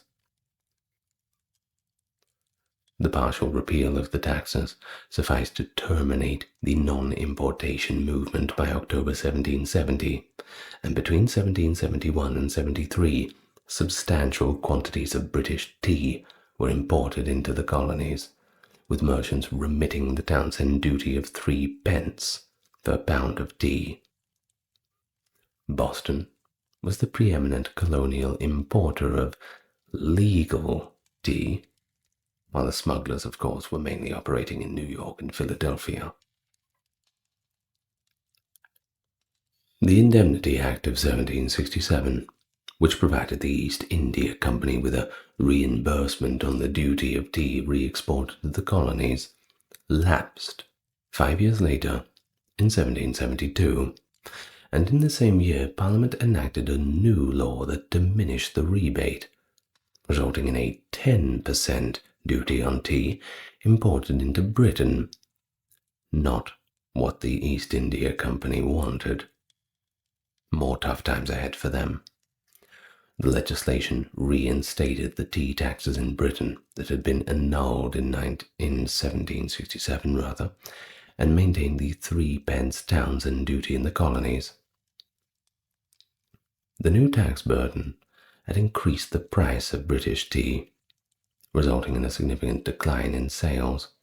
The company persisted importing it into Great Britain, consequently accumulating a substantial surplus of unsold profit. And by the laws of supply and demand, well, the price just went down even further. Consequently, by late 1772, the East India Company, that pivotal commercial entity in Britain, faced a significant financial crisis. It didn't help that the catastrophic famine in Bengal from 1769 to 73 significantly diminished the East India Company's revenue from India, pushing the company to the brink of insolvency, prompting the enactment of the Tea Act of 1773 to assist the East India Company. One of the examples of parliamentary bailouts of big corporations. That's right, it goes back a long way. Of course, when we talk about global corporations, the East India Company's pretty much the first one, at least the first one I can think of. Well, all in all, eliminating certain taxes was a clear solution to the crisis.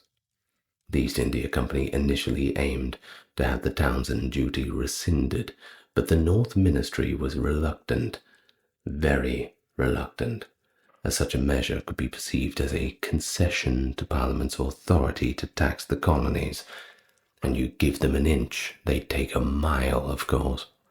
Significantly, the revenue generated from the Townshend duty was allocated to compensate certain colonial governors and judges. The Townshend tax aimed to ensure that officials previously compensated by colonial assemblies received their salaries from Parliament, no questions asked, thereby fostering their dependence on British government and diminishing their accountability to the colonists. I mean, think about it. They're going to go with the people who pay the bills, aren't they? There was a potential solution for alleviating the accumulating tea supplies in the East India Company warehouses, and that was to sell it to Europe, albeit at a reduced price. The option was examined, but it was concluded that the tea would merely just be smuggled back into Great Britain, which would undercut the taxed product. Put that idea to bed then. The most advantageous market for the East India Company's excess tea simply was the American colonies, provided a method could be devised to render it less expensive than that illicitly imported Dutch tea. And so they came up with an idea. The North Ministry's resolution was the Tea Act, which obtained King George's approval on May the 10th, 1773. This legislation reinstated the East India Company's complete reimbursement of the duty on tea imports into Britain, and for the first time authorized the company to independently export tea to the colonies. This would enable the company to decrease expenses by removing intermediaries who purchased the tea at wholesale auctions in London. The company had appointed colonial merchants to receive the tea on consignment rather than selling it to middlemen. The consignees will subsequently sell the tea for a commission. I'm sure a lot of people lost their jobs with that law. Imagine how well you would have been doing being a middleman in the tea trade. And then all of a sudden, because the big corporation can't do its accounting well enough, you lose your livelihood. Well, not so good back then. Have to learn to get another job. In July 1773, tea consignees were appointed in New York, Philadelphia, Boston, and Charleston. The Tea Act of 1773 permitted the transportation of 5,000 chests of tea, we're talking about 250 tons of it, to the American colonies. A tax of 1,750 pounds, which is about in US dollars, today's money about $300,000, was to be paid by the importers upon the cargo's arrival. The legislation conferred upon the East India Company was a monopoly on the sale of tea, priced lower than the smuggled alternatives, and its covert objective was to compel the colonists to remit a tax of 3 pence on each pound of tea. Consequently, the Act maintained the 3 pence Townsend duty on tea imports imported into the colony. Certain members of Parliament sought to abolish the tax, but they didn't get too far, contending that there was no justification for inciting another colonial dispute. Of course, many of the people in London knew at the time the situation that was brewing, and, well, they did not want to give the Americans any more excuses to cause a revolt. But then the people in power just decided to ignore that completely and just keep on poking the bear. Now, William Dowdeswell, the former Chancellor of the Exchequer, which is kind of like the Ministry of Finance, cautioned Lord North that the Americans would reject the tea if the Townsend duty persisted. But North was reluctant to relinquish the revenue generated from the Townsend tax, particularly because it financed the salaries of colonial officials. Preserving the authority to tax the Americans was a secondary issue. Despite the implementation of the Townsend duty, the Tea Act would enable the East India Company to sell tea at a lower price than previously sold, undermining both prices set by the smugglers and those of colonial tea importers, who bore the tax without any real reimbursement. In 1772, legally imported Bohea, a prominent tea variety, was priced at approximately 3 shillings per pound. Subsequent to the Tea Act, colonial consignees were permitted to sell tea at 2 shillings a pound, which was slightly below the smuggler's rate of 2 shillings and 1 penny. The company, recognizing the political sensitivity surrounding the Townsend duty, sought to obscure the tax by arranging for its payment in London upon the tea's arrival in the colonies, or by having the consignees discreetly settle the duties post-sale of the tea. Of course, this endeavor was mainly done to conceal the tax from the colonists, but it didn't work. They were switched on. They knew what was going on. In September and October of 1773, 7 vessels transporting tea from the East India Company were dispatched to the colonies. 4 were destined for Boston, and 1 each for New York, Philadelphia, and Charleston. The ships carried over 2,000 chests, containing approximately 600,000 pounds of tea. Americans became aware of the specifics of the Tea Act while the ships were in transit, and they were not impressed. The Whigs, occasionally referring to themselves as the Sons of Liberty, initiated a campaign to raise awareness and persuade or coerce the consignees to resign, mirroring the forced resignations of the stamp distributors during the 1765 Stamp Act crisis. Now, the protest movement culminating in the Boston Tea Party was not primarily a contention regarding elevated taxation. I mean, it didn't help, but not primarily because of that. The Tea Act of 1773 effectively lowered the price of legally imported tea, and protesters were primarily focused on a range of alternative issues.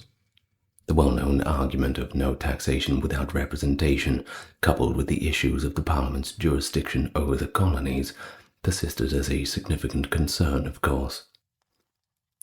Samuel Adams regarded the British tea monopoly as pretty much equivalent to a tax.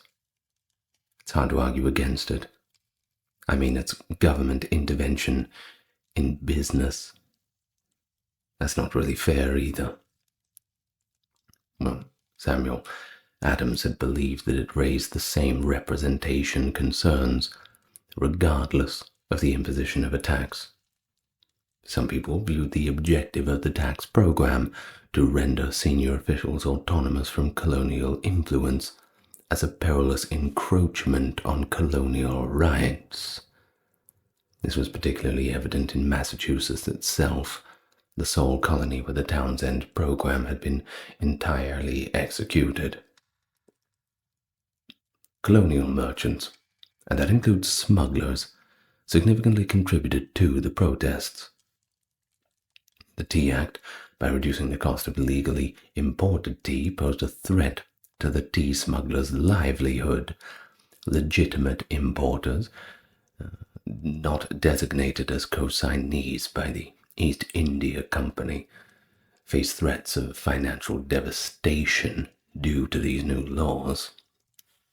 A significant concern for the merchants was that the Tea Act conferred a monopoly on the tea trade to the East India Company, raising apprehensions that this government-sanctioned monopoly could essentially expand to encompass additional commodities in the future. Once again, you give an inch, they take a mile. Protesters in New York, Philadelphia, and Charleston forced the tea consignees to resign. By early December in Charleston, the consignees were compelled to resign, and customs officials confiscated the unclaimed tea. Mass protest assemblies occurred in Philadelphia.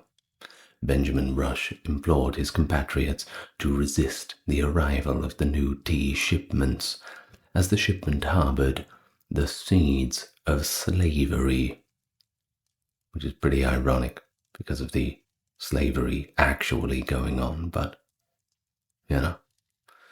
Well, by early December, the consignees in Philadelphia had relinquished their claims, and in late December, the tea ship returned to England with its cargo after an altercation with the ship's captain.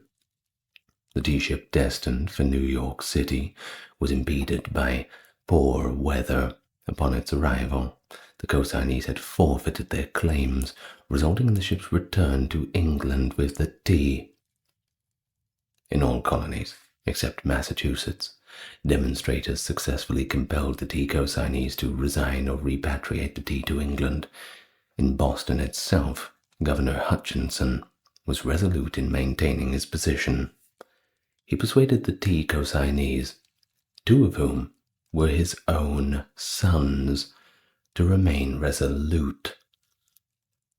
Upon the arrival of the tea ship Dartmouth in Boston Harbor in late November, Whig leader Samuel Adams convened a mass meeting at Faneuil Hall on November 29, 1773.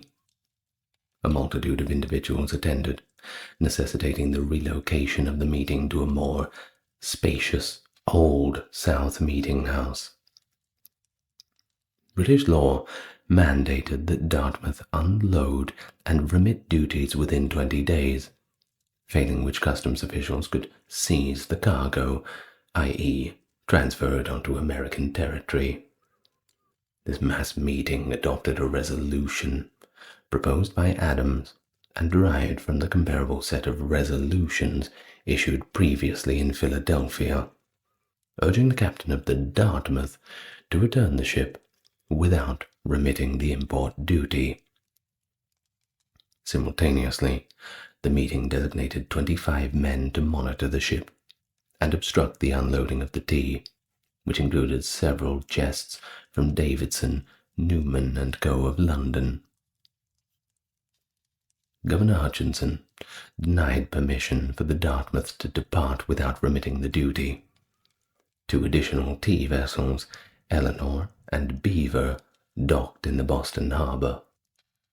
On December 16th, the final day of Dartmouth's deadline, roughly 5,000 to 7,000 individuals from an estimated population of 16,000 congregated around the Old South Meeting House. Upon receiving a report that Governor Hutchinson had once more denied the departure of the ships, Adams declared, "This meeting can do nothing further to save the country." According to a prevalent narrative, Adams' remark served as a pre-arranged signal for the commencement of the Tea Party. This assertion was not published until almost a century post-event in a biography of Adams authored by his great-grandson, who seemingly misinterpreted the evidence. Eyewitness accounts indicate that individuals did not depart the meeting until 10 to 15 minutes following Adams' purported signal, and Adams actively attempted to prevent attendees from leaving as the meeting had not yet concluded.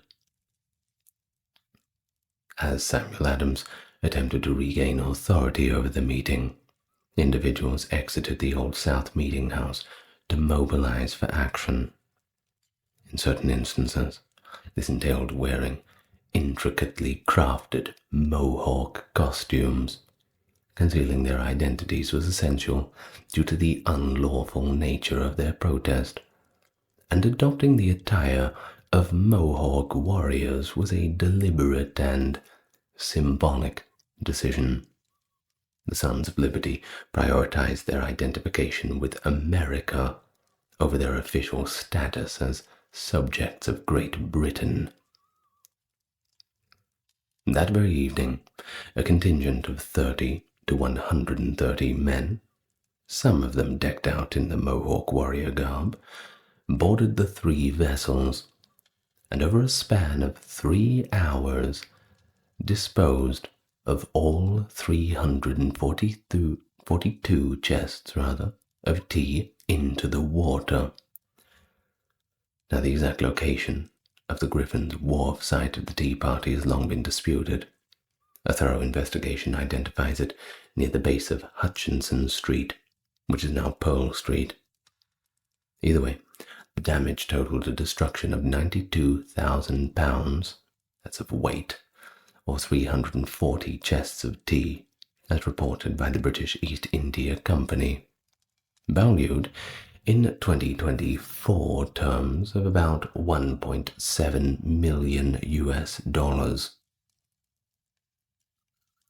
And here we have the first-hand account of the events from a Boston shoemaker by the name of George Hughes, who was there at the time and provides us with a pretty good perspective. The tea destroyed was contained in 3 ships, lying near each other at what was called at that time Griffin's Wharf. On the day before the 17th, there was a meeting of the citizens in the county of Suffolk, convened at one of the churches in Boston for the purpose of consulting on measures to prevent the landing of the tea or secure the people from the collection of the duty. When the committee returned and informed the meeting of the absence of the governor, there was a confused murmur among the members, and the meeting was immediately dissolved, many of them crying out, "Let every man do his duty and be true to his country." It was now evening, and I immediately dressed myself in the costume of an Indian, equipped with a small hatchet. After having painted my face and hands with coal dust in the shop of a blacksmith, I repaired to Griffin's Wharf, where the ships lay that contained the tea. When I first appeared in the street after being thus disguised, I fell in with many who were dressed, equipped and painted as I was, and who fell in with me and marched in order to the place of our destination. When we arrived at the wharf, there were 3 of our number who had already assumed authority to direct operations, to which we readily submitted. We were immediately ordered by the respective commanders to board all the ships at the same time, which we promptly obeyed. The commander of the division to which I belonged, as soon as we were on board the ship, appointed me boatswain, and ordered me to go to the captain and demand him the keys to the hatches and a dozen candles. I made the demand accordingly, and the captain promptly replied. We then were ordered by our commander to open the hatches and take out all the chests of tea and throw them overboard, and we immediately proceeded to execute the order, first cutting and splitting the chests with our tomahawks so as to thoroughly expose them to the effects of the water. In about 3 hours from the time we went on board, we had thus broken and thrown overboard every tea chest to be found in the ship, while those in the other ships were disposing of the tea in the same way at the same time. We were surrounded by British armed ships, but no attempt was made to resist us. During the time we were throwing the tea overboard, there were several attempts made by some of the citizens of Boston and its vicinity to carry off small quantities for their family to use. To effect that object, they would watch their opportunity to snatch up a handful from the deck, where it became plentifully scattered, and put it into their pockets. One Captain O'Connor, whom I well knew, came on board for that purpose, and when he supposed he was not noticed, filled his pockets and also the lining of his coat. But I detected him and gave information to the captain of what he was doing. We were ordered to take him into custody, and just as he was stepping from the vessel, I seized him by the skirt of his coat. He had to run a gauntlet through the crowd upon the wharf, 9 each one, as he passed, giving him a kick or a stroke. The next morning, after we had cleared the ships of the tea, it was discovered that very considerable quantities of it were floating upon the surface of the water, and to prevent the possibility of any of its being saved for use, a number of small boats were manned by sailors and citizens, who rowed them into those parts of the harbor wherever the tea was visible, and by beating it with oars and paddles, so thoroughly drenched it as to render its entire destruction inevitable. End of the account. Another tea vessel destined for Boston, the William, ran aground at Cape Cod in December of 1773, resulting in its tea being taxed and sold to private individuals. In March 1774, the Sons of Liberty obtained intelligence regarding tea stored in a Boston warehouse, subsequently infiltrated the facility and obliterated everything inside. A portion of it had already been sent to Davidson, Newman and Co., and was retained in their store. On March the 7th, the Sons of Liberty once again, more attired as Mohawks, infiltrated the shop and disposed of the remaining tea into the harbor. The involvement of Samuel Adams in planning the Boston Tea Party is a bit of a contentious issue.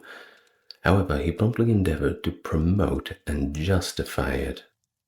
He contended that the Tea Party was not an unlawful mob, but rather a principled demonstration, and the sole recourse available for the populace for safeguarding their constitutional rights and freedoms. And so on December 17th of the year 1773, Samuel's second cousin and fellow founding father John Adams noted in his journal that the Boston Tea Party was a watershed event in the American Revolution. He wrote as follows: "This is the most magnificent movement of all. There is a dignity, a majesty, a sublimity in this last effort of the patriots that I greatly admire. The people should never rise without doing something to be remembered, something notable and striking. The destruction of the tea is so bold, so daring, so firm, intrepid and inflexible, that it must have been so important in its consequence, and so lasting, that I can't but consider it as an epic in history. This act galvanized all political factions against the colonies, even among those politicians who were formerly thought to be sympathetic to colonial interests. Whatever the consequence, we must risk something.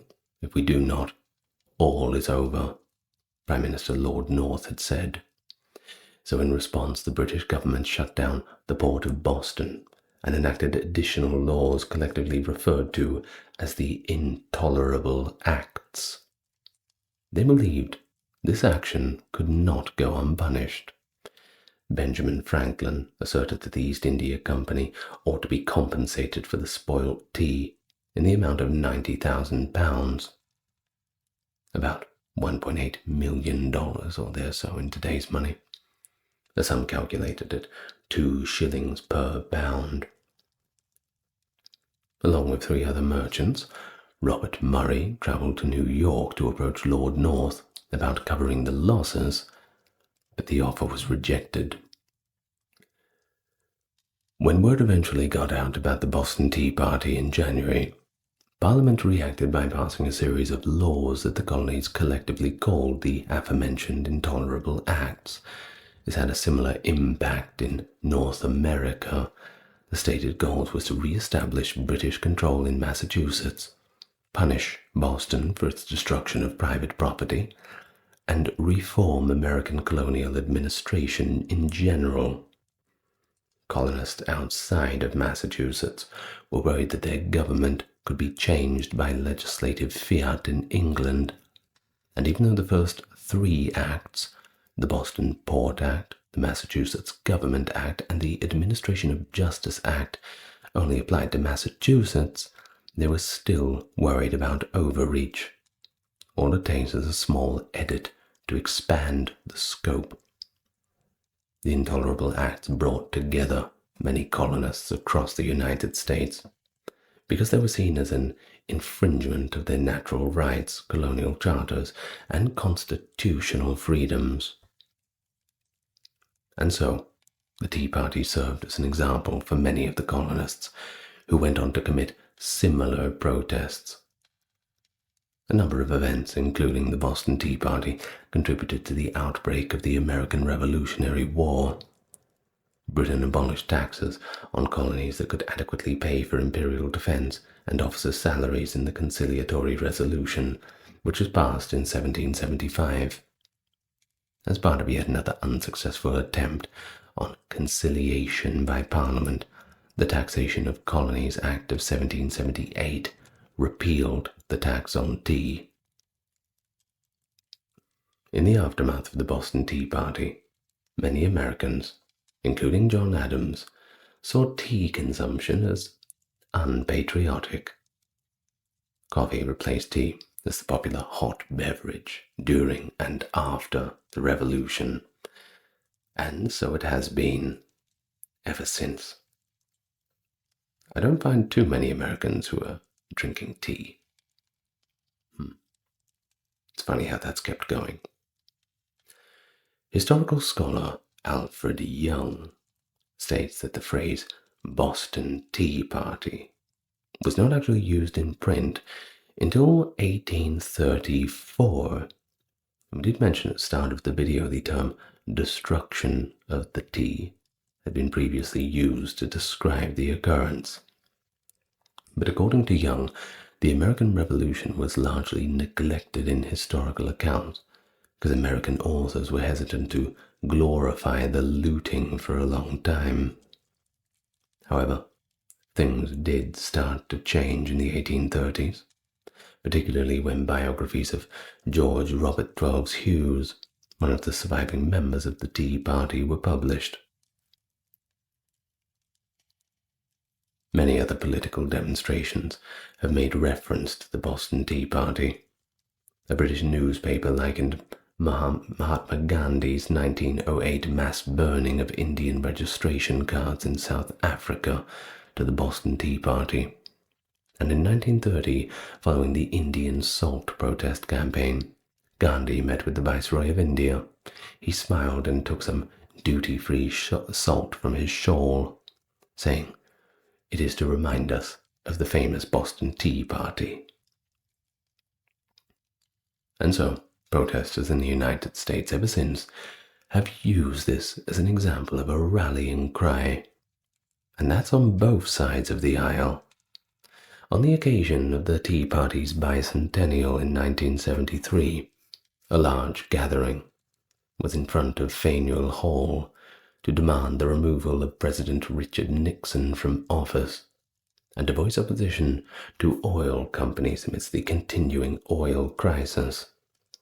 Later, in Boston Harbor, demonstrators climbed a mock ship, hung an effigy of Nixon from the mast, and emptied multiple oil drums into the water, which is obviously not good.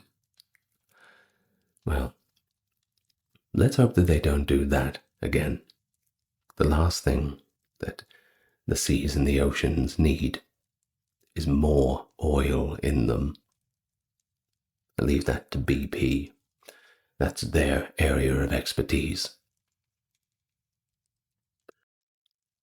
Benjamin Franklin, born in 1706 in Boston, Massachusetts, a quintessential polymath whose multifaceted contributions profoundly shaped the intellectual landscape and the political landscape of early America.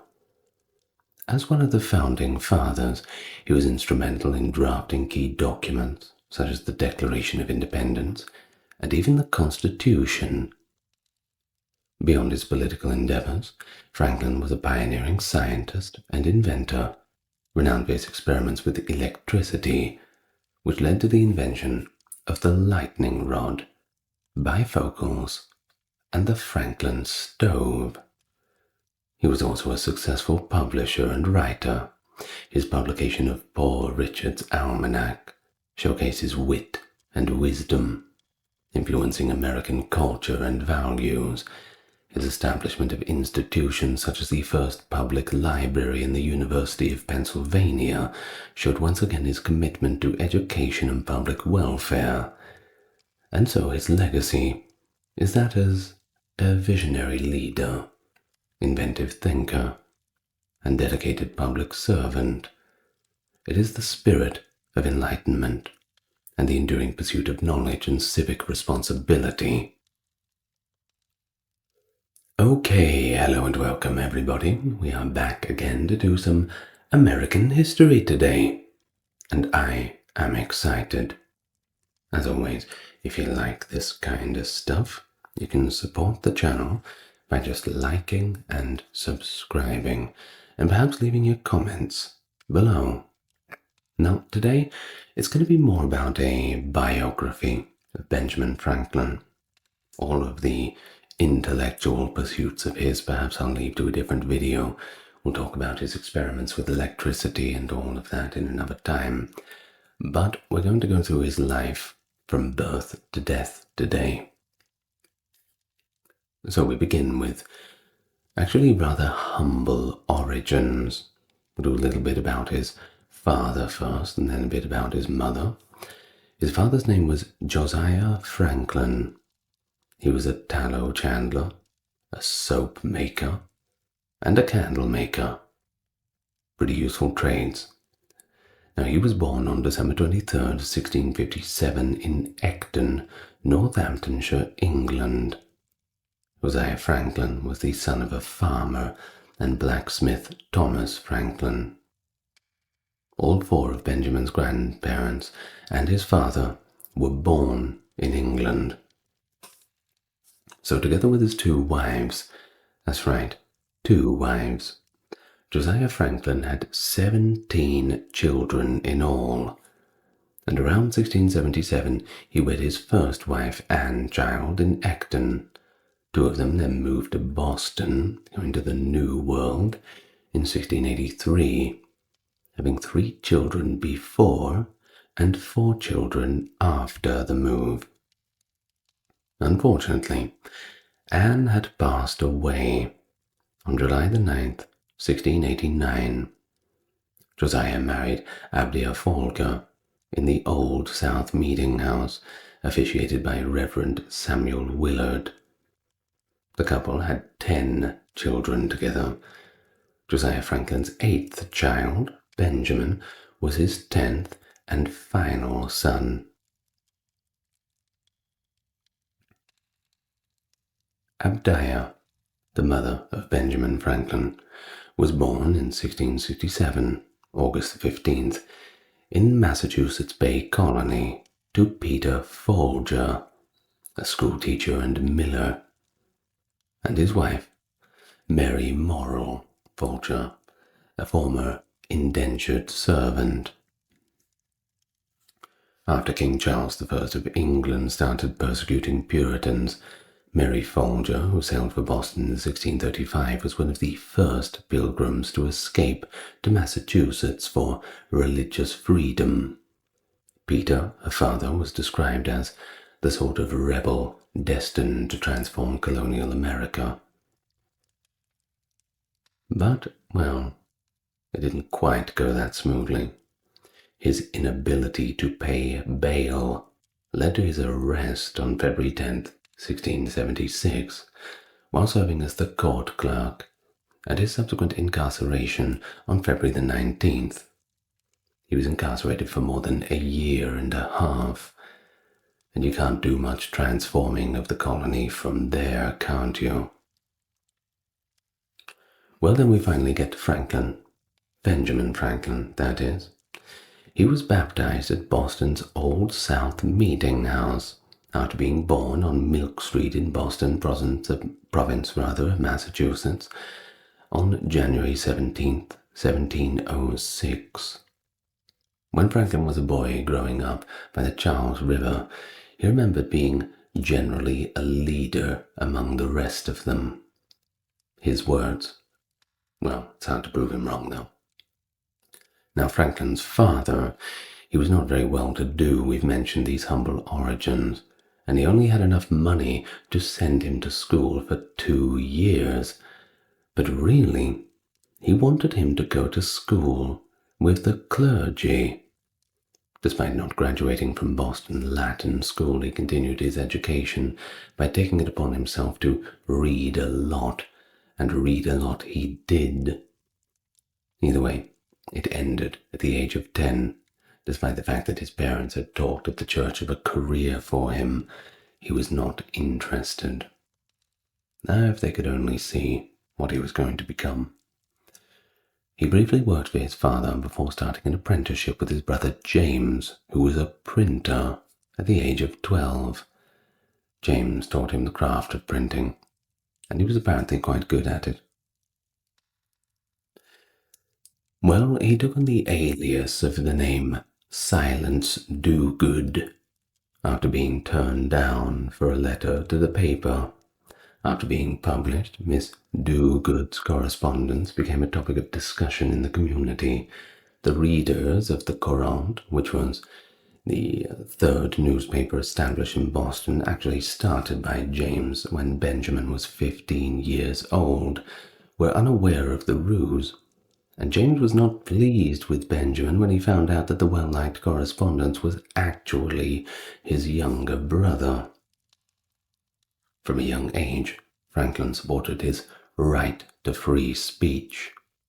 Young Franklin took over the newspaper after his brother was thrown in prison for a couple of weeks for publishing content that was disparaging to the governor. Miss Do-Good then declared, quoting Cato's letters, "Without freedom of thought, there can be no such thing as wisdom, and no such thing as public liberty without freedom of speech." Franklin became a fugitive after leaving his apprenticeship without his brother's consent. And so, at the age of 17, he fled to Philadelphia in search of a fresh start in a new city. He worked in a number of printing shops when he first got there, but none of the jobs offered him the opportunities he was looking for. A few months later, while he was employed at one printing house, the Pennsylvania governor, Sir William Keith, persuaded him to travel to London, supposedly to obtain supplies needed to start a new newspaper in Philadelphia. After all, manufacturing wasn't as developed in the colonies at that point as it was on the mainland. To get certain things, you had to have them shipped over. And so he worked as a typesetter in a printer's shop in what is now the Church of St. Bartholomew the Great in Smithfield neighbourhood of London, after realizing that Keefe's claims to support a newspaper were actually untrue.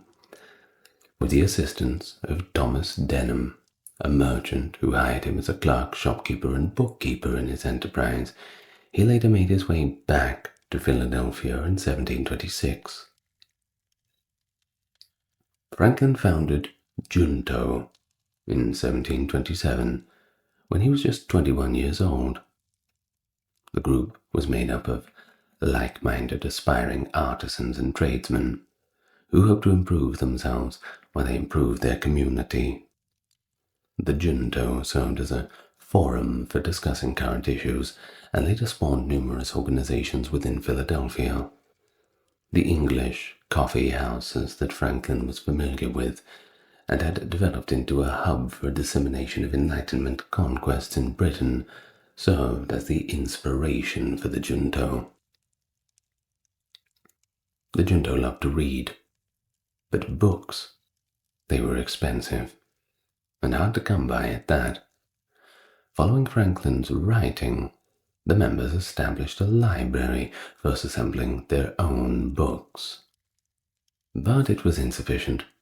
Franklin came up with the concept of a subscription library, which he would use the members' money to purchase books for everyone to read.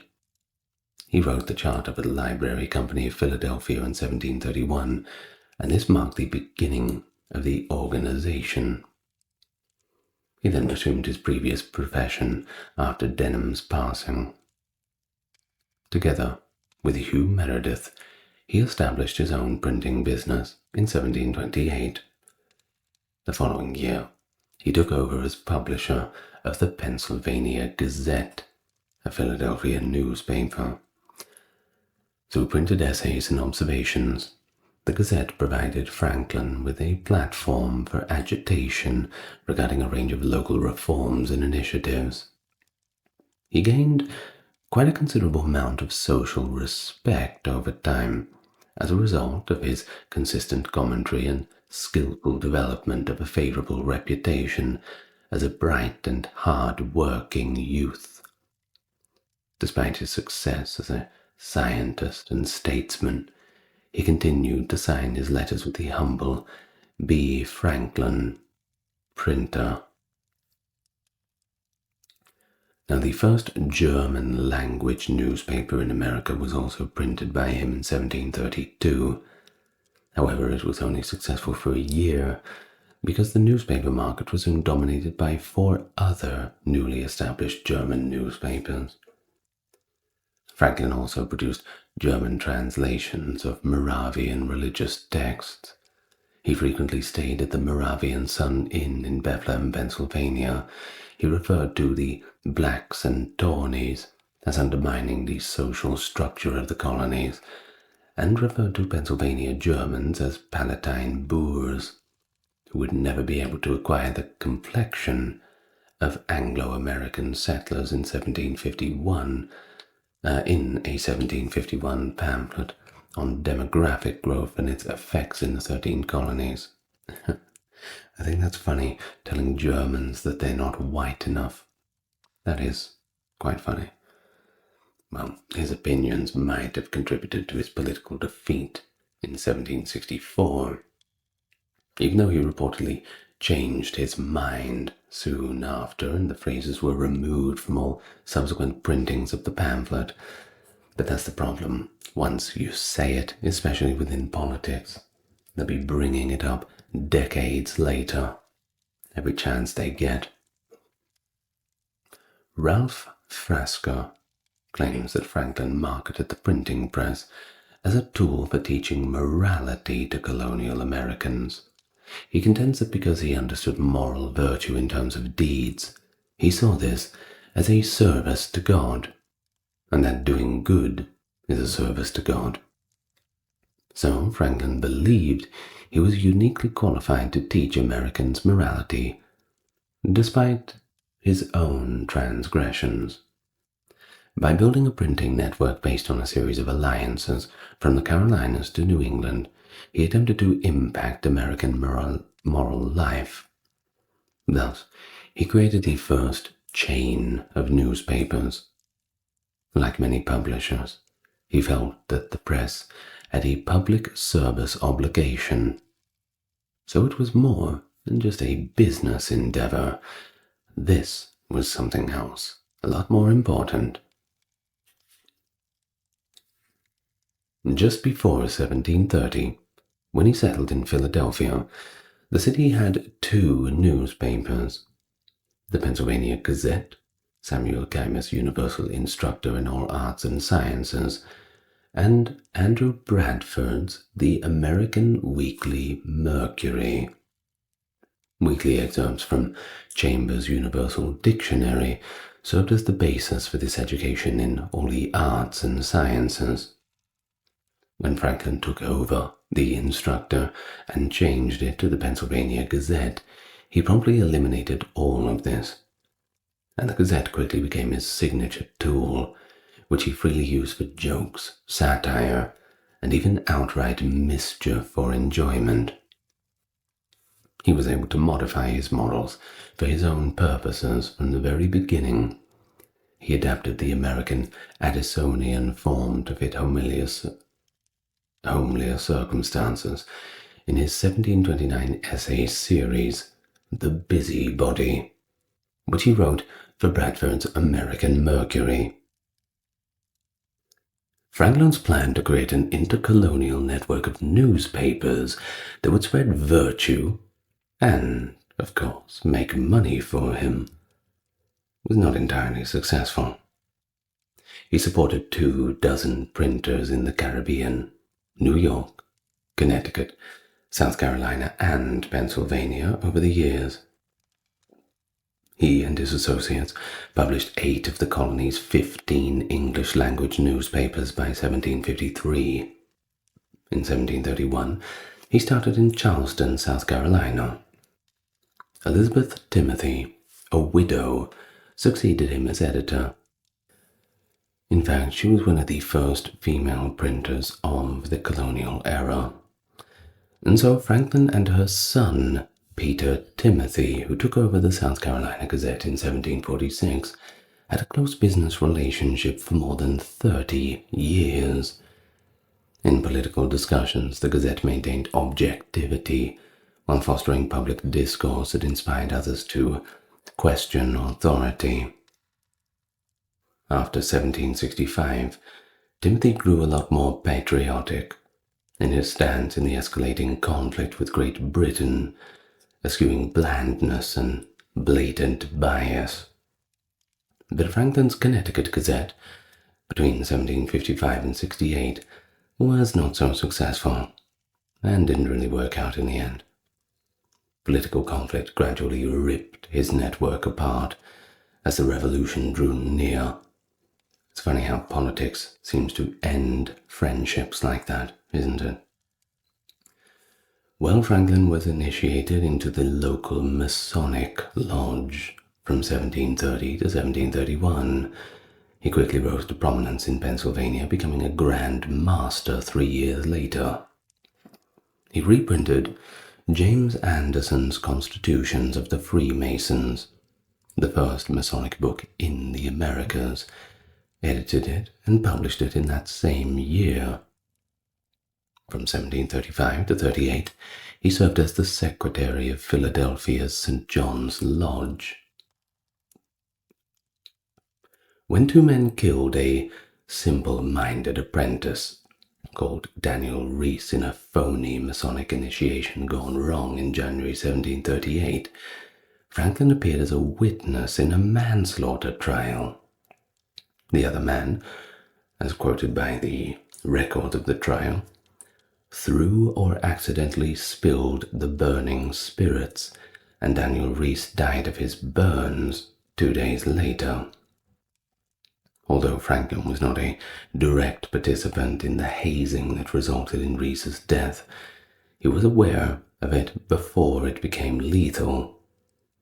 but he didn't really take any action to prevent it. Therefore, I suppose technically a charge of manslaughter can be brought forth. His publishing rival Andrew Bradford, of course, took the opportunity to chastise him for his inaction in his paper, the American Weekly Mercury. At last, Franklin replied in his own defense in the Gazette. Either way, despite all of that, for the remainder of his life he stayed a loyal Freemason.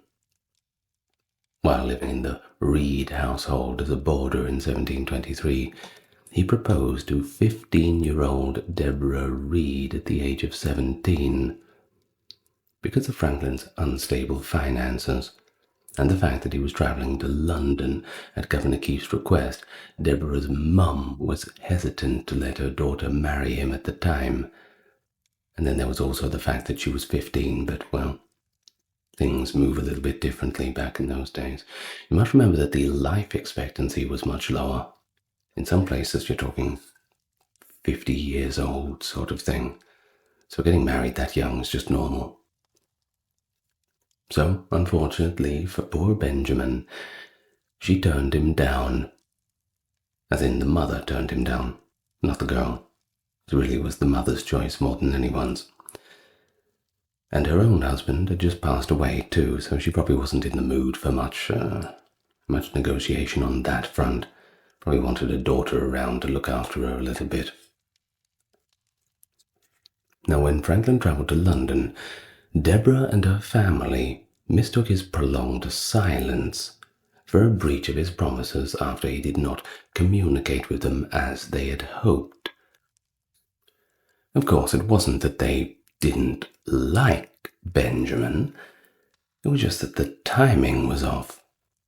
So they wanted to first go to London, write a few letters, all that sort of thing, and then when he came back was a bit more stable, and perhaps they'd readdress the whole proposal. Well, the letters did not come. So on August 25th, 1725, Deborah got married to a porter named John Rogers at her mother's insistence. John quickly took her dowry and fled to Barbados to escape debt and legal action. So it looks like mother's intuition wasn't so good after all. Deborah was then unable to remarry due to bigamy laws, since the fate of Roger was unknown. Now that is a twist of fate, isn't it? And so when Franklin came back in 1726, he started to court Deborah again. On September the 1st, 1730, a common law marriage was established between them. They raised his young son, who was recently recognized as illegitimate, in their home. Together they had 2 children. Francis Folger Franklin, their son, was born on October of 1732, but passed away in 1736 from smallpox. Sally Franklin, or Sarah Franklin, their daughter, was born in 1743, but she survived, which is good for her. Now, Deborah's fear of the sea prevented her from traveling with Franklin on any of his lengthy trips to Europe. In addition, it's possible that he blamed her for keeping their son Francis from receiving the vaccination against the disease that ultimately killed him. He did not return until his business was concluded, despite Deborah's November 1769 letter to him stating that she was ill because of stress from his extended absence. While on a lengthy mission to Great Britain, Deborah Reed Franklin passed away from a stroke, December 14th, 1774. Franklin returned in 1775 to bad news. He was then 24 years old, and he raised his illegitimate son William in his home and publicly acknowledged him in 1730.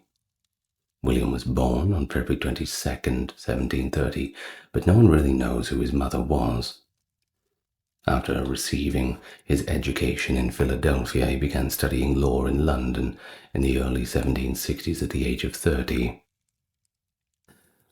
And so on February 22nd, 1760, William's own illegitimate son, William Temple Franklin, was born, placed into foster care, and his mother was never found.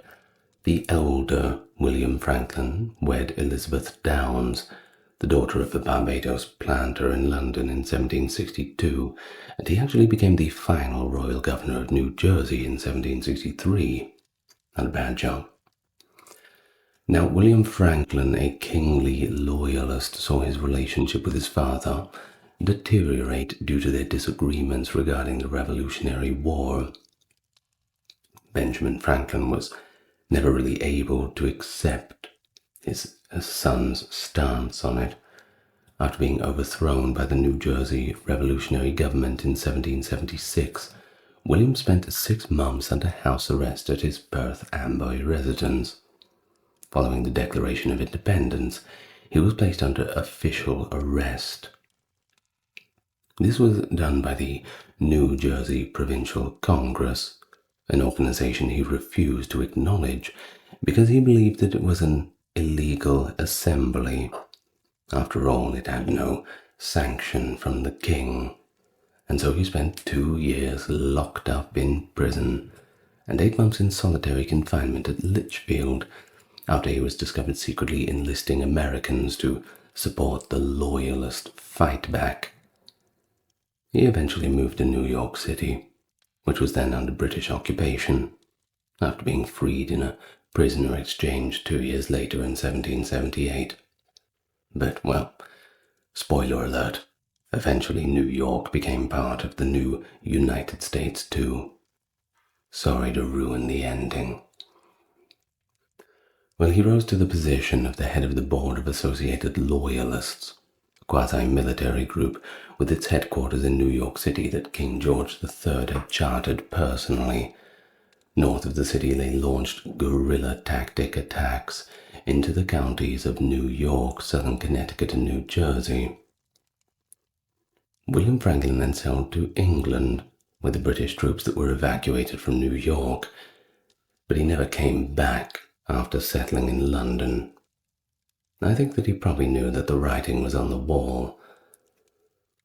Well, under the alias Richard Saunders, Benjamin Franklin started publishing the renowned Poor Richard's Almanac in 1732, which contains both original and borrowed material. This is the basis for a large portion of Franklin's well-known reputation.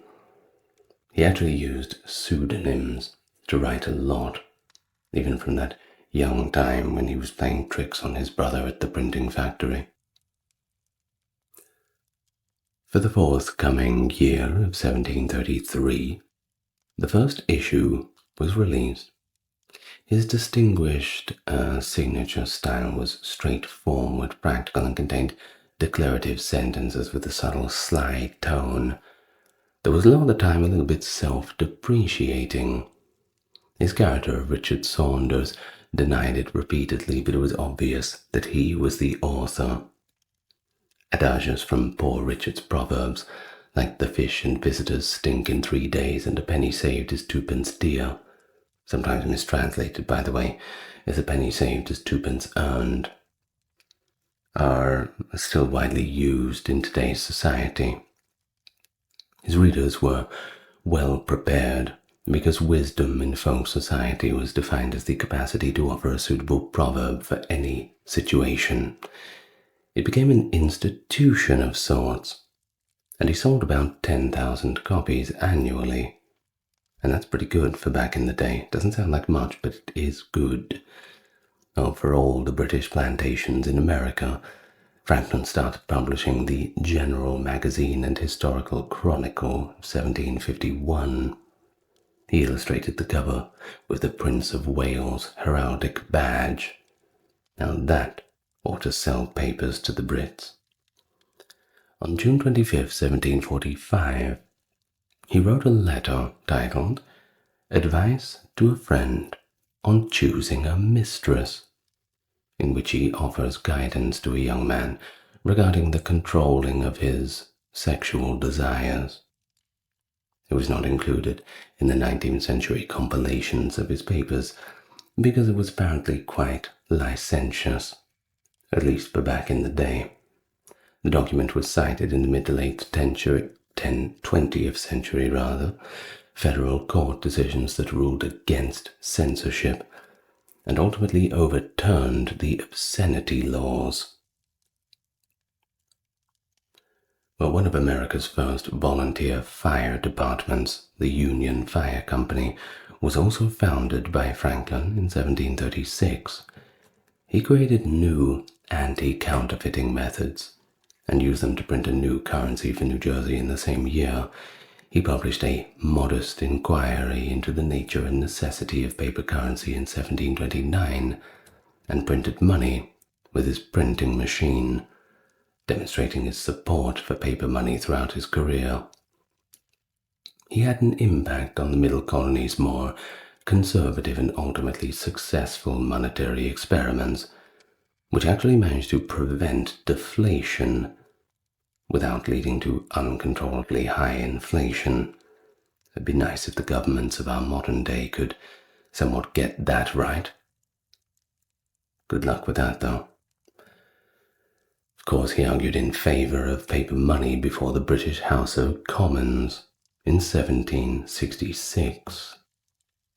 Franklin became increasingly interested in public affairs as he grew older. Prior to printing his own pamphlet, Proposals Regarding to the Education of Youth in Pennsylvania in 1749, Franklin had a plan for the Academy, Charity School, and College of Philadelphia in 1743. However, the person he had in mind to run the Academy, Reverend Richard Peters, was not interested in doing so. So, unfortunately, Franklin, for the time being, had to put his ideas on hold. On November the 13th, 1749, he was also named the president of the Academy, which opened in 1751, along with the Charity School. He established the American Philosophical Society in 1743 to facilitate the discussion of scientific men's findings and hypotheses. In between bursts of politics and business, he started the electrical research that would eventually take up his life, along with other scientific investigations. He also organized a militia known as the Association for General Defense during the war, because the city's lawmakers had chosen to pretty much do nothing to protect Philadelphia, either by erecting fortifications or building ships of war. Thus he raised the funds to purchase artillery and build earthwork defenses. Franklin, who was already extremely wealthy, decided to leave printing in 1747 to pursue other ventures. For 18 years, he and his foreman, David Hall, entered into partnership that gave Franklin half of the shop's earnings. He had time to study thanks to this profitable business arrangement, and within a few years he had discovered quite a lot of new things. He advanced quickly and got involved in politics, and he was chosen as a councilman in October of 1748, appointed a Philadelphia Justice of the Peace in 1749, month of June, and elected to the Pennsylvania Assembly in 1751. The Pennsylvania legislature granted Franklin and Thomas Bond a charter to build a hospital in 1751, and the first colony's hospital was Pennsylvania Hospital. Franklin established the first homeowners insurance company in the colonies, the Philadelphia Contribution Ship, in 1752. Now, I really must admire him for being so broad in his scope of business, just trying everything. I really like that spirit. Well, the educational triumvirate of Benjamin Franklin, Samuel Johnson of Stratford, Connecticut, and the educator William Smith expanded on Franklin's original plan between 1750 and 53, producing what College of William and Mary President Bishop James Madison referred to as a new model or style of American college. Elementa Philosophica, an American textbook of moral philosophy by Samuel Johnson, was requested, printed, and promoted by Franklin in 1752 for use in the new colleges. Smith, Franklin, and Johnson met in Stratford in June of 1753. In order to focus on the professions, they decided that the new model college would have no religious test for admission, have subject matter experts as professors rather than a single tutor teaching a class for 4 years, and teach classes in English rather than Latin. You must remember, universities were very different back in those days. Franklin then appointed Smith as provost of the College of Philadelphia, which opened in 1755, while Johnson founded King's College, now Columbia University, in New York City in 1754. 6 men received Bachelor of Arts degrees, and 1 received a Master of Arts degrees at its inaugural commencement on May 17, 1757. And later on, it became the University of Pennsylvania, after merging with the University of the State of Pennsylvania. One can only imagine that would be quite confusing. In the Continental Congress, for instance, more than 1/3 of the men who contributed to the Declaration of Independence between September 4, 1774 and July 4, 1776 were affiliated with the college. And if that doesn't show the college's future influence in shaping the country, I don't know what does. And so, he led Pennsylvania's delegation to the Albany Congress in 1754.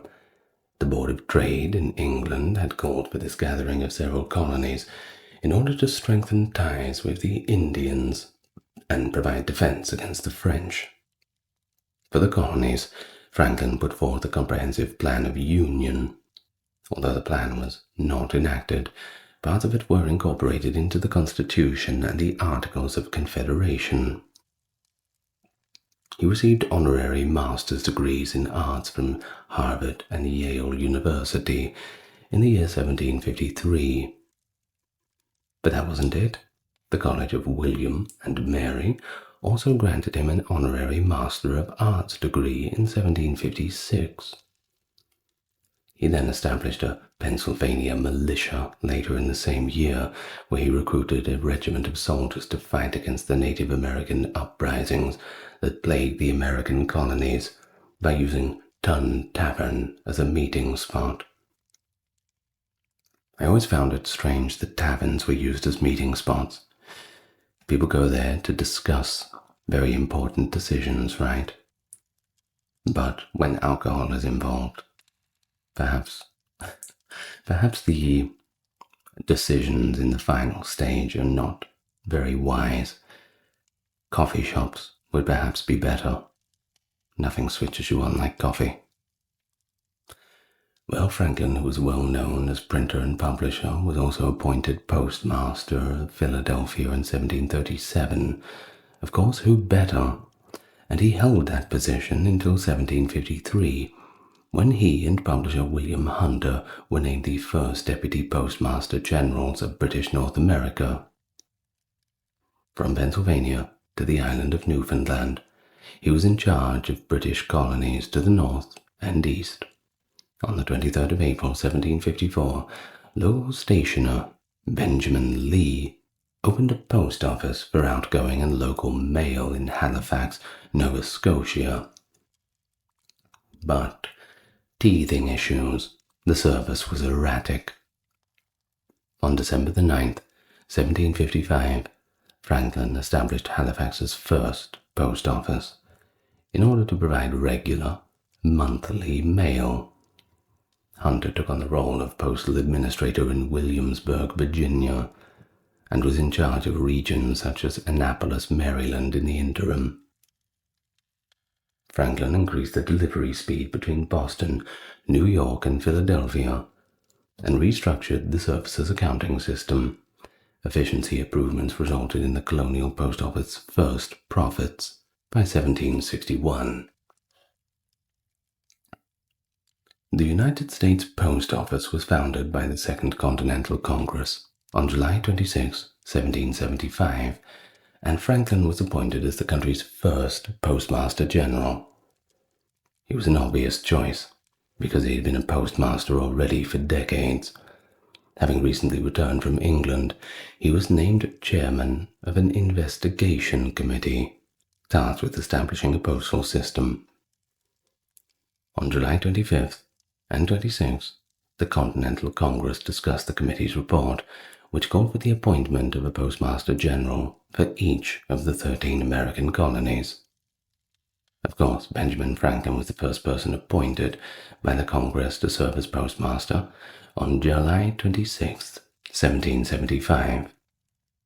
William Goddard, his apprentice, felt that he should have been given the position instead, because it was his ideas that really shaped the postal system. But he didn't kick too much of a fuss. He politely gave it to Franklin, who was actually 36 years older than him. However, Franklin did name Goddard surveyor of the posts, gave him a signed pass, and gave him instructions to examine and check the different mail routes and post offices as he deemed necessary.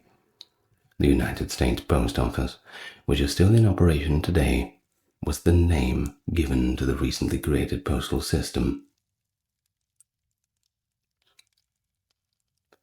The Pennsylvania Assembly dispatched him to England in 1757 as a colonial agent to protest the political power of the colony's owners, the Penn family. Think about it, Pennsylvania. It's not because that's where they make the pencils. It's because of the Penn family.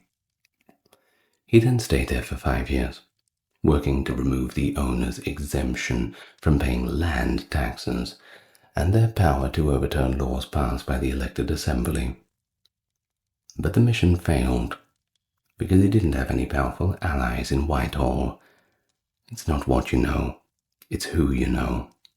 And so the heirs of William Penn, who ruled the colony as proprietors, were at odds with many Pennsylvania Assembly members at this time. Franklin was elected Speaker of the Pennsylvania House in May of 1764, after leading the Anti-Proprietary Party in the fight against the Penn family after his return to the colony. However, his proposal to switch from proprietary to royal government was a rare political blunder. Why? Well, because the Pennsylvanians were concerned they would jeopardize their religious and political freedoms, and we know how much they loved them. Franklin then lost his seat in October 1764 in the Assembly elections as a result of all these anxieties, as well as the political attacks on his character. He was sent back to England by the anti-proprietary group to carry on the fight against the Penn family business. Franklin then also resisted the Stamp Act of 1765 in London. Unable to stop it from passing, he committed another mistake by recommending a friend to be Pennsylvania's stamp distributor. Outraged, Pennsylvanians threatened to demolish his Philadelphia home because they thought he had always backed the measure. Franklin then testified during the House of Commons proceedings that resulted in the repeal of the Stamp Act after quickly learning of the magnitude of colonial opposition to it. Franklin became the principal spokesperson for the American interest in England as a result of this. On behalf of the colonies, he authored well-known essays at this time, but he was also designated as their agent to the Crown in Georgia, New Jersey, and Massachusetts. He was drawn into overlapping circles of acquaintance through his study of natural philosophy, which is now referred to as science in general, For instance, Franklin was corresponding with a member of the Birmingham Lunar Society. In 1759, he received an honorary doctorate from the University of St. Andrews for his achievements. He received the title of Freedom of the Borough of St. Andrews in October 1759, and in 1762 he got another honorary doctorate from Oxford. Due to these accolades, he is frequently referred to as Dr. Franklin. Well, Franklin travelled from London as a base. He travelled briefly through England in 1771, lodging with Erasmus Darwin in Lichfield, Thomas Percival in Manchester, and Thomas Priestley in Leeds. He stayed for 3 weeks with David Hume in Edinburgh, and 5 days with Lord Kames near Stirling in Scotland. When he and his son travelled to Edinburgh in 1759, he recounted that he spent 6 weeks in Scotland, calling it 6 weeks of the densest happiness I have met in any part of my life. Yeah, Scotland's pretty good. He stayed with Lord Hillsborough in Ireland.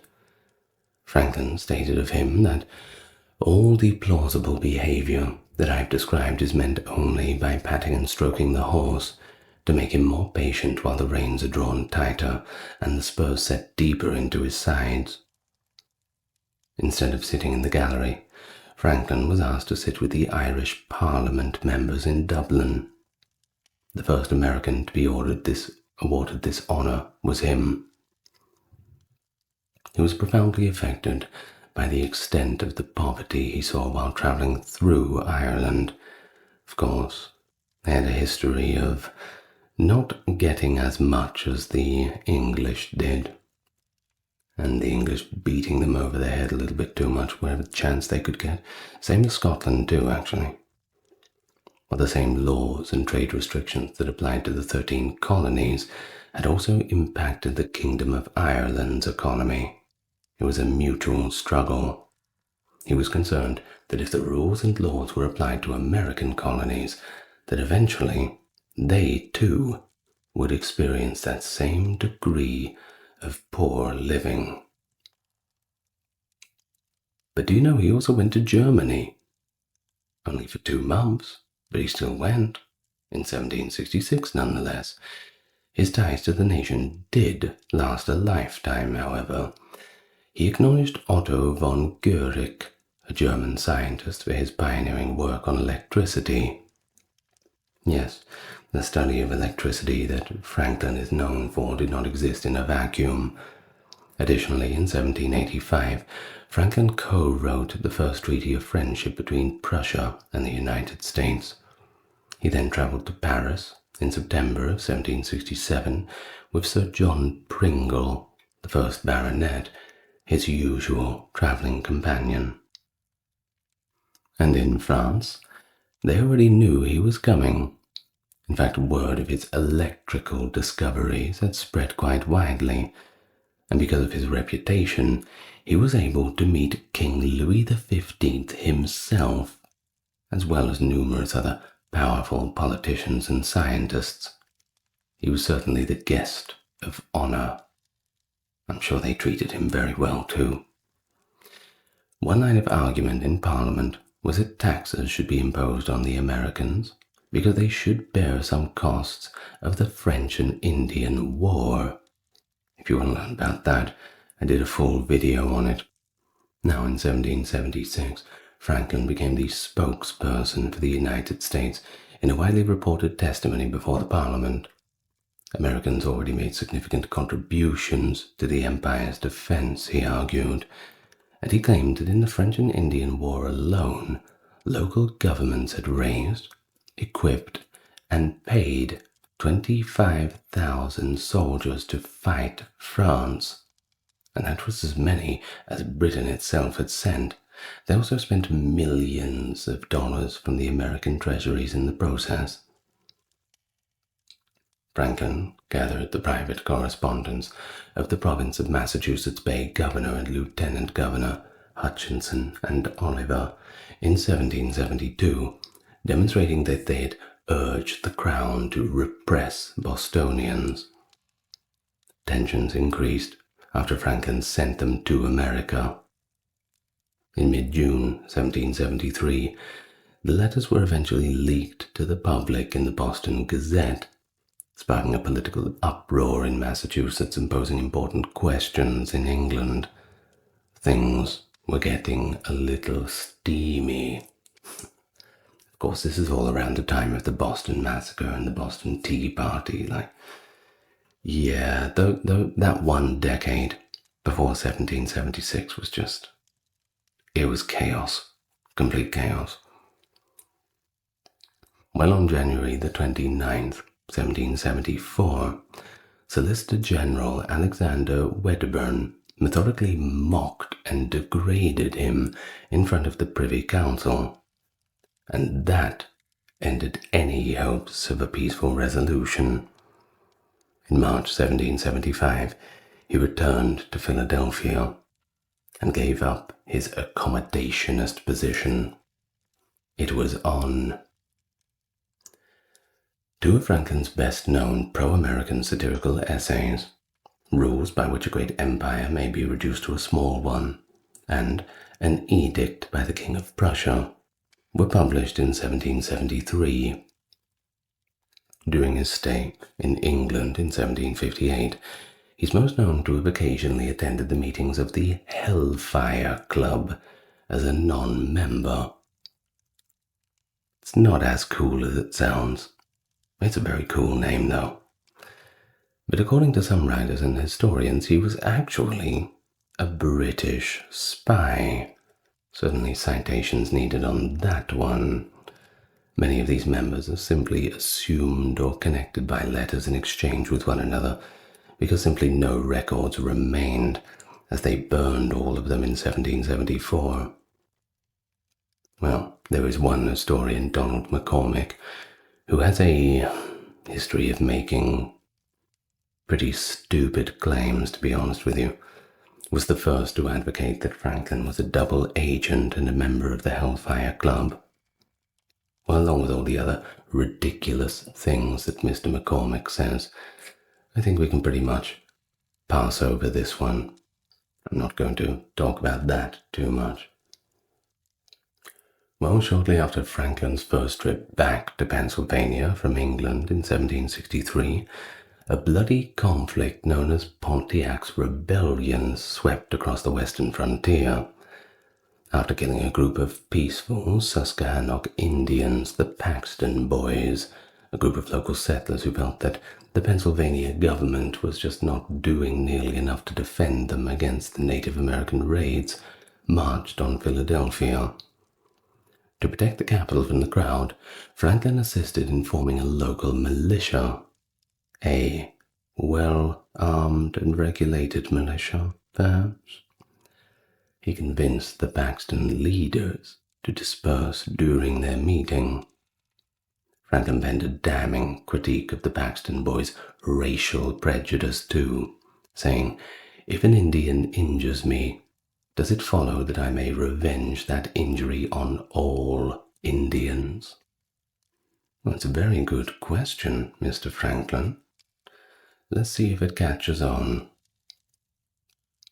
Well, through his own network of manipulation and counter-surveillance, he responded to British surveillance early.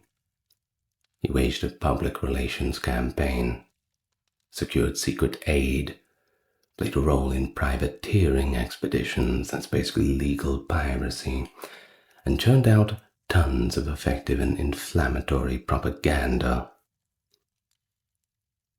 And thus, the American Revolution had already started at the battles of Lexington and Concord on the month before, April 19th, 1775. By the time Franklin had returned to Philadelphia on May the 5th, 1775, following his second trip to Great Britain, the main British army had been forced to stay inside Boston by the New England militia. Franklin was unanimously elected by the Pennsylvania Assembly to represent them in the Second Continental Congress.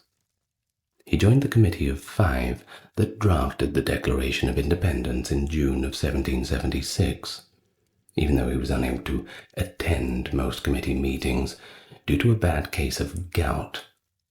Not good for anybody, isn't it? But he did make a number of small and important changes to the draft that Thomas Jefferson had sent him.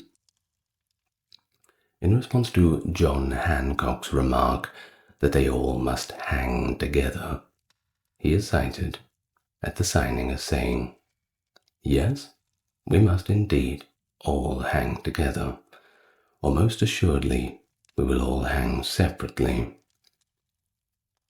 Franklin was sent to France as the United States Commissioner on October 26, 1776.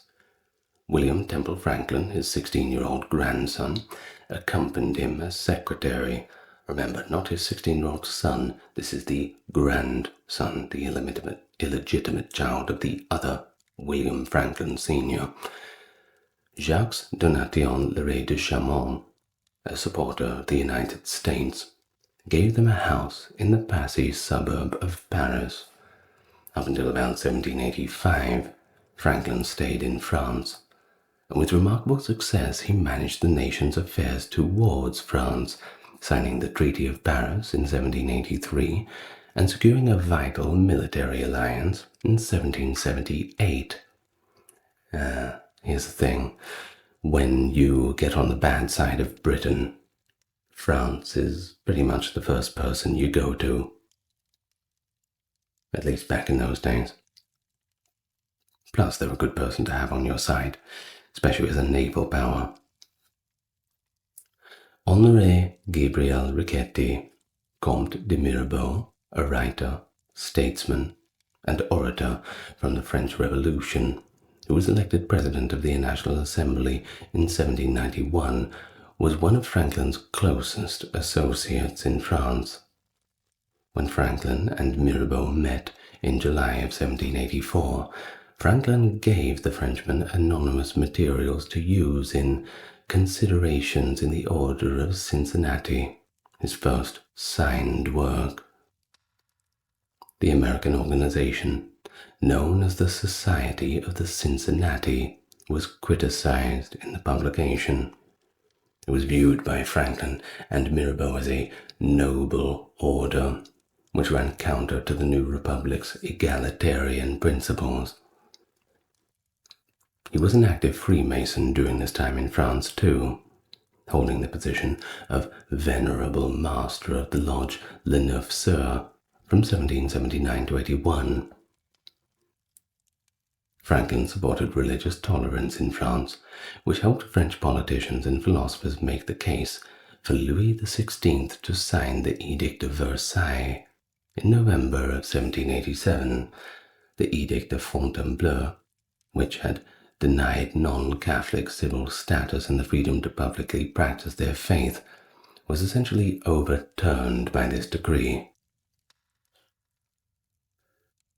Franklin was the American minister to Sweden as well, though he never even went there. In April of 1783, a treaty he negotiated was signed. He also saw the world's first hydrogen balloon flight on August 27, 1783 in Paris. As it rose up from Champ de Mars, now the location of the Eiffel Tower, by the way, a sizable crowd watched the creation of Le Globe by Professor Jacques Charles and Le Frère Robert. Franklin got so excited that he contributed money to the next project, which was to construct a manned hydrogen balloon. Piloted by Charles and Nicolas Louis Robert, it departed from the Jardin des Tuileries on December 1st, 1783, with Franklin sitting in it, special enclosure for distinguished guests. I would have been a little bit scared if I was back then doing that. Franklin and the Duchess of Bourbon played chess, and according to Walter Isaacson, she made a move that inadvertently exposed her king. Ignoring the game's rules, he quickly caught it. The Duchess responded, "Ah, we do not take kings so." In a well-known remark, Franklin replied, "We do in America." Ooh, that's pretty badass, isn't it? I think that's so cool. Well, as a champion of American independence, Franklin was ranked second only to George Washington when he returned home in 1785, certainly getting a hero's welcome.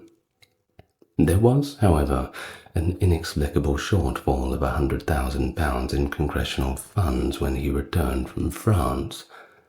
A member of Congress inquired about this, and Franklin responded by quoting the Bible and saying, "Muzzle not the ox that treadeth out his master's grain."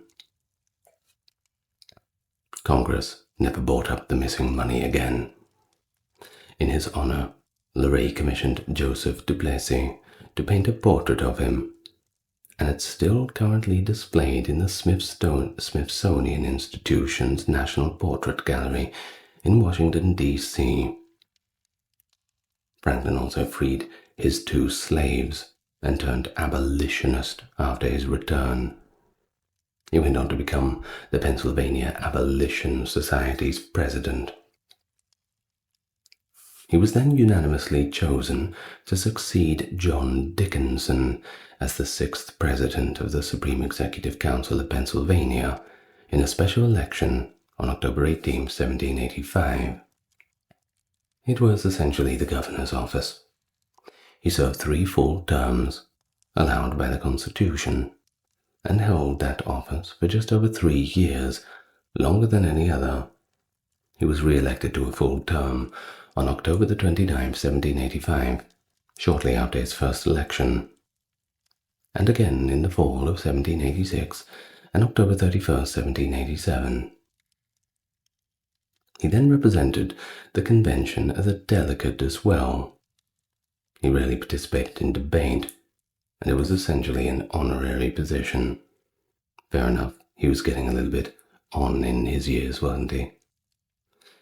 James McHenry claims that a Miss Powell questioned Franklin about the type of government they had established. According to his response, he said, "A republic, madam, if you can keep it." On April 17th, Franklin passed away at his home in Philadelphia from a pleuritic attack.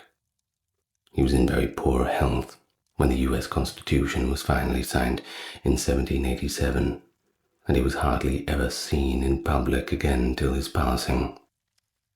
He was 84 years old when he died. When his daughter suggested that he shift positions in bed and lie on his side to facilitate his breathing, he reportedly said, "A dying man can do nothing easy," in his final words. Crazy Horse. Born sometime around the 1840s in what is now called South Dakota, the prominent leader of the Oglala Lakota tribe, renowned for his fearless leadership and strategy in the Native American resistance against U.S. expansion into the Great Plains. He's best known, of course, for his role alongside Chief Sitting Bull in the well-known Battle of Little Bighorn, June 1876, where they managed to achieve a rather stunning victory against General George Custer's 7th Cavalry of the U.S. Army.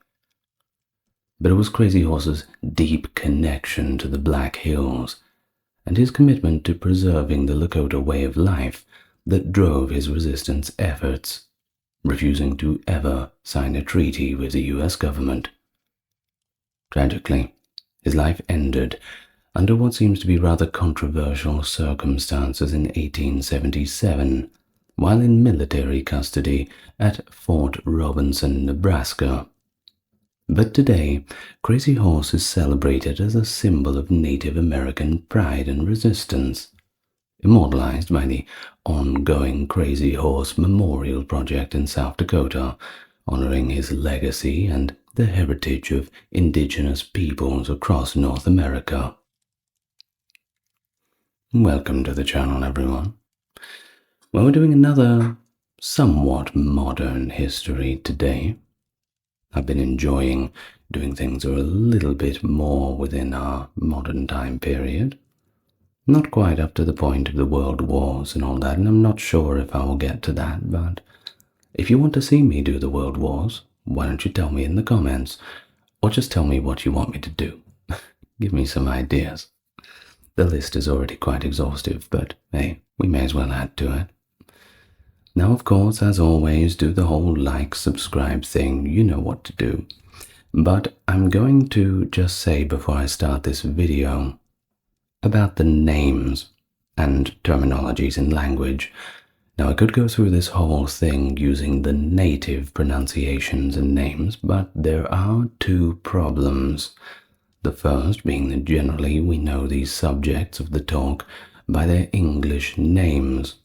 Think about crazy horse and sitting bull, these sorts of things. If I was to quote their native names, you may not know who I'm talking about. So there's that. But the second is the pronunciations that I did make the effort to look up, and I did look them up, were unfortunately not very unified. One says it one way, another says it a different way, and everyone's got a different opinion, each claiming that they are correct. So, for the sake of everybody having an easier time of it, we're just going to be using the English names. Now, with that in mind, let us begin the life of Crazy Horse. So whereabouts do we begin? Well, sometime between 1840 and 45. We're not quite sure. There's no real record of Crazy Horse's birth, but we generally have a consensus between those years of 1840 and 45, give or take. Now, there was another native, He-Dog, who claimed that he and Crazy Horse were both born in the same year during the same season. And when was He-Dog born? Well, according to census data and other interviews, this gives us a date of around 1842, smack bang in the middle of the estimate. Pretty safe. Now, on to another. Encouraging Bear, an Oglala medicine man and spiritual advisor to Crazy Horse, weighs in on the issue too. And he says that Crazy Horse was born, I quote, in the year when his band, the Oglala, took 100 horses, in the autumn of that year. Now, this is referring to the Lakota calendar. Now, the Oglala winter counts. Cloud Shield recorded the theft of 100 horses, possibly supported by accounts from the American Horse and Red Horse, placing the year around 1840 to 41.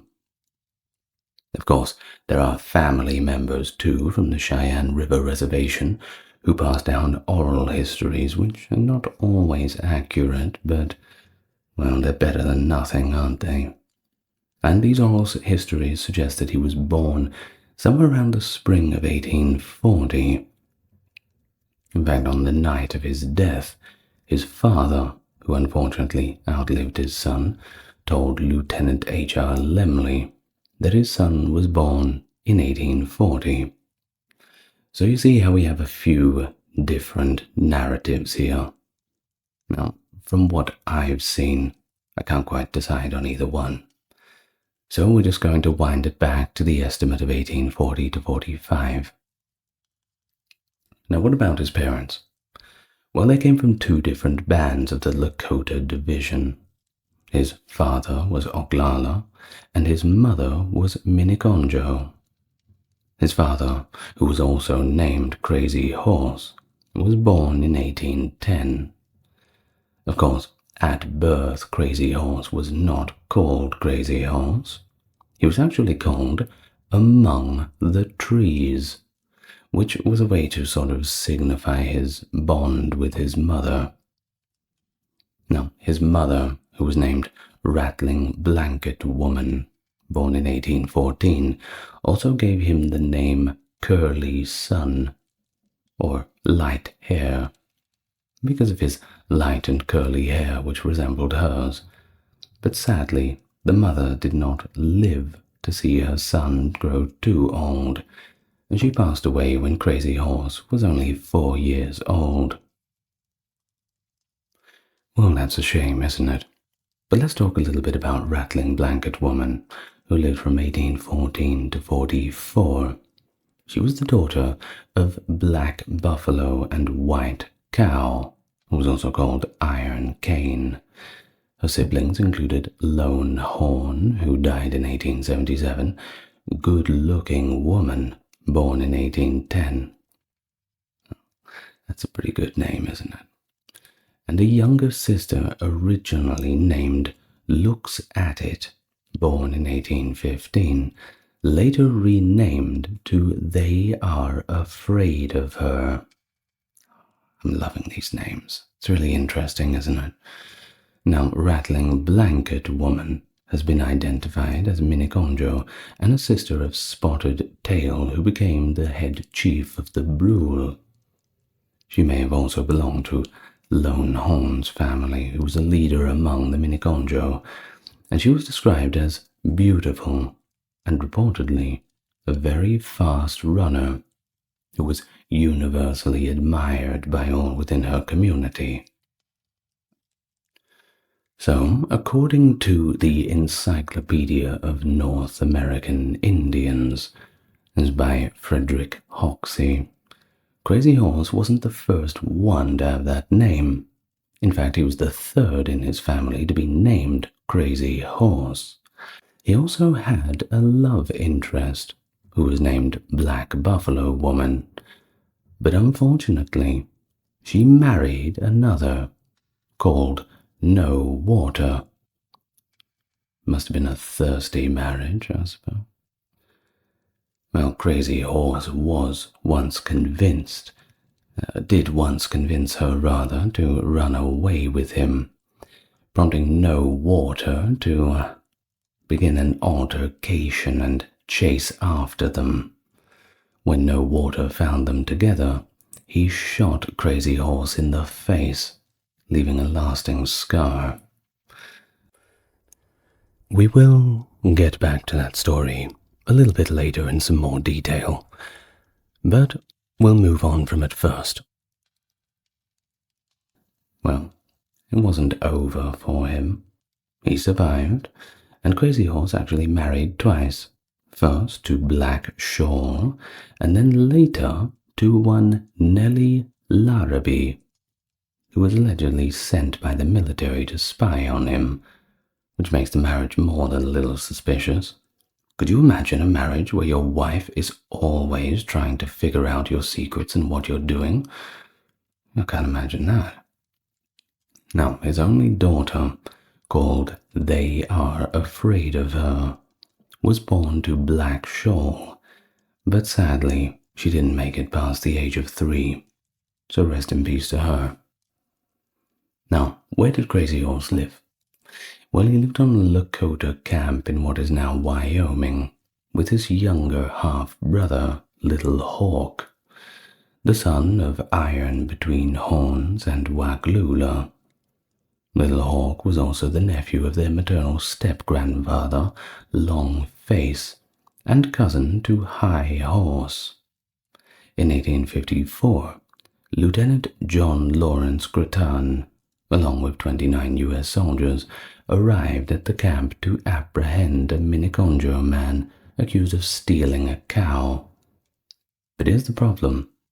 The cow had wandered into the camp, and, well, may as well slaughter and eat the cow. The meat was then shared among all the people. Of course, no one really saw this as a problem. Of course, Grattan saw it as a problem. He demanded that Conquering Bear, the Lakota leader, turn over this supposed thief. But Conquering Bear refused, but he did offer a horse as compensation for the cow, which is not a bad deal. Well, as Grattan returned to his troops and Conquering Bear turned away, one of Grattan's men fatally shot Conquering Bear in the back, Now, this was given no orders to do that. He was just firing at will. And in retaliation, the Lakota killed all 30 soldiers and an interpreter who wasn't even part of the military. He was just a civilian hired out on contract for the day. Bad time to be a translator.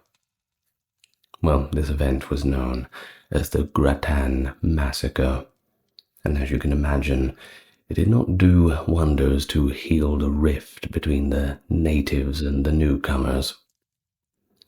So, conquering Bear, he didn't survive either, and after his death, Crazy Horse began to experience a kind of trance-like vision, and quite a few of them. Well, seeking guidance, Curly, as Crazy Horse was then known, went on a vision quest, and he did this without following the traditional preparations. And in his vision, he saw a warrior on a levitating horse, a horse that was gliding through the air. The warrior wore simple clothing, had no face paint, and his hair hung loosely with a single feather and a small brown stone behind his ear. Now, despite hails of arrows and bullets flying past him, neither the warrior nor the horse he was mounted on were harmed. In the vision, a thunderstorm broke out, and the warrior's companions tried to restrain him, but he broke free, struck by lightning that left a lightning mark on his cheek and a white hailstone-like spots all over his body. The warrior told Curly that if he dressed simply, avoided taking scalps, and refrained from keeping war trophies, he would remain safe in battle. And so, after the vision, Curly heard the distant cry of a red-tailed hawk, just to top it all off. Sounds pretty poetic, doesn't it? Well, when Curly's father interpreted the vision, he explained that Curly was actually the warrior he saw in the vision, kind of like a third-person view, a view of what he could become, his ultimate potential.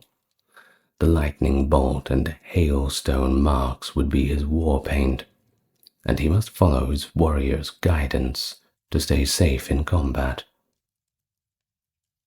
This vision largely held true throughout Crazy Horse's life, as he rarely suffered any injuries in battle, except when he took 2 scalps and was wounded by an arrow.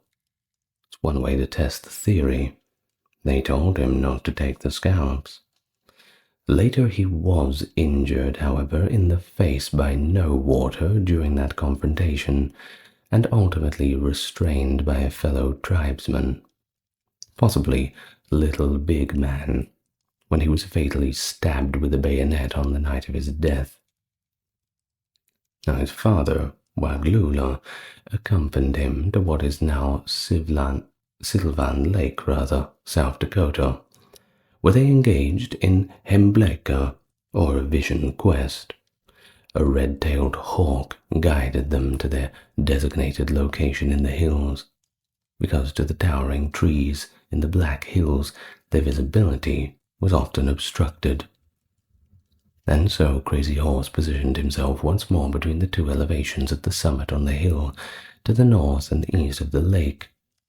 Waglula resided to the south of Black Elk Peak, yet to the north of his son. Now Crazy Horse's vision this time initially led him to the south, which, according to Lakota mythology, is the destination where everybody must go after death. He was returned and sent westward towards the thunder beings, the Wakians. He received a medicinal package for lifelong protection, and one of his animal guardians would be the white owl, which according to Lakota mythology symbolizes longevity. He was also presented with his battle face paint, which comprised of a yellow lightning bolt along the left side of his face and the white powder. He would moisten this and apply marks to his sensitive areas. Once dry, the marks resembled hailstones. His facial paint resembled that of his father, featuring a crimson lightning bolt descending the right side of his face and 3 red hailstones on his forehead. Crazy Horse applied no makeup to his forehead and did not don a war hat. However, he received a holy song that remains sung by the Oglala people, even to this day, and from that time on, he was designated as a defender of his community. Now, of course, we do have one source that provides somewhat of a contemporary description of him from Black Elk, who was a modern-day relative of Crazy Horse. Now, this is recounted in the Black Elk Speaks book by John Nearhart. Now, before we quote anything from that source, I will say that the work was written in the 1930s, which is, of course, quite after the life of Crazy Horse, and it comes with a little dose of controversy, a little sprinkle of that on top. Apparently, there are accusations that some parts of the book were exaggerated or changed around to make it a bit more palatable to the intended audience, rather than just presenting a history in a strict sense. So if you do go and read the book, which I do recommend you do, go ahead and read it, and just read it with that in mind. Now, let's hear from Black Elk. When I was a man, my father told me something about that vision. Of course, he did not know all of it, but he said that Crazy Horse dreamed and went into the world where there is nothing but the spirits of all things. That is the real world that is beyond this one, and everything we see here is something like a shadow from that world. He was on his horse in that world, and the horse and himself on it, and the trees and the grass and the stones and everything were made of spirit, and nothing was hard, and everything seemed to float. His horse was standing still there, and yet it danced around like a horse made only of shadow. And that is how he got his name, which does not mean that his horse was crazy or wild, but that in his vision it danced around in a queer way. It was this vision that gave him his great power, for when he went into a fight, he had only to think of that world to be in it again, so that he could go through anything and not be hurt, until he was killed at the soldiers' town on White River. He was wounded only twice, once by accident, and both times by someone of his own people, when he was not expecting trouble and was not thinking. Never by an enemy. End of the account from Black Elk.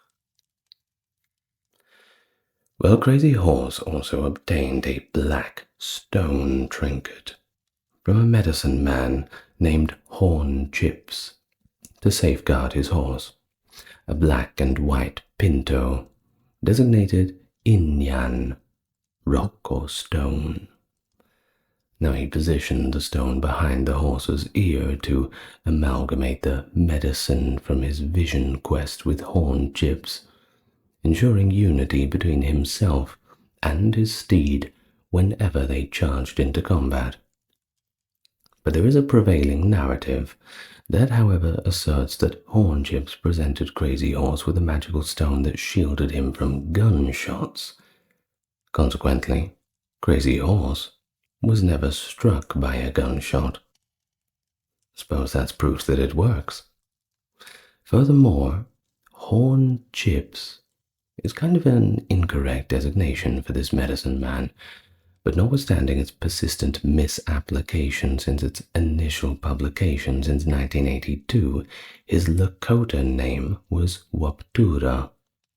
Yet the government assigned him the moniker Chips, leading to his designation as Old Man Chips.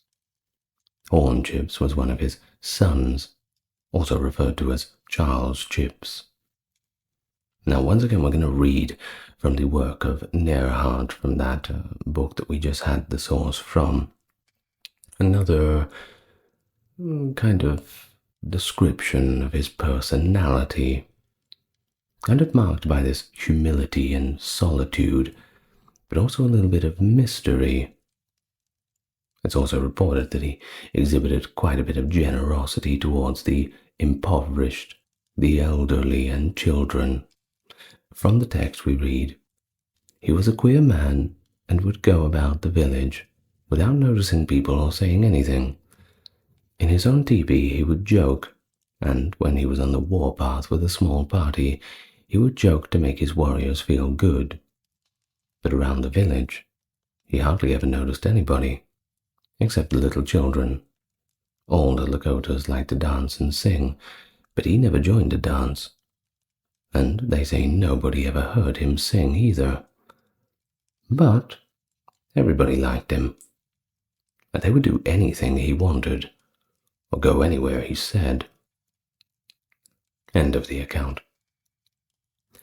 Right, I'm going to rub my hands together a little bit while I bring you into the section about the wars. Of course, you don't get into these sorts of things without talking about the military aspect. And this is where Crazy Horse perhaps shone his brightest. Now, of course, we all know that this time was a pretty chaotic one. Of course, I'm assuming that people have some kind of background on what the mid-19th century was like on the frontiers. Now, during the late 1850s and 60s, Crazy Horse's reputation as a warrior and his prominence among the Lakota increased. Among the circles who were out there in the great unknown, well, he was quite the name. Definitely somebody that you wanted on your side, too, that's for sure. Now, the Lakota recount narratives about him in their oral traditions, which is where we get 90% of our information from. And from that information, we can deduce that his initial kill was a Shoshone raider who had slain a Lakota lady preparing buffalo meat beside the Powder River. Crazy Horse also engaged in multiple confrontations between the Lakota and their historical adversaries, including the Crow, Shoshone, Pawnee, Blackfeet, and Arikara within the Plains tribes. And yes, don't think for one moment that before the European settlers came along, conquerors, colonizers, whatever you want to call them, that everything was all peace, love, and pipe smoking. Well, it was most certainly not. Once again, war is as old as time, transcends all cultures, all peoples. Conflict is a general rule, not an exception. With that being said, let's move on. Now, in 1864, following the decimation of the Cheyenne and Arapaho by the 3rd Colorado Cavalry in the Sand Creek Massacre, the Oglala and Minaconjo bands formed an alliance with them against the U.S. troops. Crazy Horse then participated in the Battle of Platte Bridge and the Battle of Red Boots in July of 1865. Now, in 1865, because of his combat prowess and benevolence towards the tribe, Crazy Horse was designated as an Ogle Tankaun, a shirt wearer, kind of a name for a war leader by the tribe. Of course, this is a great honor, and you don't get that sort of title easy.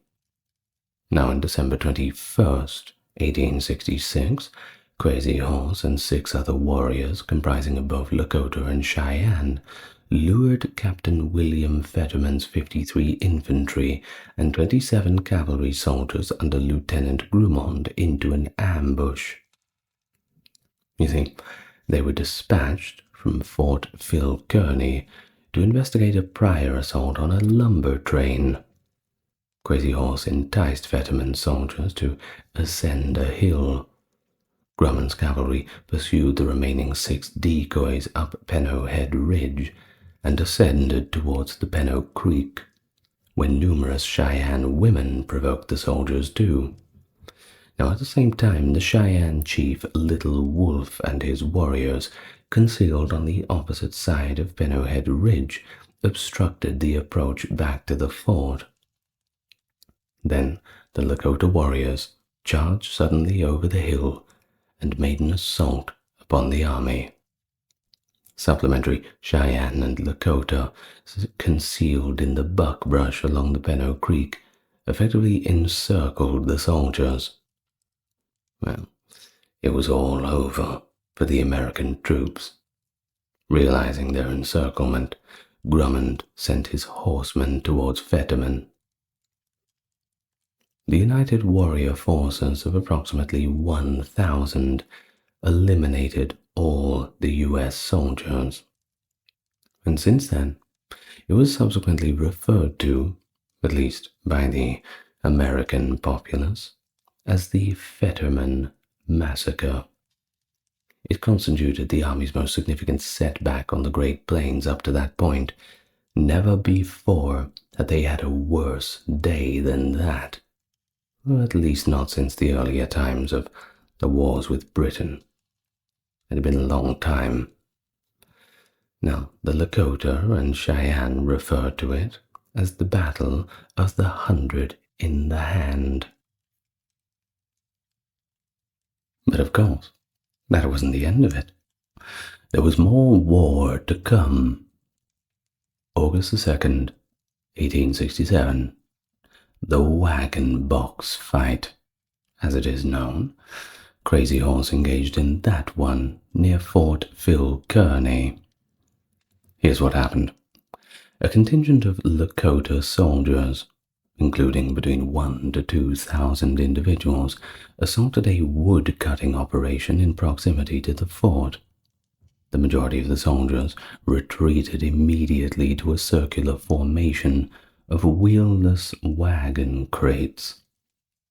Reminds me somewhat of ancient Gaul, that kind of tactics. Now they utilized them as cover as they engaged the Lakota with gunfire. Of course, the Lakota no doubt suffered significant casualties as the soldiers utilized the new breech-loading rifles. These could discharge 10 times per minute, not like the old guns. The previous muzzle-loading rate was about 3 times per minute, and you had to train yourself up to get to that point. You know, the process of the big stick and putting the gunpowder down and patting it down and all this sort of thing. It's a little bit cumbersome. Once every 20 seconds is a pretty good fire rate for an old musket. Now the Lakota advanced after the troops discharged their weapons initially, anticipating the lag in reloading their antiquated muskets before they could fire again. So you see, they would hear this gunshot ring out and think, okay, we've got 20 seconds, let's go at them. But then all of a sudden, 5 seconds later, on comes another volley. Uh-oh, that's not meant to happen. Well, the soldiers incurred 5 fatalities and 2 injuries, whereas the Lakota, their casualties range from 50 to 120 at the higher estimates. Not a good day for them at all. And a significant number of Lakota were interred in the hills encircling Fort Phil Kearny in Wyoming.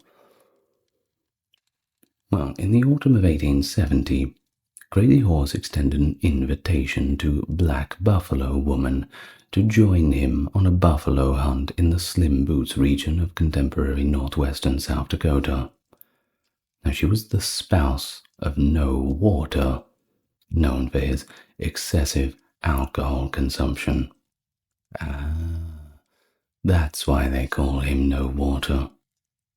Well, the Lakota tradition permitted a woman to initiate divorce from her husband at any moment she pleased, and she accomplished this by residing with relatives or another man, or by placing the husband's possession outside her dwelling. Just throw him out to the curb.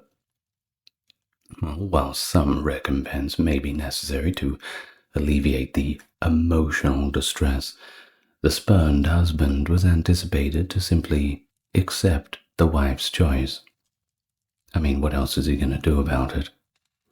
Of course, No Water was not at the camp when Crazy Horse and Black Buffalo Woman departed for the buffalo hunt. No Water located Crazy Horse and Black Buffalo Woman in the Slim Boots region. Upon discovering them in a tent, he screamed out Crazy Horse's name from the outside, and when Crazy Horse responded, No Water brandished a pistol inside the tent and targeted Crazy Horse. Uh-oh. Touched the Clouds, the first cousin of Crazy Horse and son of Lone Horn, was seated in the tent closest to the entrance. He elevated the pistol as No Water discharged, redirecting the bullet to Crazy Horse's upper jaw. Now, No Water remains with Crazy Horse's kin now in fervent pursuit, and he rode his horse until it died, and proceeded on foot until he arrived at the safety of his village. And that's the account of what went down between Crazy Horse and No Water in a little bit more detail.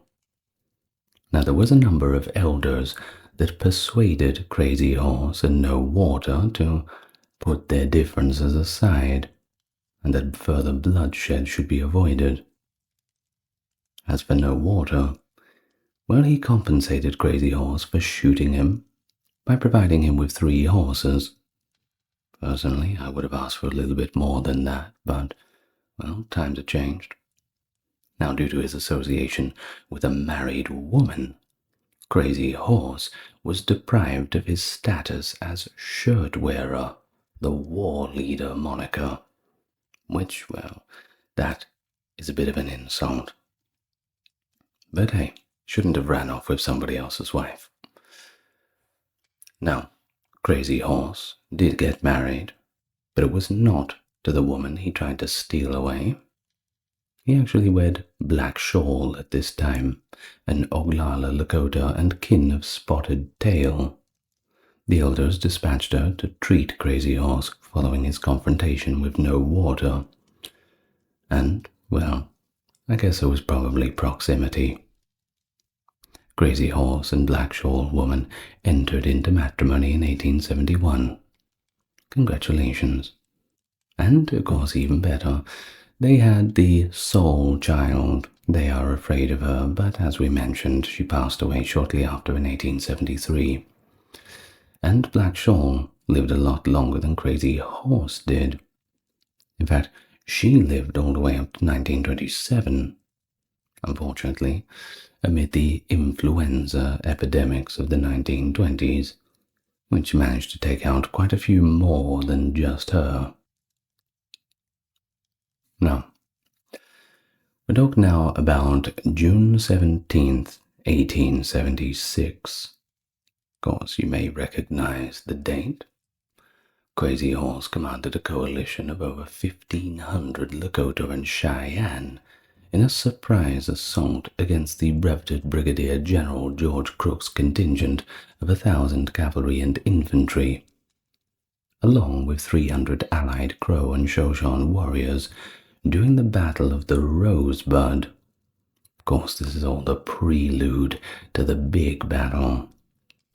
Now, the skirmish, while minimal in human casualty, postponed Crook's integration with the 7th Cavalry, commanded by George A. Custer. It contributed to Custer's eventual defeat at the Battle of Little Bighorn, which we get to now. June 25th, 1876, at 3 p.m., Custer's 7th Cavalry launched an assault on a substantial encampment of Cheyenne and Lakota tribes near the Little Bighorn River, signifying the commencement of his final fight. Now, the specifics of Crazy Horse's conduct during the conflict are a little bit unknown, but we recount it mainly from the U.S. Army sources. The primary assault was spearheaded by Hunkpapa warriors under the leadership of Chief Gal. The tactical and leadership role of Crazy Horse in the war remains unclear too, although several historians do assert that Crazy Horse executed a flanking maneuver, the one that was enough to result in the demise of Custer and his forces. The sole verifiable truth is that Crazy Horse was indeed a significant player in the combat. Now, his personal bravery was corroborated by multiple eyewitness statements from other Native Americans. Waterman, one of perhaps 5 Arapaho warriors who engaged in the combat, stated that Crazy Horse was, I quote, "the most courageous man I ever witnessed," which is quite a review. He rode nearest to the soldiers, shouting to his men. Despite being targeted by all the soldiers, he remained completely unscathed. Little Soldier, a participant in the Sioux War, stated, "Crazy Horse was the most formidable combatant in the entire conflict," once again establishing a trend. Now, reportedly, Crazy Horse urged his men prior to the battle with the rallying cry, "Hoka-hey." The phrase, "today is a good day to die," is misattributed. Well, the earliest documented reference dates to 1881, with the phrase being ascribed to Low Dog. The English rendition is not a precise translation of the Lakota phrase Hoka-hey, but both expressions are employed contextually by Black Elk in the work we've mentioned, Black Elk Speaks. Now, on September 10th, 1876, Captain Anson Mills and 2 battalions of the 3rd Cavalry seized a Miniconjo town consisting of 36 teepees at the Battle of Slim Boots in South Dakota. Oh, and just before I do head on to, in case you're wondering, yes, I'll have a full video in great detail about the Battle of Little Bighorn. Okay? Back to it. So, Battle of the Slim Boots in South Dakota. Crazy Horse and his adherents endeavored to liberate the encampment and its leader, Old Man American Horse. But their efforts were futile. The troops executed American Horse and a significant portion of his family after they sought refuge in a cave for several hours. On July the 8th, 1877, Crazy Horse's warriors engaged in their final significant confrontation at Wolf Mountain against the U.S. cavalry in the Montana Territory. His people endured hardship throughout the winter, debilitated by starvation and the prolonged cold. Crazy Horse resolved to surrender with his band to ensure their protection and proceed to Fort Robinson in Nebraska. Of course, the last Sun Dance of 1877 holds considerable significance in Lakota history, as it was conducted to celebrate Crazy Horse 1 year following the triumph at the Battle of Little Bighorn, and to beseech divine favor for him throughout the forthcoming adversaries. Crazy Horse participated in the Sun Dance as an esteemed guest, but refrained from engaging in dancing, as was his style to not do so. Now, 5 warrior cousins offered their blood and flesh for Crazy Horse during the last Sun Dance. The 5 warrior cousins comprised 3 brothers, Flying Hawk, Kicking Bear, and Black Fox II, all progeny of Chief Black Fox, also referred to as Great Kicking Bear, together with the two other cousins, Eagle Thunder and Walking Eagle. The 5 warrior cousins were esteemed braves, recognized for their robust prowess in combat. Which leads us to May the 5th, 1777. Crazy Horse and other northern Oglala leaders arrived at the Red Cloud Agency, situated near Fort Robinson, Nebraska. In a solemn ceremony, He Dog, Little Big Man, Iron Crow, and the others convened with First Lieutenant William P. Clark as the initial step in their formal surrender. For the subsequent 4 months, Crazy Horse inhabited his community adjacent to the Red Cloud Agency. The attention garnered by Crazy Horse from the army incited the envy of Red Cloud and Spotted Tail, 2 Lakota who had previously assimilated into white culture. Speculations on Crazy Horse's inclination to withdraw and revert to traditional lifestyles began to circulate at the Red Cloud and Spotted Tail agencies.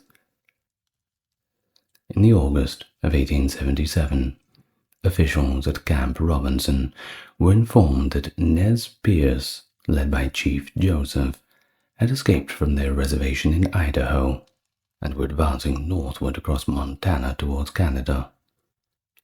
Upon Lieutenant Clark's request for Crazy Horse, and the Miniconjo leader touched the clouds to enlist with the army against Nez Perce, they expressed their objections, citing their commitment to peace upon surrendering. One account of these events indicates that Crazy Horse ultimately consented, declaring his intention to battle until all the Nez Perce were exterminated. However, the statements were seemingly misconstrued by Frank Groard, a half-Tahitian scout, another U.S. cavalry scout from the summer of 1876. You see, Groard said that Crazy Horse declared he would proceed north and engage in combat until no white man remains. He didn't say that. Well, when confronted on his interpretation, Groard departed from those who questioned him. Another interpreter, William Garnett, was summoned but promptly observed that the scale was escalating in tension. Well, due to these issues at the Red Cloud Agency, General George Crook was instructed to halt at Fort Robinson. A council of Oglala elders was convened and subsequently cancelled when Crook received erroneous information that Crazy Horse had declared the night before his intention to kill the general during the meeting. Right there at the dinner table, just jump over and start stabbing wildly. Of course, Crook commanded the arrest of Crazy Horse and thereafter left, delegating the execution of his order to Lieutenant Colonel Luther P. Bradley, who was the garrison commander at Fort Robinson.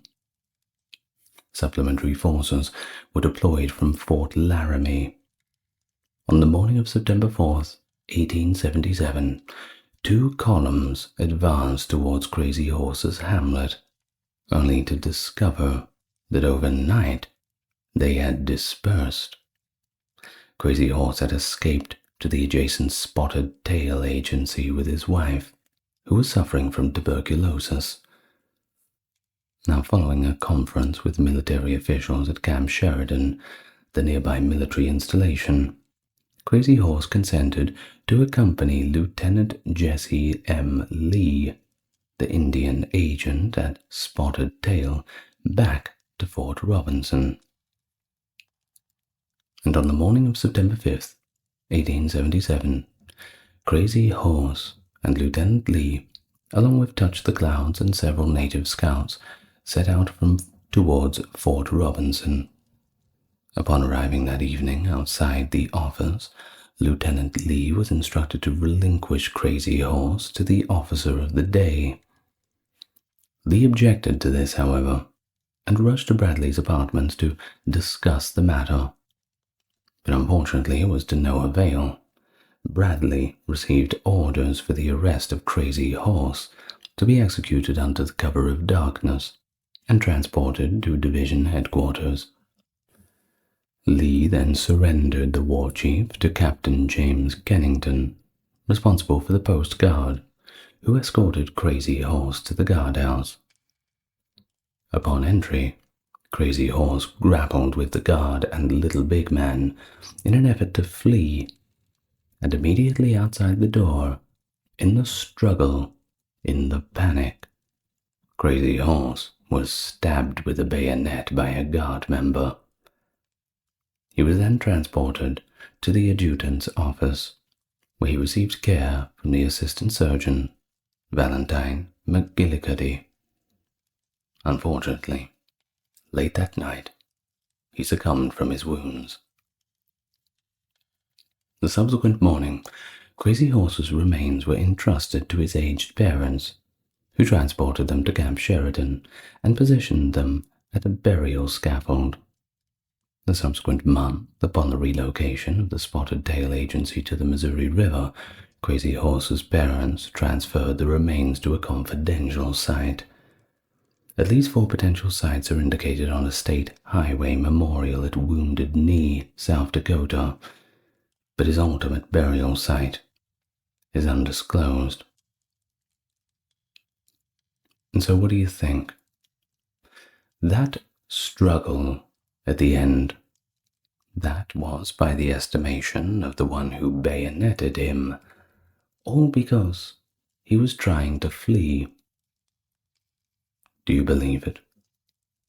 Do you think it was perhaps out of frustration, or somehow pure hatred, that a bayonet was driven through Crazy Horse? Maybe. That's a bit of speculation that we don't quite know if it's true or not. But of course, controversy is, a lot of the time, just speculation. But what is not speculation is you clicking the subscribe button. Well, not speculation, perhaps desperation. The Trail of Tears remains one of the most somber and tragic episodes in American history. A forced relocation during the 1830s that uprooted thousands of Native Americans from ancestral homelands in the southeastern United States to territories west of the Mississippi River. Enacted under the Indian Removal Act of 1830, signed by President Andrew Jackson, entire nations, including the Cherokee, Creek, Chickasaw, and Choctaw, were compelled to leave their lands, despite legal resistance and a U.S. Supreme Court ruling that upheld their rights. This harrowing journey, marked by exposure to brutal weather, disease, starvation, led to the deaths of over 4,000 Cherokee alone, with countless others from other tribes perishing along the way. The profound suffering and injustice endured has etched the Trail of Tears into the collective memory as a poignant symbol of devastating consequences of forced displacement and the cultural erasure of indigenous peoples. Hello and welcome. Here we are again. This time we're talking about the Trail of Tears. A pretty horrible name for a very horrible thing. But you'll learn all about it from start to finish. As always, if you really want to help me out, you do the whole like, comment, subscribe thing. I see that quite a few of you are not subscribed. So if you just want to click that little button, there we go, you clicked it, didn't you? Then it really helps me out in the algorithm. Now, with that being said, with all the begging out of the way, a little bit distasteful, let's get nice and relaxed and start. And we start this, in the 1830s, which by this time, the area that would be later known as the American Deep South, was inhabited by a coalition of indigenous nations. Now, this coalition was known collectively as the Five Civilized Tribes. Now, these tribes were the Cherokee, the Choctaw, the Chickasaw, Muskogee, and Seminole. Now, these nations maintained their independence, but they were increasingly, over time, adopting aspects of the new white American culture little by little, a transformation that was encouraged in earlier times by leaders like George Washington and Henry Knox. Now, their cultural assimilation was particularly evident among the Cherokee and Choctaw peoples, but of course it was a spectrum, and not everybody was keen to abandon the old ways. Either way, despite this integration, the American settlers were eager to expand into new lands, and by new lands, I mean indigenous lands, while exerting pressure, of course, on the federal government to remove these nations from the southeast. You see, the problem was that settlers were often encroaching upon indigenous territories, or just seeking additional land for their own settlement needs. Well, in the face of significant opposition from figures such as U.S. Congressman Davy Crockett of Tennessee, President Andrew Jackson secured the passage of the Indian Removal Act in 1830. I mean, usually with an act like that, they'll give it a name that doesn't sound that bad. Think of the Patriot Act and things like the Safe Schools Act, the Safe Communities Act. Yeah, they're not really trying to hide that one, aren't they? Well, of course, the legislation did exactly what it said it was going to do. It authorized the government to completely nullify any indigenous land claims on the southeast. Of course, the Choctaw were the first nation to be displaced under this act in 1831, which set a precedent for the subsequent removals. Following two conflicts, many Seminoles were forced out in 1832. The Creek faced removal in 1834, the Chickasaw in 1837, and the Cherokee in 1838, being, of course, the most famous of removals for the wrong reasons. Now, while some individuals managed to avoid relocation, such as certain Choctaw who remained in Mississippi, Creek in Alabama and Florida, Cherokee in North Carolina, and Seminole in Florida, a small group, fewer than 500 Seminole, successfully evaded forced relocation altogether. Of course, the modern Seminole nation of Florida descends from these very individuals. But alongside the indigenous individuals, many non-indigenous residents of these nations also moved westward. This group included about 4,000 enslaved individuals and others of African heritage, such as spouses and freedmen. Of course, this is long before that issue was sorted. By 1837, a total of 46,000 indigenous people from the southern states had been uprooted from their ancestral lands, making 25 million acres available for European settlement. Upon arriving in what was designated as Indian Territory, the five tribes occupied land that belonged to Plains Indian nations, and often obscured the histories of people who had previously inhabited the region.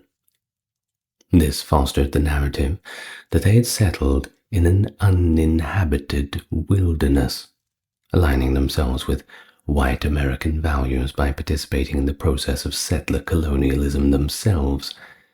Other indigenous groups who had moved to Indian Territory before the five tribes Well, one can imagine that they regarded these newcomers as intruders.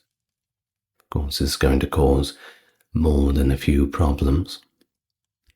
Before 1838, the boundaries of these autonomous Indian nations spanned extensive areas of the United States, but were continually altered through cession and annexation. This was partly due to the encroachment of squatters and the use of military force in the newly established U.S. territories, which overlapped with indigenous treaty claims. As these territories became states, state governments sought to dissolve boundaries of the Indian nations within their jurisdictions, nations that were autonomous from state authority, and also to appropriate their lands. It was probably more about the latter. Now, these pressures were intensified by U.S. population growth and the expansion of slavery in the South, especially under Eli Whitney's invention of the cotton gin, which accelerated cotton farming in the uplands, kind of uprooted the old industry. Many members of the southeastern Indian nations had become economically integrated into the regional economy, participating in the plantation system, and even owning enslaved people themselves, who were also forcibly displaced during the removals. Now, the removal program, which was established before Andrew Jackson's presidency, was justified by the myth of the vanishing Indian. Now, historian Jeffrey Ostler explains that this narrative portrayed the decline of indigenous American populations as an inevitable result of natural processes, allowing Americans to avoid moral responsibility for these policies. Well, while Jackson is often associated with the Trail of Tears, the idea of removal existed long before his administration, although he's often blamed entirely for it. Yes, he signed off on it, but it wasn't his idea. I mean, that doesn't absolve anybody of any wrongdoing, but it does need to be mentioned. Now, we should also note that focusing solely on Jackson obscures the facts. The whole concept of this did not originate with him. Months after the Removal Act was enacted, Jackson referred to it as the fortunate culmination of a program pursued for nearly 30 years. Now, although Jackson was not the sole or original architect of the Indian removal policy, his significant influence did greatly advance its development. His advocacy for the displacement of natives began at least a decade before he became president. Once in office, removing indigenous people became his top legislative priority. In his inaugural address to Congress, Jackson asserted that forcing Native Americans to abandon their ancestral lands would be cruel and unjust. So, any emigration should be voluntary. However, he did emphasize that those choosing to remain within state boundaries must comply with state laws. He assured that individuals who did so would be protected in the enjoyment of those possessions which they had already improved by their industry. Jackson's focus on the deportation of American Indians and his contentious history stirred unrest throughout U.S. territories. During his presidency, the United States negotiated 86 treaties with 26 Native American nations between New York and the Mississippi River, all requiring land cessions and including provisions for removal. In fact, in a discourse concerning the expulsion of Native Americans, Jackson stated, "It will separate the Indians from the immediate contact with the settlement of whites, free them from the power of the states, enable them to pursue happiness in their own way and under their own rude institutions, will slow the progress of decay, which is lessening their numbers, and perhaps cause them gradually, under the protection of the government and through the influence of good counsels, to cast off their savage habits and become an interesting, civilized, and Christian community. Despite the Indian Removal Act of 1830 stipulating that relocation should be voluntary and completely based on mutual agreements, President Jackson, along with Martin Van Buren, proceeded with the forced removal of the Native American nations. The act empowered the president to negotiate land exchanges with indigenous groups and improve infrastructure on their existing territories. It also authorized covering transportation of expenses for those willing to move west, but only if they agreed to relocate voluntarily. Crucially, the legislation did not permit the president to compel native nations to move westward without mutually agreed upon treaties. Reflecting on this policy, Martin Van Buren, who succeeded Jackson, remarked that there was no measure during Jackson's administration of which he was more solely the architect of than this one. Well, Jackson proceeded, undeterred by opposition, with his policy of Indian removal by negotiating the Treaty of New Echota on December 29, 1835. This treaty granted the Cherokee Nation a 2-year period to relocate to Indian Territory, now known as Oklahoma. While the Chickasaw and Choctaw nations agreed voluntarily and signed treaties with the U.S. government, the Creek Nation did so under coercion, and rather obviously so. The Treaty of New Echota was primarily advanced by Jackson and signed by a minority faction within the Cherokee known as the Treaty Party. However, the majority of the Cherokee people opposed the treaty because it lacked endorsement from the Cherokee National Council and was not signed by the principal chief, John Ross. In February 1836, the Cherokee National Council submitted a petition signed by hundreds of Cherokee citizens urging Congress to nullify the treaty. Spoiler alert, it didn't work.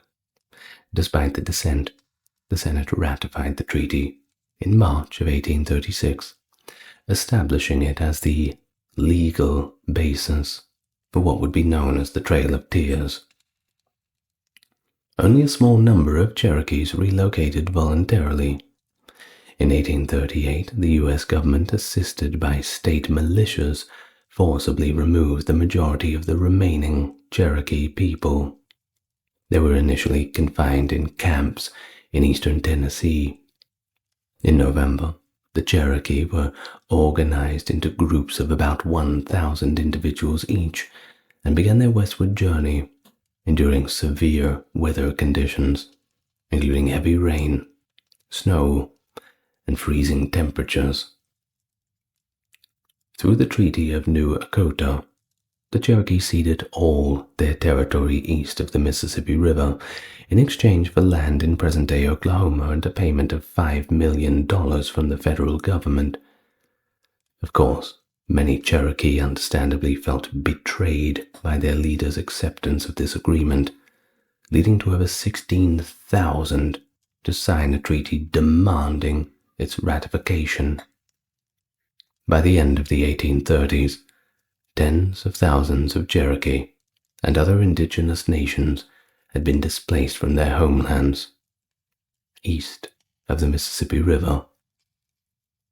Of course, the Creek, Choctaw, and Seminole and Chickasaw were also removed under the Act of 1830. A Choctaw leader described the removal as a trail of tears and deaths, which is where we get the name from. The establishment of Indian Territory and the nullification of native land claims east of the Mississippi River under the Removal Act foreshadowed the U.S. Indian Reservation System, which was later imposed on remaining indigenous lands during the 19th century. Now, back to a few legal issues. Now, the struggles over Native American sovereignty continued until the U.S. Supreme Court's decision in Cherokee Nation versus Georgia, 1831, which declared that the Cherokee were not a sovereign or independent nation. Thus, they lacked standing to bring a case before the court. Following the Indian Removal Act, the Cherokee pursued multiple legal actions against the state of Georgia. Several cases reached the Supreme Court, with Worcester versus Georgia in 1832 being the most significant among them. It was in this case that Samuel Worcester and several non-indigenous individuals were convicted under Georgia law for residing on Cherokee land without a permit from the U.S. government. Worcester was sentenced to 4 years in prison, but appealed the decision, arguing that the punishment violated treaties between the Indian nations and the U.S. federal government by imposing state laws on Cherokee territory. The Supreme Court ruled in favor of Worcester, stating that the Cherokee Nation was solely governed by federal law, and that the Supremacy Clause prevented state legislative interference. Chief Justice John Marshall declared, "The Cherokee Nation is a distinct community, occupying its own territory, in which the laws of Georgia can have no force." Well, I'm sure that was a popular statement among those in the government.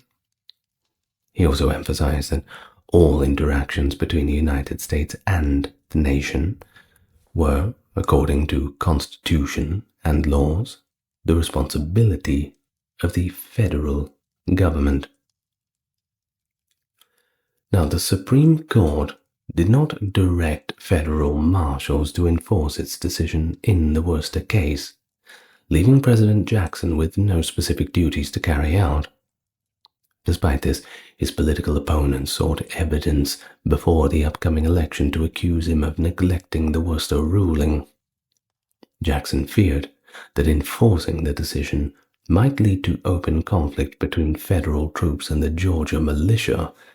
Nobody wants that, worsening the crisis in South Carolina and potentially sparking a broader civil war. Now, instead, he engaged in active negotiations for a land exchange with the Cherokee. Later, political rivals Henry Clay and John Quincy Adams, who supported the Worcester decision, criticized Jackson for his perceived failure to uphold Cherokee claims against Georgia. Writer and political leader Ralph Waldo Emerson documented the Cherokee's integration into American society and expressed his own support for the Worcester ruling. Now, at that time, various members of Indian tribes were not considered citizens of the United States on paper. Now, even though citizenship tests were administered to Native Americans in newly annexed territories before and after the relocations, individual states did not recognize the land claims of the Indian nations, allowing only individual land titles under state law. Additionally, there was a legal distinction between the rights of white citizens and the non-white citizens, with the latter often having limited legal standing. The removal of indigenous peoples was carried out under U.S. military authority, frequently involving state militias. Consequently, even Native Americans who could prove U.S. citizenship, well, that didn't really matter too much. You were still getting kicked out. Bad luck, I suppose. So, back to the Choctaw Nation. Let's talk about them for a little while. Now, they originally occupied large areas of present-day Alabama, Mississippi, and Louisiana. Through a series of treaties beginning all the way back in 1801, their territory was reduced to 11 million acres. Now, the Treaty of Dancing Rabbit Creek, ratified in early 1831, ceded any of their remaining lands to the United States. Evictions were authorized only after a clause in the treaty allowed certain Choctaw individuals to remain. The Choctaw were the first to sign a removal treaty proposed by the federal government. President Jackson sought firm negotiations with the Choctaw in Mississippi, who turned out to be more agreeable than he had originally anticipated. The agreement did stipulate that the United States would cover the costs of relocating their homes, which had to be completed within 2.5 years of the treaty's signing. Before the removals began, George Harkins, leader of the Choctaw Nations, addressed the American people, and these are his words. "It is with considerable diffidence that I attempt to address the American people, knowing and feeling sensibly my incompetency, and believing that your highly and well-improved minds would not be well entertained by the address of a Choctaw. But having determined to emigrate west of the Mississippi River this fall, I have thought proper in bidding you farewell to make a few remarks expressive of my views, and the feelings that actuate me on this subject of our removal. We, as Choctaws, rather choose to suffer and be free than to live under the degrading influence of laws, which our voice could not be heard in their formation." End of the address from George Harkins to the American people. Jeez, have some confidence in yourself. He shouldn't be talking so poorly about himself like that.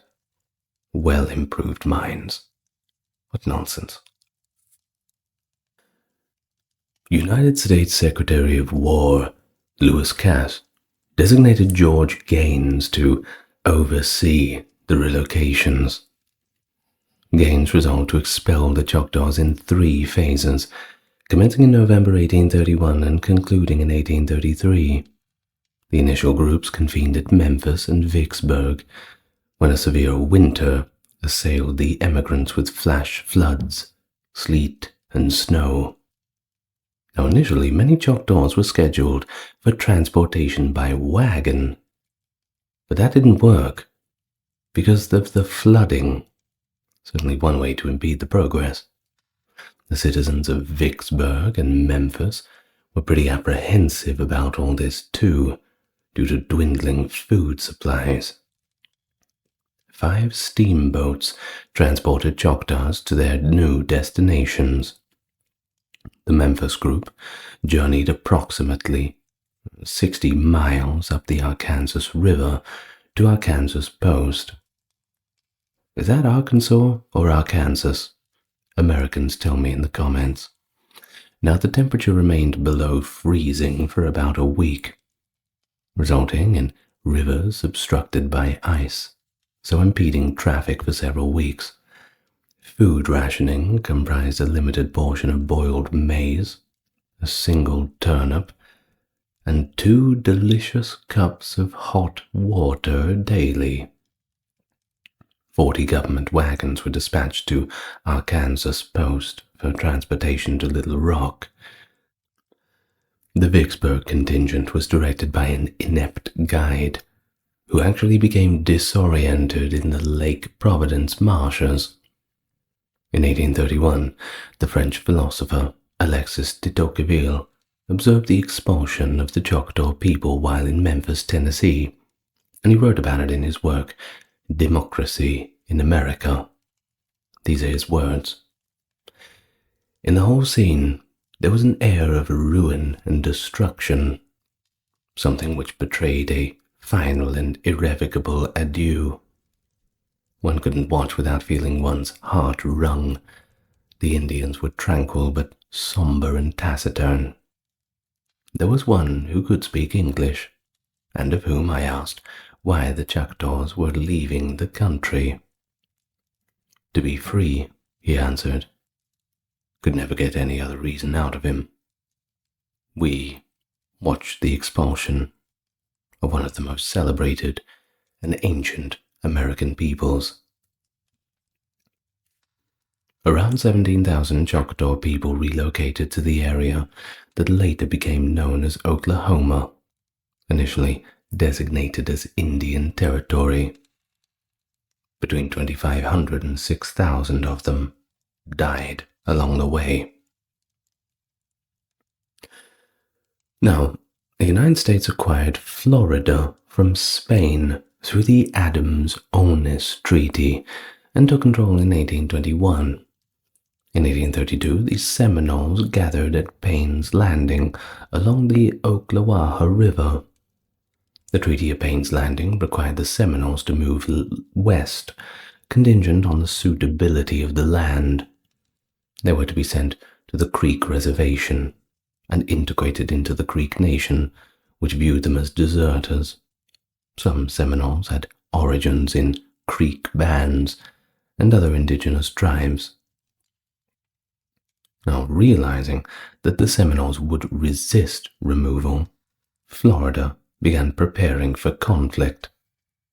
The St. Augustine militia requested 500 muskets from the War Department.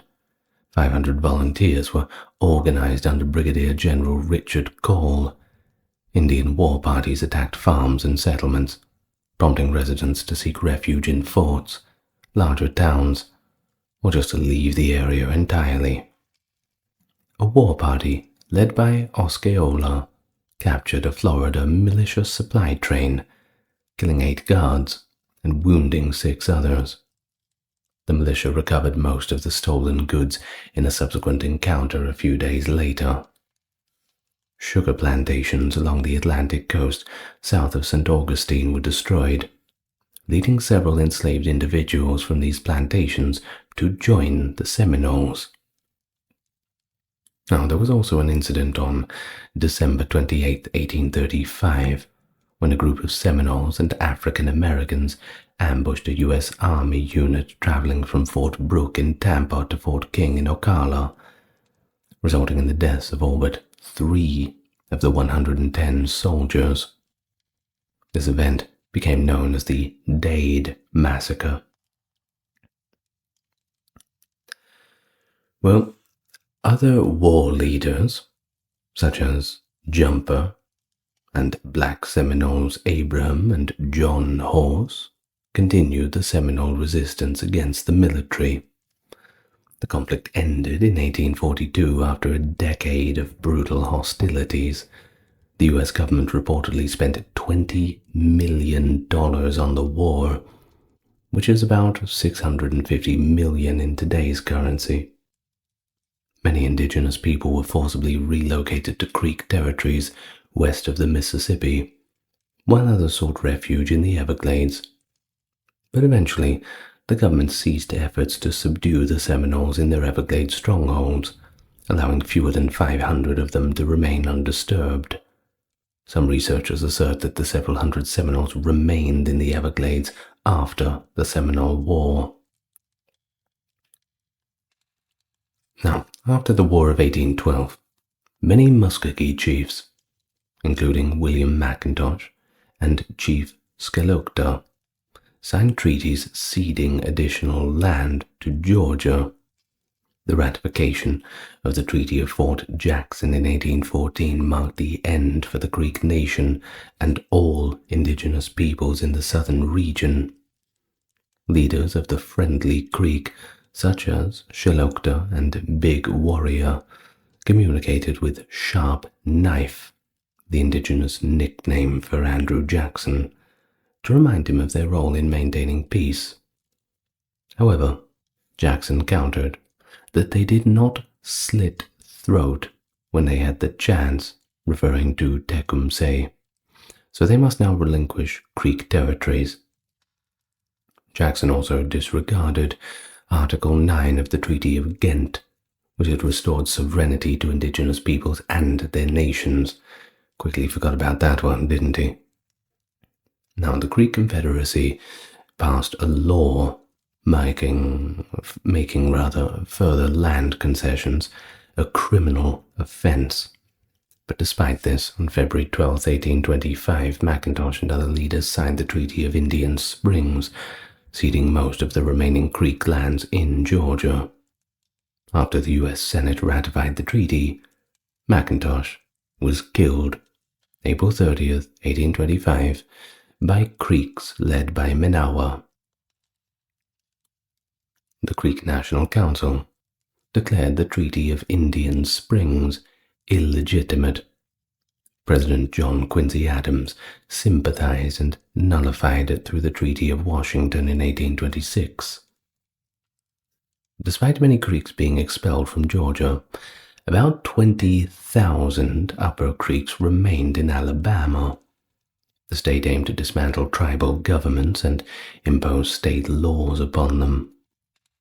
Now, Opothle Yohala appealed to President Andrew Jackson for protection, but when none came, the Treaty of Cusseta was signed on March 24, 1832, dividing Creek lands into individual allotments. Creeks could sell their allotments and move west, or stay and submit to state laws.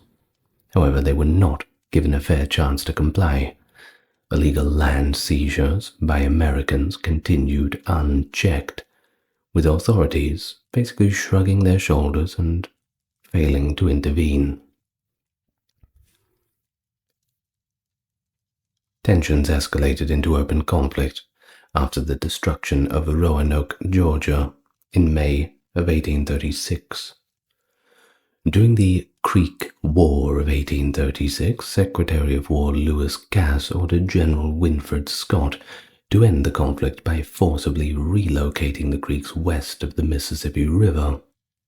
So, by 1836, over 15,000 of them were indeed forcibly removed.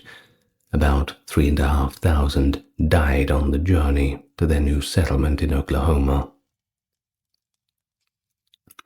The Chickasaw received financial compensation from the U.S. for their lands east of the Mississippi River. In 1836, after a contentious 5-year negotiation, they purchased land from the previously displaced Choctaws, paying about $500,000, which is about 15 million in today's money, for the westernmost part of Choctaw Territory. The first group of Chickasaws moved in 1837 under John M. Millard. On July 4th, 1837, they gathered in Memphis with all their possessions, including livestock and enslaved people. Crossing the Mississippi River, they followed trails previously used by the Choctaws and Creeks. Upon reaching Indian Territory, they assimilated with the Choctaw Nation. By 1838, over 2,000 Cherokee had voluntarily moved from Georgia to Indian Territory, now in Oklahoma. But the forced removals began in May 1838, when General Wilfred Scott received orders from President Martin Van Buren to remove any remaining Cherokees in the area. About 4,000 Cherokees died on the journey, known in Cherokee as the place where they cried, or the trail where they cried. The Trail of Tears resulted from enforcing the Treaty of New Echota, signed under the Indian Removal Act of 1830. Now, during the 1830s, significant changes occurred in Cherokee gender relations due to this Indian Removal Act. Traditional matrilineal and matrilocal. Cherokee children belonged to their mother's clan, and women, they owned property, homes, and the children themselves. In fact, it's been noted by the naturalist William Bartram that marriage confers no entitlement for the husband over his wife's property. Upon separation, she retains custody of the children and their shared assets. However, in the 1820s and 30s, the Cherokee began adopting more Anglo-American authority structures, leading to a more male-dominated political system, and therefore subordination of women. Now, the Treaty of New Echota was mainly signed by men. Although women did attend the council discussing the treaty, they were not allowed to participate in the negotiations. This exclusion highlights the significant shift in women's roles within the Cherokee Nation due to colonial influence. As late as 1785, Cherokee women actively participated in land negotiations, such as the treaty at Hopewell, South Carolina. By the 1830s, this was unthinkable. One generation to change everything. It's funny how that works. Well, sparse Cherokee territories attracted Georgian farmers, leading to illegal encroachments. Tensions escalated after gold was discovered in Dahlonega, Georgia in 1829, sparking the Georgia Gold Rush. Gold speculators invaded Cherokee lands, increasing pressure to enforce the Compact of 1802, which the U.S. government promised to extinguish Indian land claims in Georgia. In 1830, Georgia tried to extend state laws over Cherokee lands, prompting the Cherokee to take the issue to the U.S. Supreme Court. In Cherokee Nation versus Georgia, 1831, the court ruled that the Cherokee Nation was not sovereign and just threw the entire case out. But we've already talked about that. But one interesting thing was this case was associated with Andrew Jackson's famous, though possibly apocryphal, mark, "John Marshall has made his decision, now let him enforce it." Well, fearing conflict between federal troops and the Georgia militia, Jackson chose to take a step back and not support the Cherokee claims around Georgia. Now, the final treaty, narrowly approved by the Congress and signed by Jackson, was enforced by Van Buren. After the initial roundup, the U.S. military supervised the relocation to Oklahoma. 13,000 Cherokees, led by 7,000 militia and regular army soldiers. Most of the deaths along the way resulted from disease, starvation, and exposure to the cold winter. And so the march commenced 1838, predominantly on foot, many people without shoes, inadequately clothed, dredging through the snow. One can see how it was not a very safe march. Well, they set out from Red Clay, Tennessee, the site of the final eastern capital of the Cherokee Nation. Due to the sicknesses, the Indians were prohibited from entering the cities or the villages en route. Quarantining them this often necessitated significantly longer detours. Upon traversing Tennessee and Kentucky, they reached the Ohio River opposite Golconda in southern Illinois around December 3, 1838. The famished natives were assessed a fee of $1 per person to traverse the river via Berry's Ferry, which ordinarily charged 12 cents. They were denied passage until the ferry had accommodated all other individuals desiring to cross, and were compelled to seek refuge under Mantle Rock, a protective cliff on the Kentucky side, until Berry had no alternative engagements.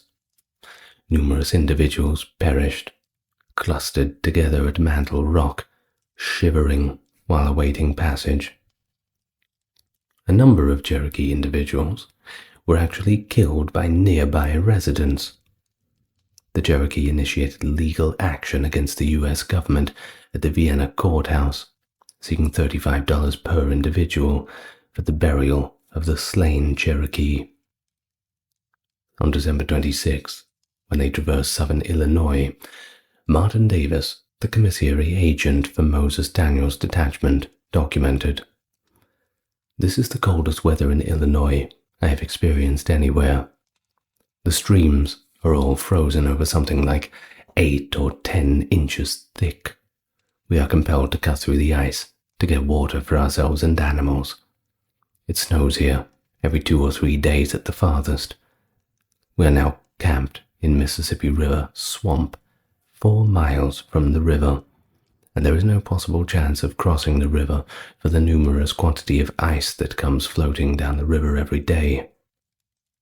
We have only traveled 65 miles in the last month, including the time spent at this place, which has been about 3 weeks.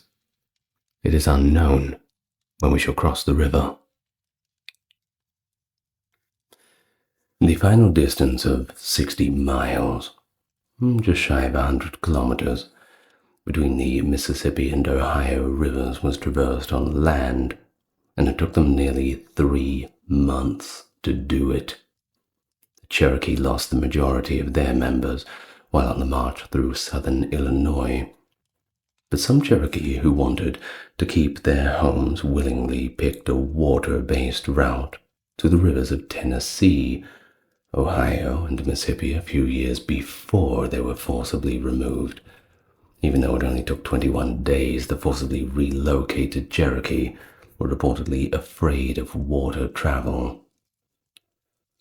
Not only did the trail physically relocate the Native Americans, but it also forced them to contemplate the complete abandonment of their native land.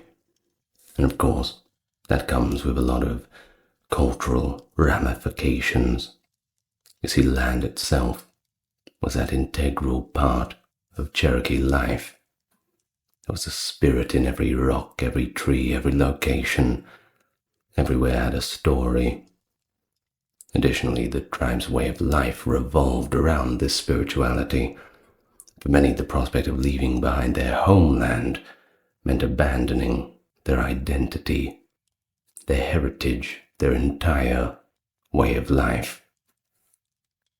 The cultural shift in question is described by Giulio Whitaker as an environmental deprivation, a term that relates to historical process of land and resource dispossession calculated to bring about the destruction of the indigenous Americans' lives and customs.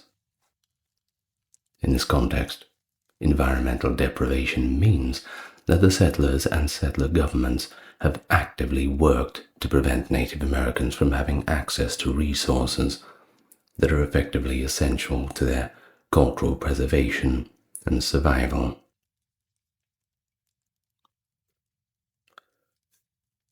Removed near Tahlequah, Oklahoma, came the first Cherokee settlers. The Treaty of New Echota was signed in 1835 by Major Ridge, who remarked that he had signed his own death warrant. Among the treaty party leaders, only Stand Watie managed to avoid assassination during the subsequent political upheaval, which resulted in the assassinations of Major Ridge, John Ridge, and Elias Boudinot. Over time, the Cherokee population recovered somewhat, and now the Cherokees are actually the biggest group of natives in the U.S. The removal was not always applicable.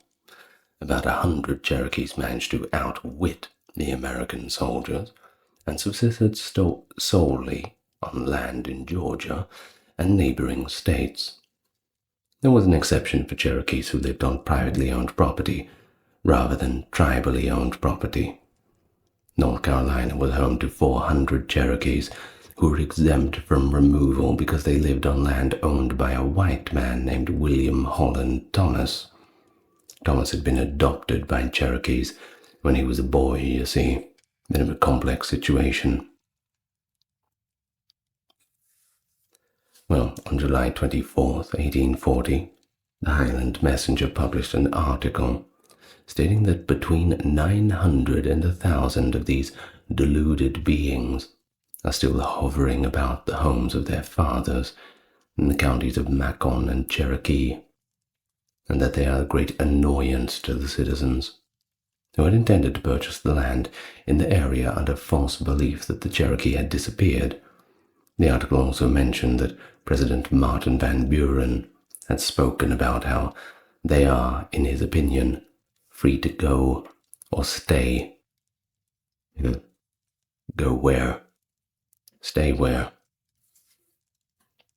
Well, throughout history, a number of Cherokee speakers have shared their personal experiences and perspectives on the Trail of Tears and how it's impacted them. Several prominent Cherokee speakers from the 19th century, including John Ross, Richard Taylor, and a few more, resisted the United States government by delivering this speech.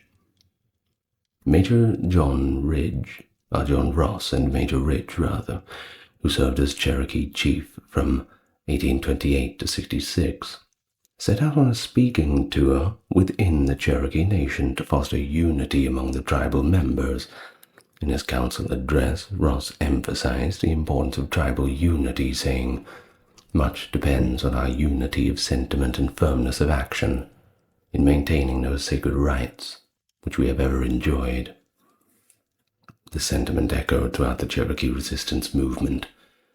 The state of Georgia's ban on Native Americans addressing an all-white court and persuading other Native Americans to stay put the amplified significance on speeches like this one by the Cherokee. And with that, we reach the end. A little bit depressing, isn't it? No, unfortunately, all those little depressing little stories are peppered throughout history. But let's not harp on about that then, won't we? From February the 23rd to March the 6th in the year 1836, the Battle of the Alamo raged, an important chapter in the Texas Revolution, a valiant defense against insurmountable obstacles. Against the might of the Mexican army, under General Antonio Lopez de Santa Anna, a small band of about 200 Texan defenders, among them the legendary Davy Crockett, Jim Bowie, and William B. Travis, bravely resisted within the fortified mission of San Antonio de Bexar. The brave Texans were eventually defeated, having to endure constant attacks and short supplies. But the tragic loss of life at the Alamo sparked a passionate call for independence, which would become famously summed up by the phrase, "Remember the Alamo." A moving symbol of bravery and sacrifice, this conflict rallied the Texas militia, paved the way for the eventual triumph in the struggle for Texas sovereignty, and of course, lives on in the sense of pride for generations to come. Hello and welcome. It's good to have you back for another video on American history. And yes, I am getting quite interested in it. Growing up in Australia, we never studied it. So now is my opportunity, and perhaps it is yours too, if you are not a viewer from the United States. And if you are, I hope I can do it a justice. As always, best way to support the channel is by leaving your thoughts in the comments, doing the like and the comment subscribe thing. It's all good for the engagement. But for now, let's get nice and relaxed, and we can go back to the battle that would decide the fate of Texas. And so, we find ourselves firmly in the year of 1835, when the nation of Mexico underwent significant changes. Conservative forces' electoral victory set off a chain of events that resulted in the repeal of the Federalist Constitution of 1824 and an adoption of a new one on October the 23rd, 1835. The Seven Laws, were a set of constitutional amendments that ended Mexico's first federal era and established a unitary republic, known as the República Mexicana, the Mexican Republic. They were enacted in 1836, after being formally established on December 15, 1835, under President Antonio López de Santa Anna. Their purpose was to fortify and consolidate the national government. After 10 years of political unrest, economic stagnation, threats of actual foreign invasion, conservatives decided that centralized power was a better course for the country. The previous constitution aimed to establish a political system that would somewhat mimic the success of the United States. Many immigrants revolted. They were not happy with the new policies, which included prohibitions of immigration and also slavery, as well as the heightened enforcement of laws and import duties. The free ride was over. American immigrants, some of them legal, but mostly illegal, had made up the majority of the population in the Mexican-Texas border region. A significant portion of these immigrants brought their slaves with them, and by 1836 there were an estimated 5,000 enslaved people out of an estimated almost 39,000 non-native people. These individuals were extremely loud in their disapproval of Mexico's law enforcement and shift towards centralism, because they were simply used to a federalist government that granted them special exemptions from Mexican law, and of course a wide range of individual rights. Among them, of course, included the right to own slaves. Local federal exemptions to the slavery ban, negotiated by Stephen Austin and others, were completely terminated by the new centralized government.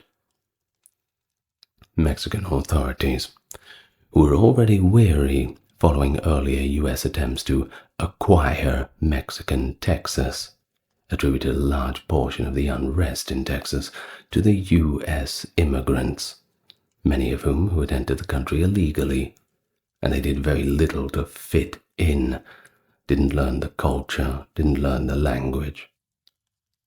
It's kind of ironic, isn't it? Well, given today's discourse. Either way, they kept enslaving people, even after slavery was completely outlawed in Mexico. And so, the first battle of the Texas Revolution was fought in October between Texans and Mexican troops. Santa Anna started putting together a sizable force, the Army of Operations in Texas, to put an end to the immigrant uprising and restore order. Many of his soldiers had been drafted against their will, and the majority were fresh recruits. The Mexican troops that were already in Texas were methodically routed by the Texans. After the siege of Bear, the final contingent of Mexican troops in the area, led by General Martin Perfecto de Cos, Santa Anna's brother-in-law, surrendered on the 9th of December. Oh, and just quickly, I am aware that there are several different pronunciations for that word bear being B-E-X-A-R. I believe the Spanish pronounce it as Bayar, or Behar, something along those lines. But most people that I found, and most of the research I did, was pronouncing it as bear, so we'll continue with that in mind. Well, very recent arrivals to the area, mostly illegals from the United States, now made up the majority of the Texan army. Unprepared for a protracted campaign, however, many settlers from Texas had already simply gone home. Santa Anna led a resolution designating foreign immigrants who were found fighting in Texas as effectively the same as pirates. He was simply upset about what he saw as U.S. meddling in Mexican affairs. The resolution essentially outlawed the capture of prisoners of war. And you know what that means. The pirates who were captured during this time were immediately disposed of.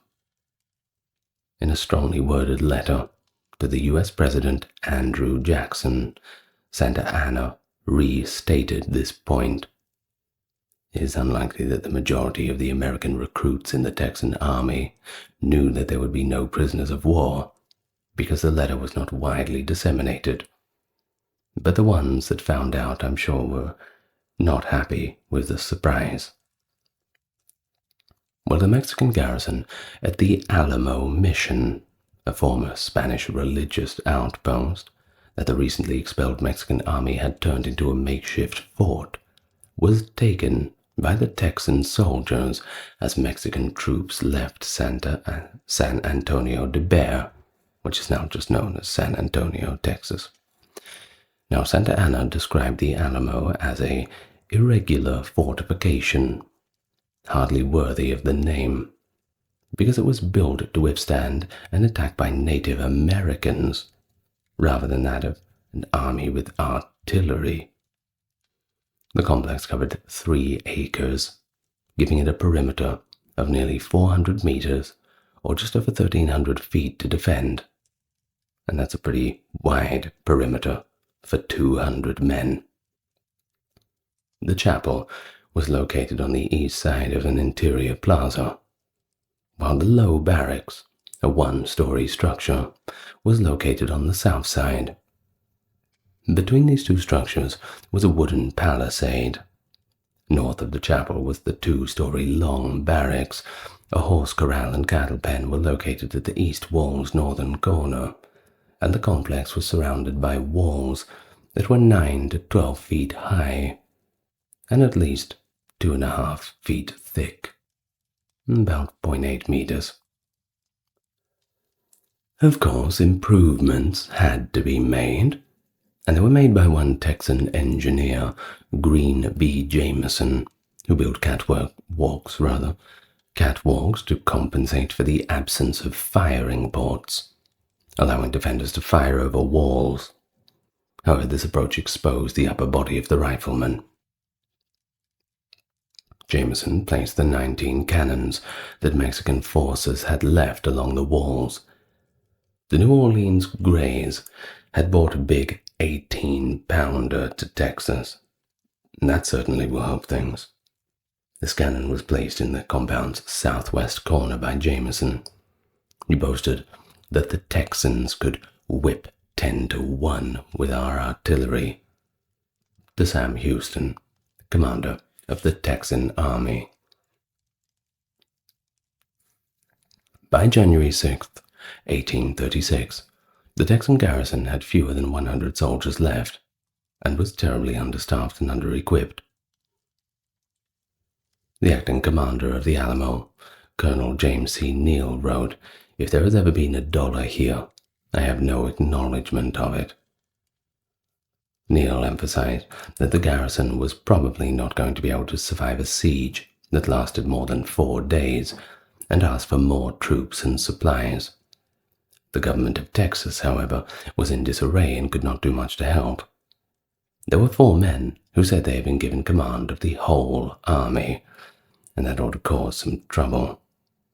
Neal asked Sam Houston, one of them, for help on January 14th in assembling ammunition, clothes, and supplies, what little they could rustle up.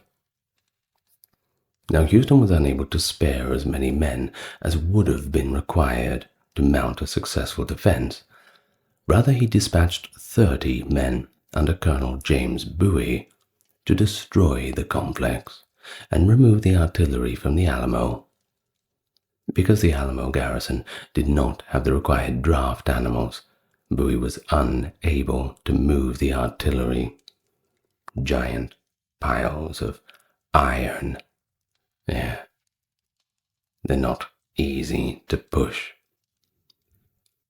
Well, because David Bowie was soon convinced by Neil that the site was strategically significant.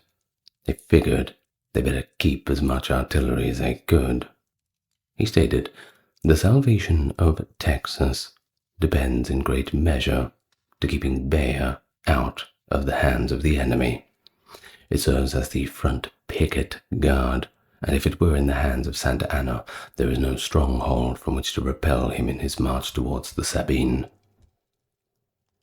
Bowie claimed in a letter to Governor Henry Smith that Colonel Neil and myself have come to the solemn resolution that we will rather die in these ditches than give it up to the enemy. Only a small number of reinforcements were permitted.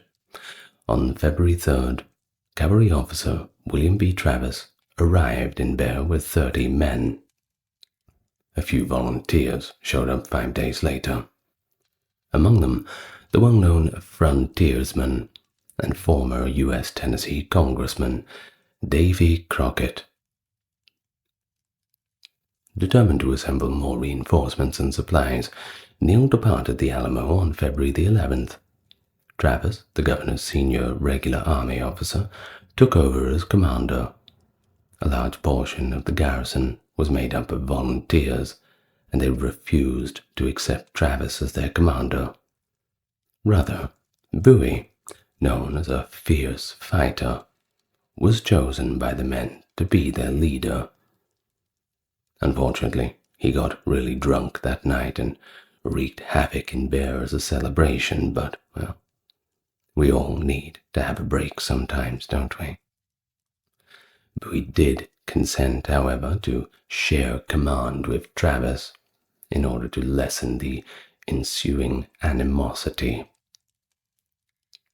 Santa Anna kept amassing men at San Luis Potosi, while the Texans were struggling to find supplies, not to mention reinforcements. You see, by the end of 1835, his army had grown to 6,019 men, much bigger than the Texas side. Santa Anna directed his army to move inland to Bear, the Texas political hub and location of Cosa's defeat, rather than advance along the coast, where supplies and reinforcements could be readily transported by the sea. In late December, the army started its march northward. Officers trained the men during the lengthy march. Due to high recoil, many of the new recruits refused to fire from the shoulder and were actually unsure of how to effectively aim their muskets. The pace of progress was slow. Many of the teamsters, who were all civilians, quit when they didn't get paid. Can't blame them. And there were not enough mules to carry all the supplies. A large portion of the already limited supplies were consumed by the numerous soldiers, or women, or children who accompanied the army. Soon, the soldiers were given only partial rations. They crossed the Rio Grande on February the 12th, and it was at this time that Texas saw a record low temperature, and apparently about 40 centimeters of snowfall by February 13th, about 15 inches. The Mexican soldiers suffered greatly, also from the Comanche raiding parties, who were not very happy to see them there. Not too famous for their hospitality. And then there was the dysentery and the hypothermia. Not a good time. Well, 25 miles from Bear, Santa Anna and his vanguard arrived at the Medina River's banks on February 21st. Most of the Alamo garrison attended a fiesta with the people of Bear, unaware of the approach of the Mexican army.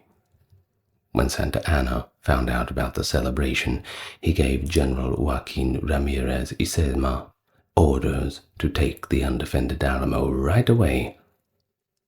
But there was a problem. It was raining, and no one likes to go out in the rain. So the raid was stopped.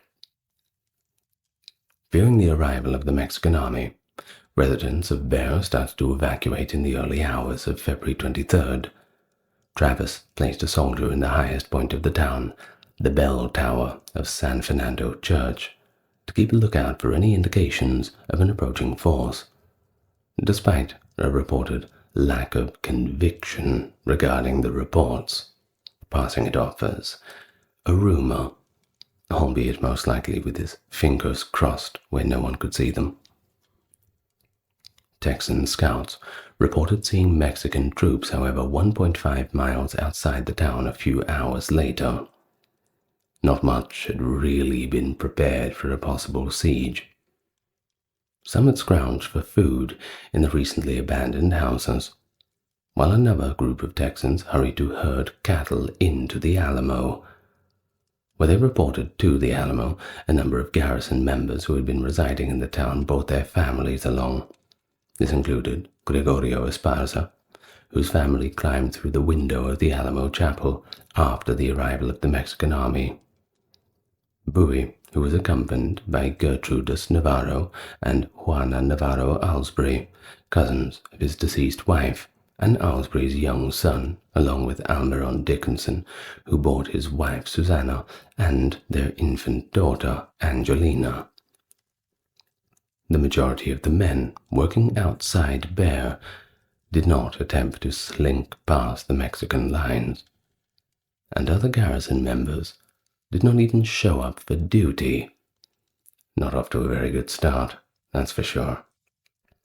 By late afternoon, roughly 1,500 Mexican soldiers had taken control of Bear.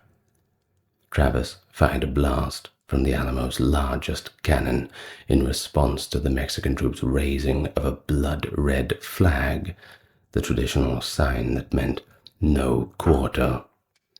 Remember, they were seeing everybody as pirates. No prisoners would be taken, executed as soon as they caught them. Bowie sent Jameson to meet with Santa Anna because he thought that Travis had acted in too much of a hurried manner. Bowie's unilateral action managed to infuriate Travis, who dispatched Captain Albert Martin as his own envoy. Jose Batres and Colonel Juan Almonte met with both emissaries. The Texans requested an honorable surrender, but Almonte claims that they were told that any surrender had to be unconditional. Travis and Bowie decided to fire the cannon once more after learning about this. The siege's first night was comparatively calm. Mexican troops set up artillery batteries over the course of the following few days, initially positioned roughly about 1,000 feet, 300 meters, from the Alamo's east and south walls. Southeast of the fort stood a third battery. The batteries got closer to the Alamo walls every night, and over 200 cannonballs fell into the Alamo Plaza in the first week of the siege. Initially, the Texans fired back at the Mexicans, frequently reusing the Mexican cannonballs. Travis gave the order for the artillery to conserve shot and powder on February 26th. There were two noteworthy things that happened on Wednesday, February 24th. One was that Bowie passed away from illness later that day, leaving Travis as the only person in charge of the garrison. 2 Mexican scouts were the first to die during the siege in that late afternoon. Between 200 and 300 Mexican soldiers crossed the San Antonio River the next morning and sought refuge in the deserted shacks close to the Alamo walls, while Texans inside the Alamo supplied cover fire. A number of Texans went outside to burn the huts. The Mexican troops then withdrew to Bear after a 2-hour battle. 4 Mexican soldiers were injured, 6 were killed. No one was hurt on the Texas side. On the 25th of February, a blue norther blew in, and bringing the temperature down to 39 Fahrenheit, about 4 degrees Celsius. The frigid weather caught both armies off guard. Mexican troops stopped Texans from gathering firewood. Colonel Juan Bringas confronted a group of Texans who were setting fire to additional huts on the evening of February 26th. Likely one Texan, Edmondson, was killed. A soldier from one of the 2 battalions that Santa Anna had placed on either side of the Alamo, Private First Class Secundio Alvarez, was shot and killed by Texans 4 days later. By the 1st of March, the Texan garrison had lost only 1 man, while the Mexicans had suffered 9 fatalities and 4 injuries. One company was posted by Santa Anna on the road to Gonzales, east of the Alamo. The road to Goliad was lined with 800 dragoons and Almonte. Travis had sent several couriers to these towns during the siege to beg for supplies and reinforcements. Written on February 24th, his most well-known letter was addressed to the people of Texas and all Americans. Copies of the letter were circulated through Texas and later reprinted across the United States and much of Europe. It is claimed that it is considered as the many masterpieces of American patriotism. General Joaquin Ramirez y Sesma added 600 men to Santa Anna's forces by the end of the first day of the siege, increasing the size of the Mexican army to over 2,000 men. Possible reinforcements gathered in Gonzales as a word of the siege spread across Texas. Colonel James Fannin was supposed to arrive from Goliad with his grandson, and they hoped to meet up with him. Following days of deliberation, Fannin gave the order for 320 men, 4 cannons, and multiple supply wagons to march 90 miles to the Alamo on February 26th. But this group turned around after traveling less than 1 mile. The officers and enlisted men accused Fannin of abandoning the mission, while Fannin blamed his officers for the retreat. Unaware of Fannin's return to Goliad, the majority of the Texans assembled in Gonzales kept waiting and waiting. Travis, impatient with the delay, gave Samuel G. Bastian the order to go to Gonzales to hurry up the reinforcements on February 27th. It is claimed that Bastian ran into Travis's courier to Gonzales, one Albert Martin, who had grown weary of waiting for Fannin, and the Gonzales Ranging Company, commanded by Lieutenant George C. Kimball. 4 of the men, including Bastian, were driven away by an attack by a Mexican patrol. The remaining 32, whom the Texans believed to be Mexican soldiers, were fired upon in the darkness.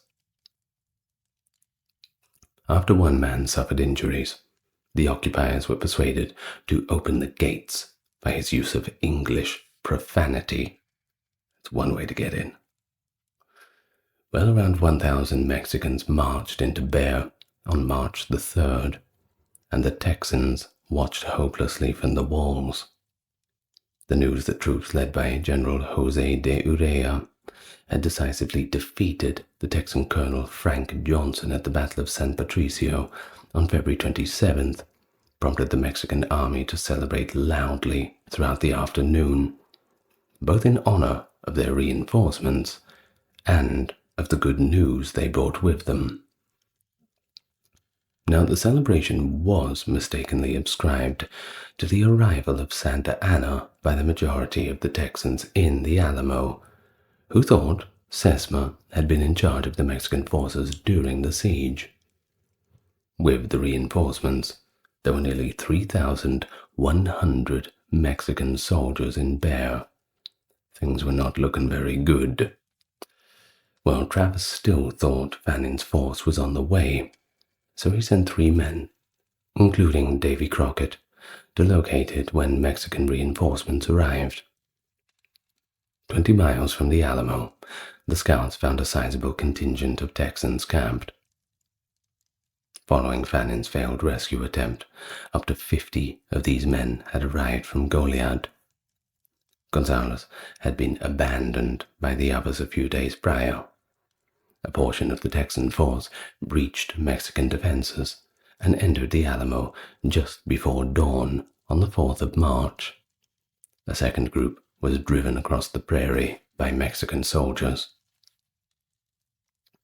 The day after his reinforcements arrived, on the 4th of March, Santa Anna suggested attacking the Alamo. A number of his senior officers suggested that they hold off until two 12-pounder cannons, which were expected to arrive 3 days later on March the 7th, got there. In order to negotiate a surrender with the Alamo occupiers, a local woman, it was likely Bowie's cousin-in-law, Juana Navarro Alsbury, came to Santa Anna that evening. Many historians believe that Santa Anna's impatience was only heightened by this visit. Santa Anna told his employees the next morning that the attack would happen early on March the 6th, so that the soldiers from Bear wouldn't have to fight their own families. Santa Anna made arrangements for them to be released from the front lines. Well, on March 5th, and according to the legend, Travis gathered all the men together at some point and informed them that the Mexican army was significantly outnumbering them and they were going to attack, pretty much telling everyone that they had a choice to flee or fight to the death. There was only one man, Moses Rose, who was reported to refuse his request to cross the line he had drawn on the ground and stand with him in support of the Texan cause. Since the story only came to light in a third-hand account decades after the battle, a lot of academics actually ignore it because, well, it was decades after, and these things often tend to get romanticized a little bit. Travis reportedly called for a conference of the men just before the last assault to let them know how bad things really were and to give them the option to either stay or go. He declared that any men who wanted to leave should inform others and leave behind their ranks and insignias. James Allen, a courier who brought private messages from Travis and a few of the other men on March 5th, was the last Texan confirmed to have left the Alamo. 10 p.m. The Mexican artillery stopped bombarding on March 5th. Soon after, Santa Anna had predicted the weary Texans slept soundly for the first time since the siege began. Over 2,000 Mexican soldiers started getting ready for the final assault shortly after midnight. Cos, Colonel Francisco Duque, Colonel Jose Maria Romero, and Colonel Juan Morales led 4 columns of fewer than 1,800. To better manage the conscripts and new recruits in the center, veterans were placed on the outside of the columns. 500 Mexican cavalry were stationed around the Alamo as a precaution to stop either Mexican or Texan soldiers from escaping. Santa Anna and the 400 reserves stayed in the camp. The soldiers were then instructed to avoid wearing overcoats that would restrict their movement. This was in spite of the extreme cold. 5:30 a.m. The troops moved forward in silence. Duque led his men from the northwest towards a repaired breach in the north wall, while Cos and his men moved towards the northwest corner of the building. Romero's column marched in the direction of the east wall, while Morales' column headed for the low parapet near the chapel. Because the 3 Texan sentinels outside the walls were killed while they slept, Mexican soldiers were able to move in unnoticed and within musket range of the walls. At this point, The buglers' music and cries of Viva Santa Anna broke the silence, not the battle cry they wanted. The Texans were awakened by the sound. For protection, the majority of the non-combatants gathered in the church, declaring, "Come on, boys, the Mexicans are upon us, and we'll give them hell." Travis hurried to his post and yelled out, "Don't surrender." Mexican troops were disadvantaged in the early stages of the attack.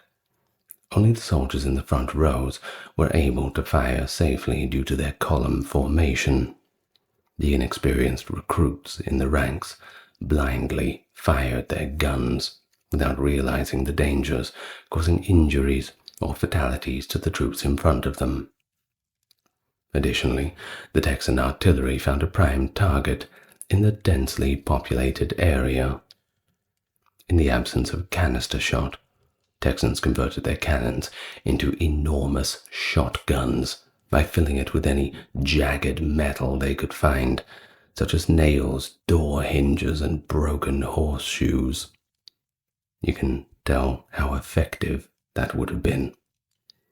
Jose Enrique de la Peña wrote in his diary that half of the company of chasseurs from Toluca were destroyed by a single cannon volley. After suffering a wound to his thigh, Duque fell from his horse and was nearly crushed in the panic of his own men. Duquesne's column was soon taken over by General Manuel Castrillon. Soldiers in the rear of the Mexican ranks pushed them forward despite some in front faltering. Texans were exposed to Mexican fire as they had to lean over the walls to shoot as the troops gathered against them. According to one account, Travis pulled out his sword and stabbed a Mexican officer to death who had stormed the wall before he passed away from his wounds, making him one of the first occupiers to be killed. Travis was shot while firing his shotgun into the soldiers below him. The Mexican ladders didn't often reach the walls and were not very effective. Only a handful of soldiers managed to scale the ladders before being swiftly killed or just beaten back. It became more and more difficult for the Texans to reload, however, as they fired their previously loaded rifles while trying to prevent Mexican soldiers from scaling the walls. Multitasking, not their strong point.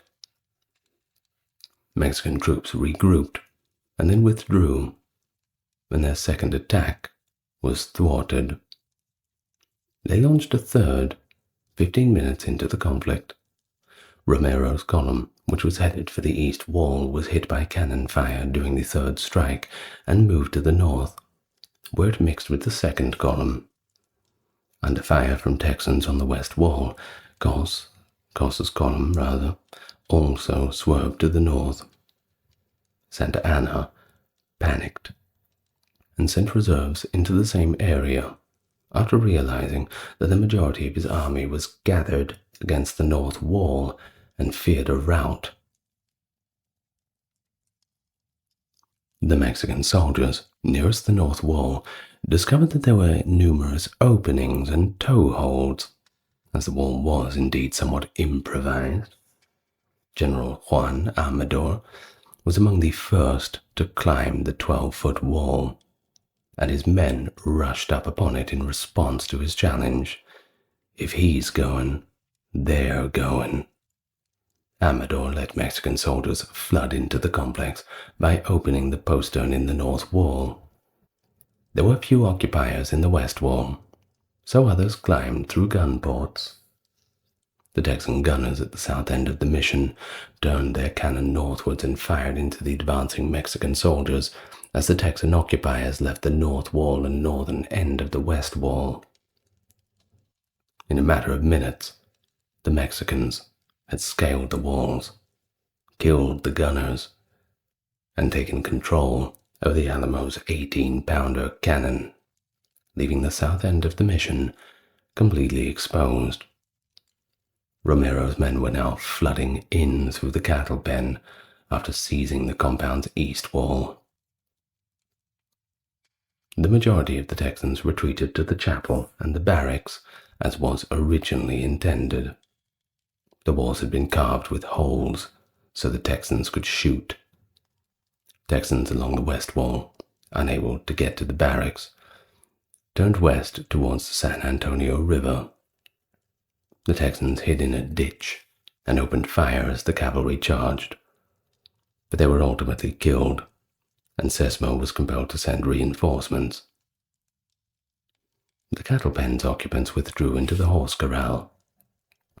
The small group of Texans fired their weapons, clambered over the low wall, went around behind the church, and hurried on foot toward the east prairie, which at this point had seemed deserted. Almiron Dickinson and his artillery crew turned a cannon around and fired into the Mexican cavalry as they approached the group, likely causing a few casualties. Still, all of the fleeing Texans were killed. Crockett and his men were the last group of Texans still holding out, protecting the low wall in front of the church. They fought with knives, unable to reload, and used their rifles as clubs. The few Texans left in this group fell back towards the church after being hit by a barrage of Mexican bayonets and barrages of fire. With the exception of the church and the rooms alongside the east and west wall, the Mexican army now controlled the entire Alamo compound's exterior walls as well as its interior ones. The Texan flag, flying from one of the building's roofs, caught the attention of the Mexican soldiers. Before the Mexican flag managed to be raised in its place, 4 Mexicans were killed. The Mexican army spent the following hour trying to take control of the Alamo completely. The fortified barracks rooms were occupied by many of the remaining occupants. The Texans had retreated without first spiking their cannons in confusion. The cannon was turned towards the barracks by Mexican soldiers. They would blast a barrage of muskets into the dark room as each door was blown off, and then rush in for more direct, close-quarters combat. It was here that Bowie probably died in bed because he was too ill to fight. His death was reported in conflicting ways by a battle witness. According to some, Bowie was bayoneted by multiple Mexican soldiers as they entered his room and carried him out alive. Others said that Bowie, too weak to raise his head, shot himself, or was killed by soldiers. The most popular and probably most accurate version is that Bowie passed away in his bed with his back braced against the walls and used his pistols and famous knife. The 11 men who manned the chapel's 2 12-pounder cannons were the last to perish. After firing an initial volley of muskets, Mexican soldiers entered the church after the barricades were destroyed by a shot from the 18-pounder cannon. The Mexican soldiers at the door were hit by a cannon that Dickinson's crew fired from the apse. Dickinson, Gregorio Esparza, and James Bonham were among the Texans who grabbed rifles and fired before being bayoneted to death because they had no time to reload. The Master of Ordnance, Robert Evans, had been assigned to prevent the gunpowder from ending up in Mexican hands. With his torch inches from the powder, he was killed by musket fire as he crawled towards the powder magazine wounded. Of course, if he was successful, the blast would have also killed the women and children who were hiding in the sacristy of the destroyed church. So yeah, probably best that he didn't do that. One of the occupier Anthony Wolfe's young sons got up to drape a blanket over his shoulders as the soldiers drew closer to the sacristy. Mexican soldiers killed him because they thought he was an adult in the dark. Jacob Walker wounded, ran to a corner and was bayoneted in front of Susanna Dickinson, possibly the last Texan to die in combat. Brigito Guerrero, another Texan, also took sanctuary in the sacristy. After proving to the soldiers that he was a Texan prisoner, Guerrero, who had deserted from the Mexican army in December of 1835, was spared. By 6:30 a.m., it was the end of the battle. Each corpse was examined by Mexican soldiers, who bayoneted any that moved for good measure. Mexican soldiers kept shooting, even after all the Texans were dead, and some of them killing one another in the confusion. Mexican generals turned to Santa Anna for assistance after failing to quell the bloodlust. The violence persisted, despite the general's appearance, and the buglers, were eventually told to sound a retreat. After that, the soldiers still kept shooting at lifeless corpses for 15 minutes. While several reports of the battle state that 5 to 7 Texans actually gave up, Santa Anna, furious that his commands had been disregarded, ordered the survivors to be put to death right away. There were rumors circulating for weeks following the battle that Crockett was one of the people who gave up. Might have been propaganda, though. You know what it's like. Well, former U.S. slave Ben, that's all we know him, Ben, just Ben, who worked as a cook for one of Santa Anna's officers, insisted that Crockett's body was discovered with no less than 16 Mexican corpses surrounding it. Which version of Davy Crockett's death is true is up for debate among historians. Probably up for more debate among Mexicans, and probably Texans as well. I'm sure the no less than 16 Mexican corpses surrounding him is probably, a lot of people would probably choose that story. I suppose there's no way for us to really prove it otherwise. Well, according to reports, Santa Anna had said that the battle was but a small affair. With such victory as this, we'll go to the devil, said another officer, obviously in reference to the bloodlust afterwards. Santa Anna stated in his first report that 600 Texans had been killed, while only 70 Mexican soldiers had been killed and 300 injured. According to Ramon Martinez Caro, his secretary, 400 were killed. There were between 60 and 200 Mexican soldiers killed according to the other estimates, and another 250 to 300 were wounded. Although some survivors, like Susanna Dickinson, and some historians have estimated that between 1,000 and 1,600 Mexican soldiers were killed and wounded, but the actual number of casualties is probably less than 600. Well, in the aftermath, the Mexican soldiers were treated by the Texas physician J.H. Barnard, who reported 300 to 400 dead and 200 to 300 wounded. Between 400 and 600 Mexicans were killed, according to the majority of the Alamo historians.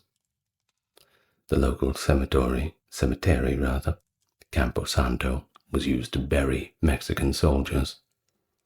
Colonel Jose Juan Sanchez Navarro suggested erecting a monument in honor to the Mexican soldiers who lost their lives shortly after the battle, but, well, the course had turned down that proposal. The bodies of the Texans were then stacked and burned. Gregorio Esparza's body was the sole exception. Francisco, his brother, and an officer in Santa Anna's army, was authorized to bury Gregorio properly. Until Juan Seguin returned to Bear in February 1837 to inspect the remains, the ashes were simply left where they had fallen. Ash from the funeral pyres filled a plain coffin bearing the name Travis, Crockett, and Bowie.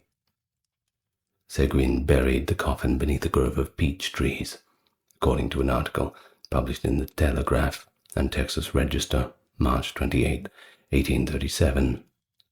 And since it was not marked, we don't know where it is. The location is completely unidentifiable. Now that is something left to be found. Leave that one to the archaeologists. Santa Anna spared Travis's slave, Joe, in an effort to persuade other slaves in Texas to back the Mexican government against the Texan uprising. He conducted a one-on-one interview with every non-combatant the day following the battle, and he was apparently so impressed by Susanna Dickinson that she offered to adopt her baby daughter, Angelina, and send her to school in Mexico City. Dickinson actually declined the offer, which Juana Navarro Alsbury did not receive, despite the fact that her son was roughly the same age. Apparently he took more of a liking to Susanna than her.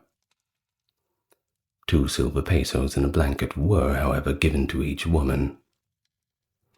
Dickinson, her daughter, and Joe were sent to Gonzales after Ben's escort, while Aylesbury and the other Teano women were permitted to return to their homes in Bear.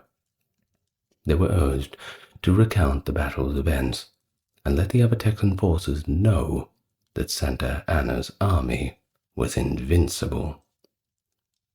Well, it didn't really have that effect, didn't it? The newly elected representatives from all over Texas convened at the convention of 1836 during the siege. The Republic of Texas was established when the delegates proclaimed their independence on March the 2nd. Travis wrote a dispatch on March 3rd alerting the convention delegates to his dire circumstance, which they received 4 days later, when Robert Potter demanded that the convention adjourn and march right away to save the Alamo. But at this point, he did not realize that it was already fallen. In order to draft a constitution, Sam Houston persuaded the delegates to stay in Washington on the Bear. Houston traveled to Gonzales to assume command of the 400 volunteers, who were still awaiting Fannon's leadership of them to the Alamo after being the designated sole commander of all Texan troops. On March 11th, just hours after Houston arrived, Andre Barcenas and Anselmo Bergeras arrived with the news that all of the Texans were dead at the Alamo and that the fortress had fallen. Houston detained the men as enemy spies in an attempt to stop a panic. When Susanna Dickinson and Joe arrived at Gonzales and verified the report, they were freed a few hours later. When Houston realized that the Mexican army would soon be moving towards the Texan settlements, he ordered his new army to retreat and advised all nearby civilians to leave. Most Texans, including those in the new government, fled as a result of this, causing a mass exodus that is known as the Runaway Scrape. And so the Mexican army in Texas was nearly 6 times larger than the Texan army, even after their defeat at the Alamo. Santa Anna believed that Texan soldiers would swiftly evacuate the area, and that the resistance would be put down as soon as they learned of the difference in troop numbers and what had happened at the Alamo. But on the contrary, men rushed to join Houston's army after hearing of the fall of the brave men at the Alamo. An editorial in the New York Post stated, "Had Santa Anna treated the vanquished with moderation and generosity, it would have been difficult, if not impossible, to awaken that general sympathy for the people of Texas, which now impels so many adventurous and ardent spirits to throng to the aid of their brethren." And Santa Anna's camp near Lynchburg Ferry was then attacked by the Texan army on the afternoon of April 21. After 18 minutes, the Battle of San Jacinto was effectively over as the Mexican army was caught off guard. "Remember the Alamo," was reportedly yelled by many of the Texan soldiers as they massacred the escaping Mexican troops during the battle. That man may consider himself born to no common destiny, who has conquered the Napoleon of the West, and now it remains for him to be generous to be vanquished. Houston responded, "You should have remembered the Alamo." Santa Anna was captured the next day. After being forced to order his troops out of Texas, Santa Anna's life was spared, and Mexican rule over the province was ended. Now that ought to give the new republic some legitimacy. Alright, there we go. It's the end of the Alamo video. I hope you enjoyed that. I certainly enjoyed recording it and learning all about it. More American history to come soon. Trust me. So before we go, I'll thank my top-tier supporters and patrons: Dark, Kerry, Kimberly Ember, Ben, Britt, Charles, Aaron, James, Jeffrey, Melissa, Scott, Stark Factory, Wendy, Jaden, Sherry, Jessica, Christine, Sally, Katiana, Christine, Fazabo, Legitimus, Maverick, Susan, Dr. Neuro Nerd, Cameron, Nicholas, Daniel, JR, and Charlene. Thank you so much. I do appreciate it.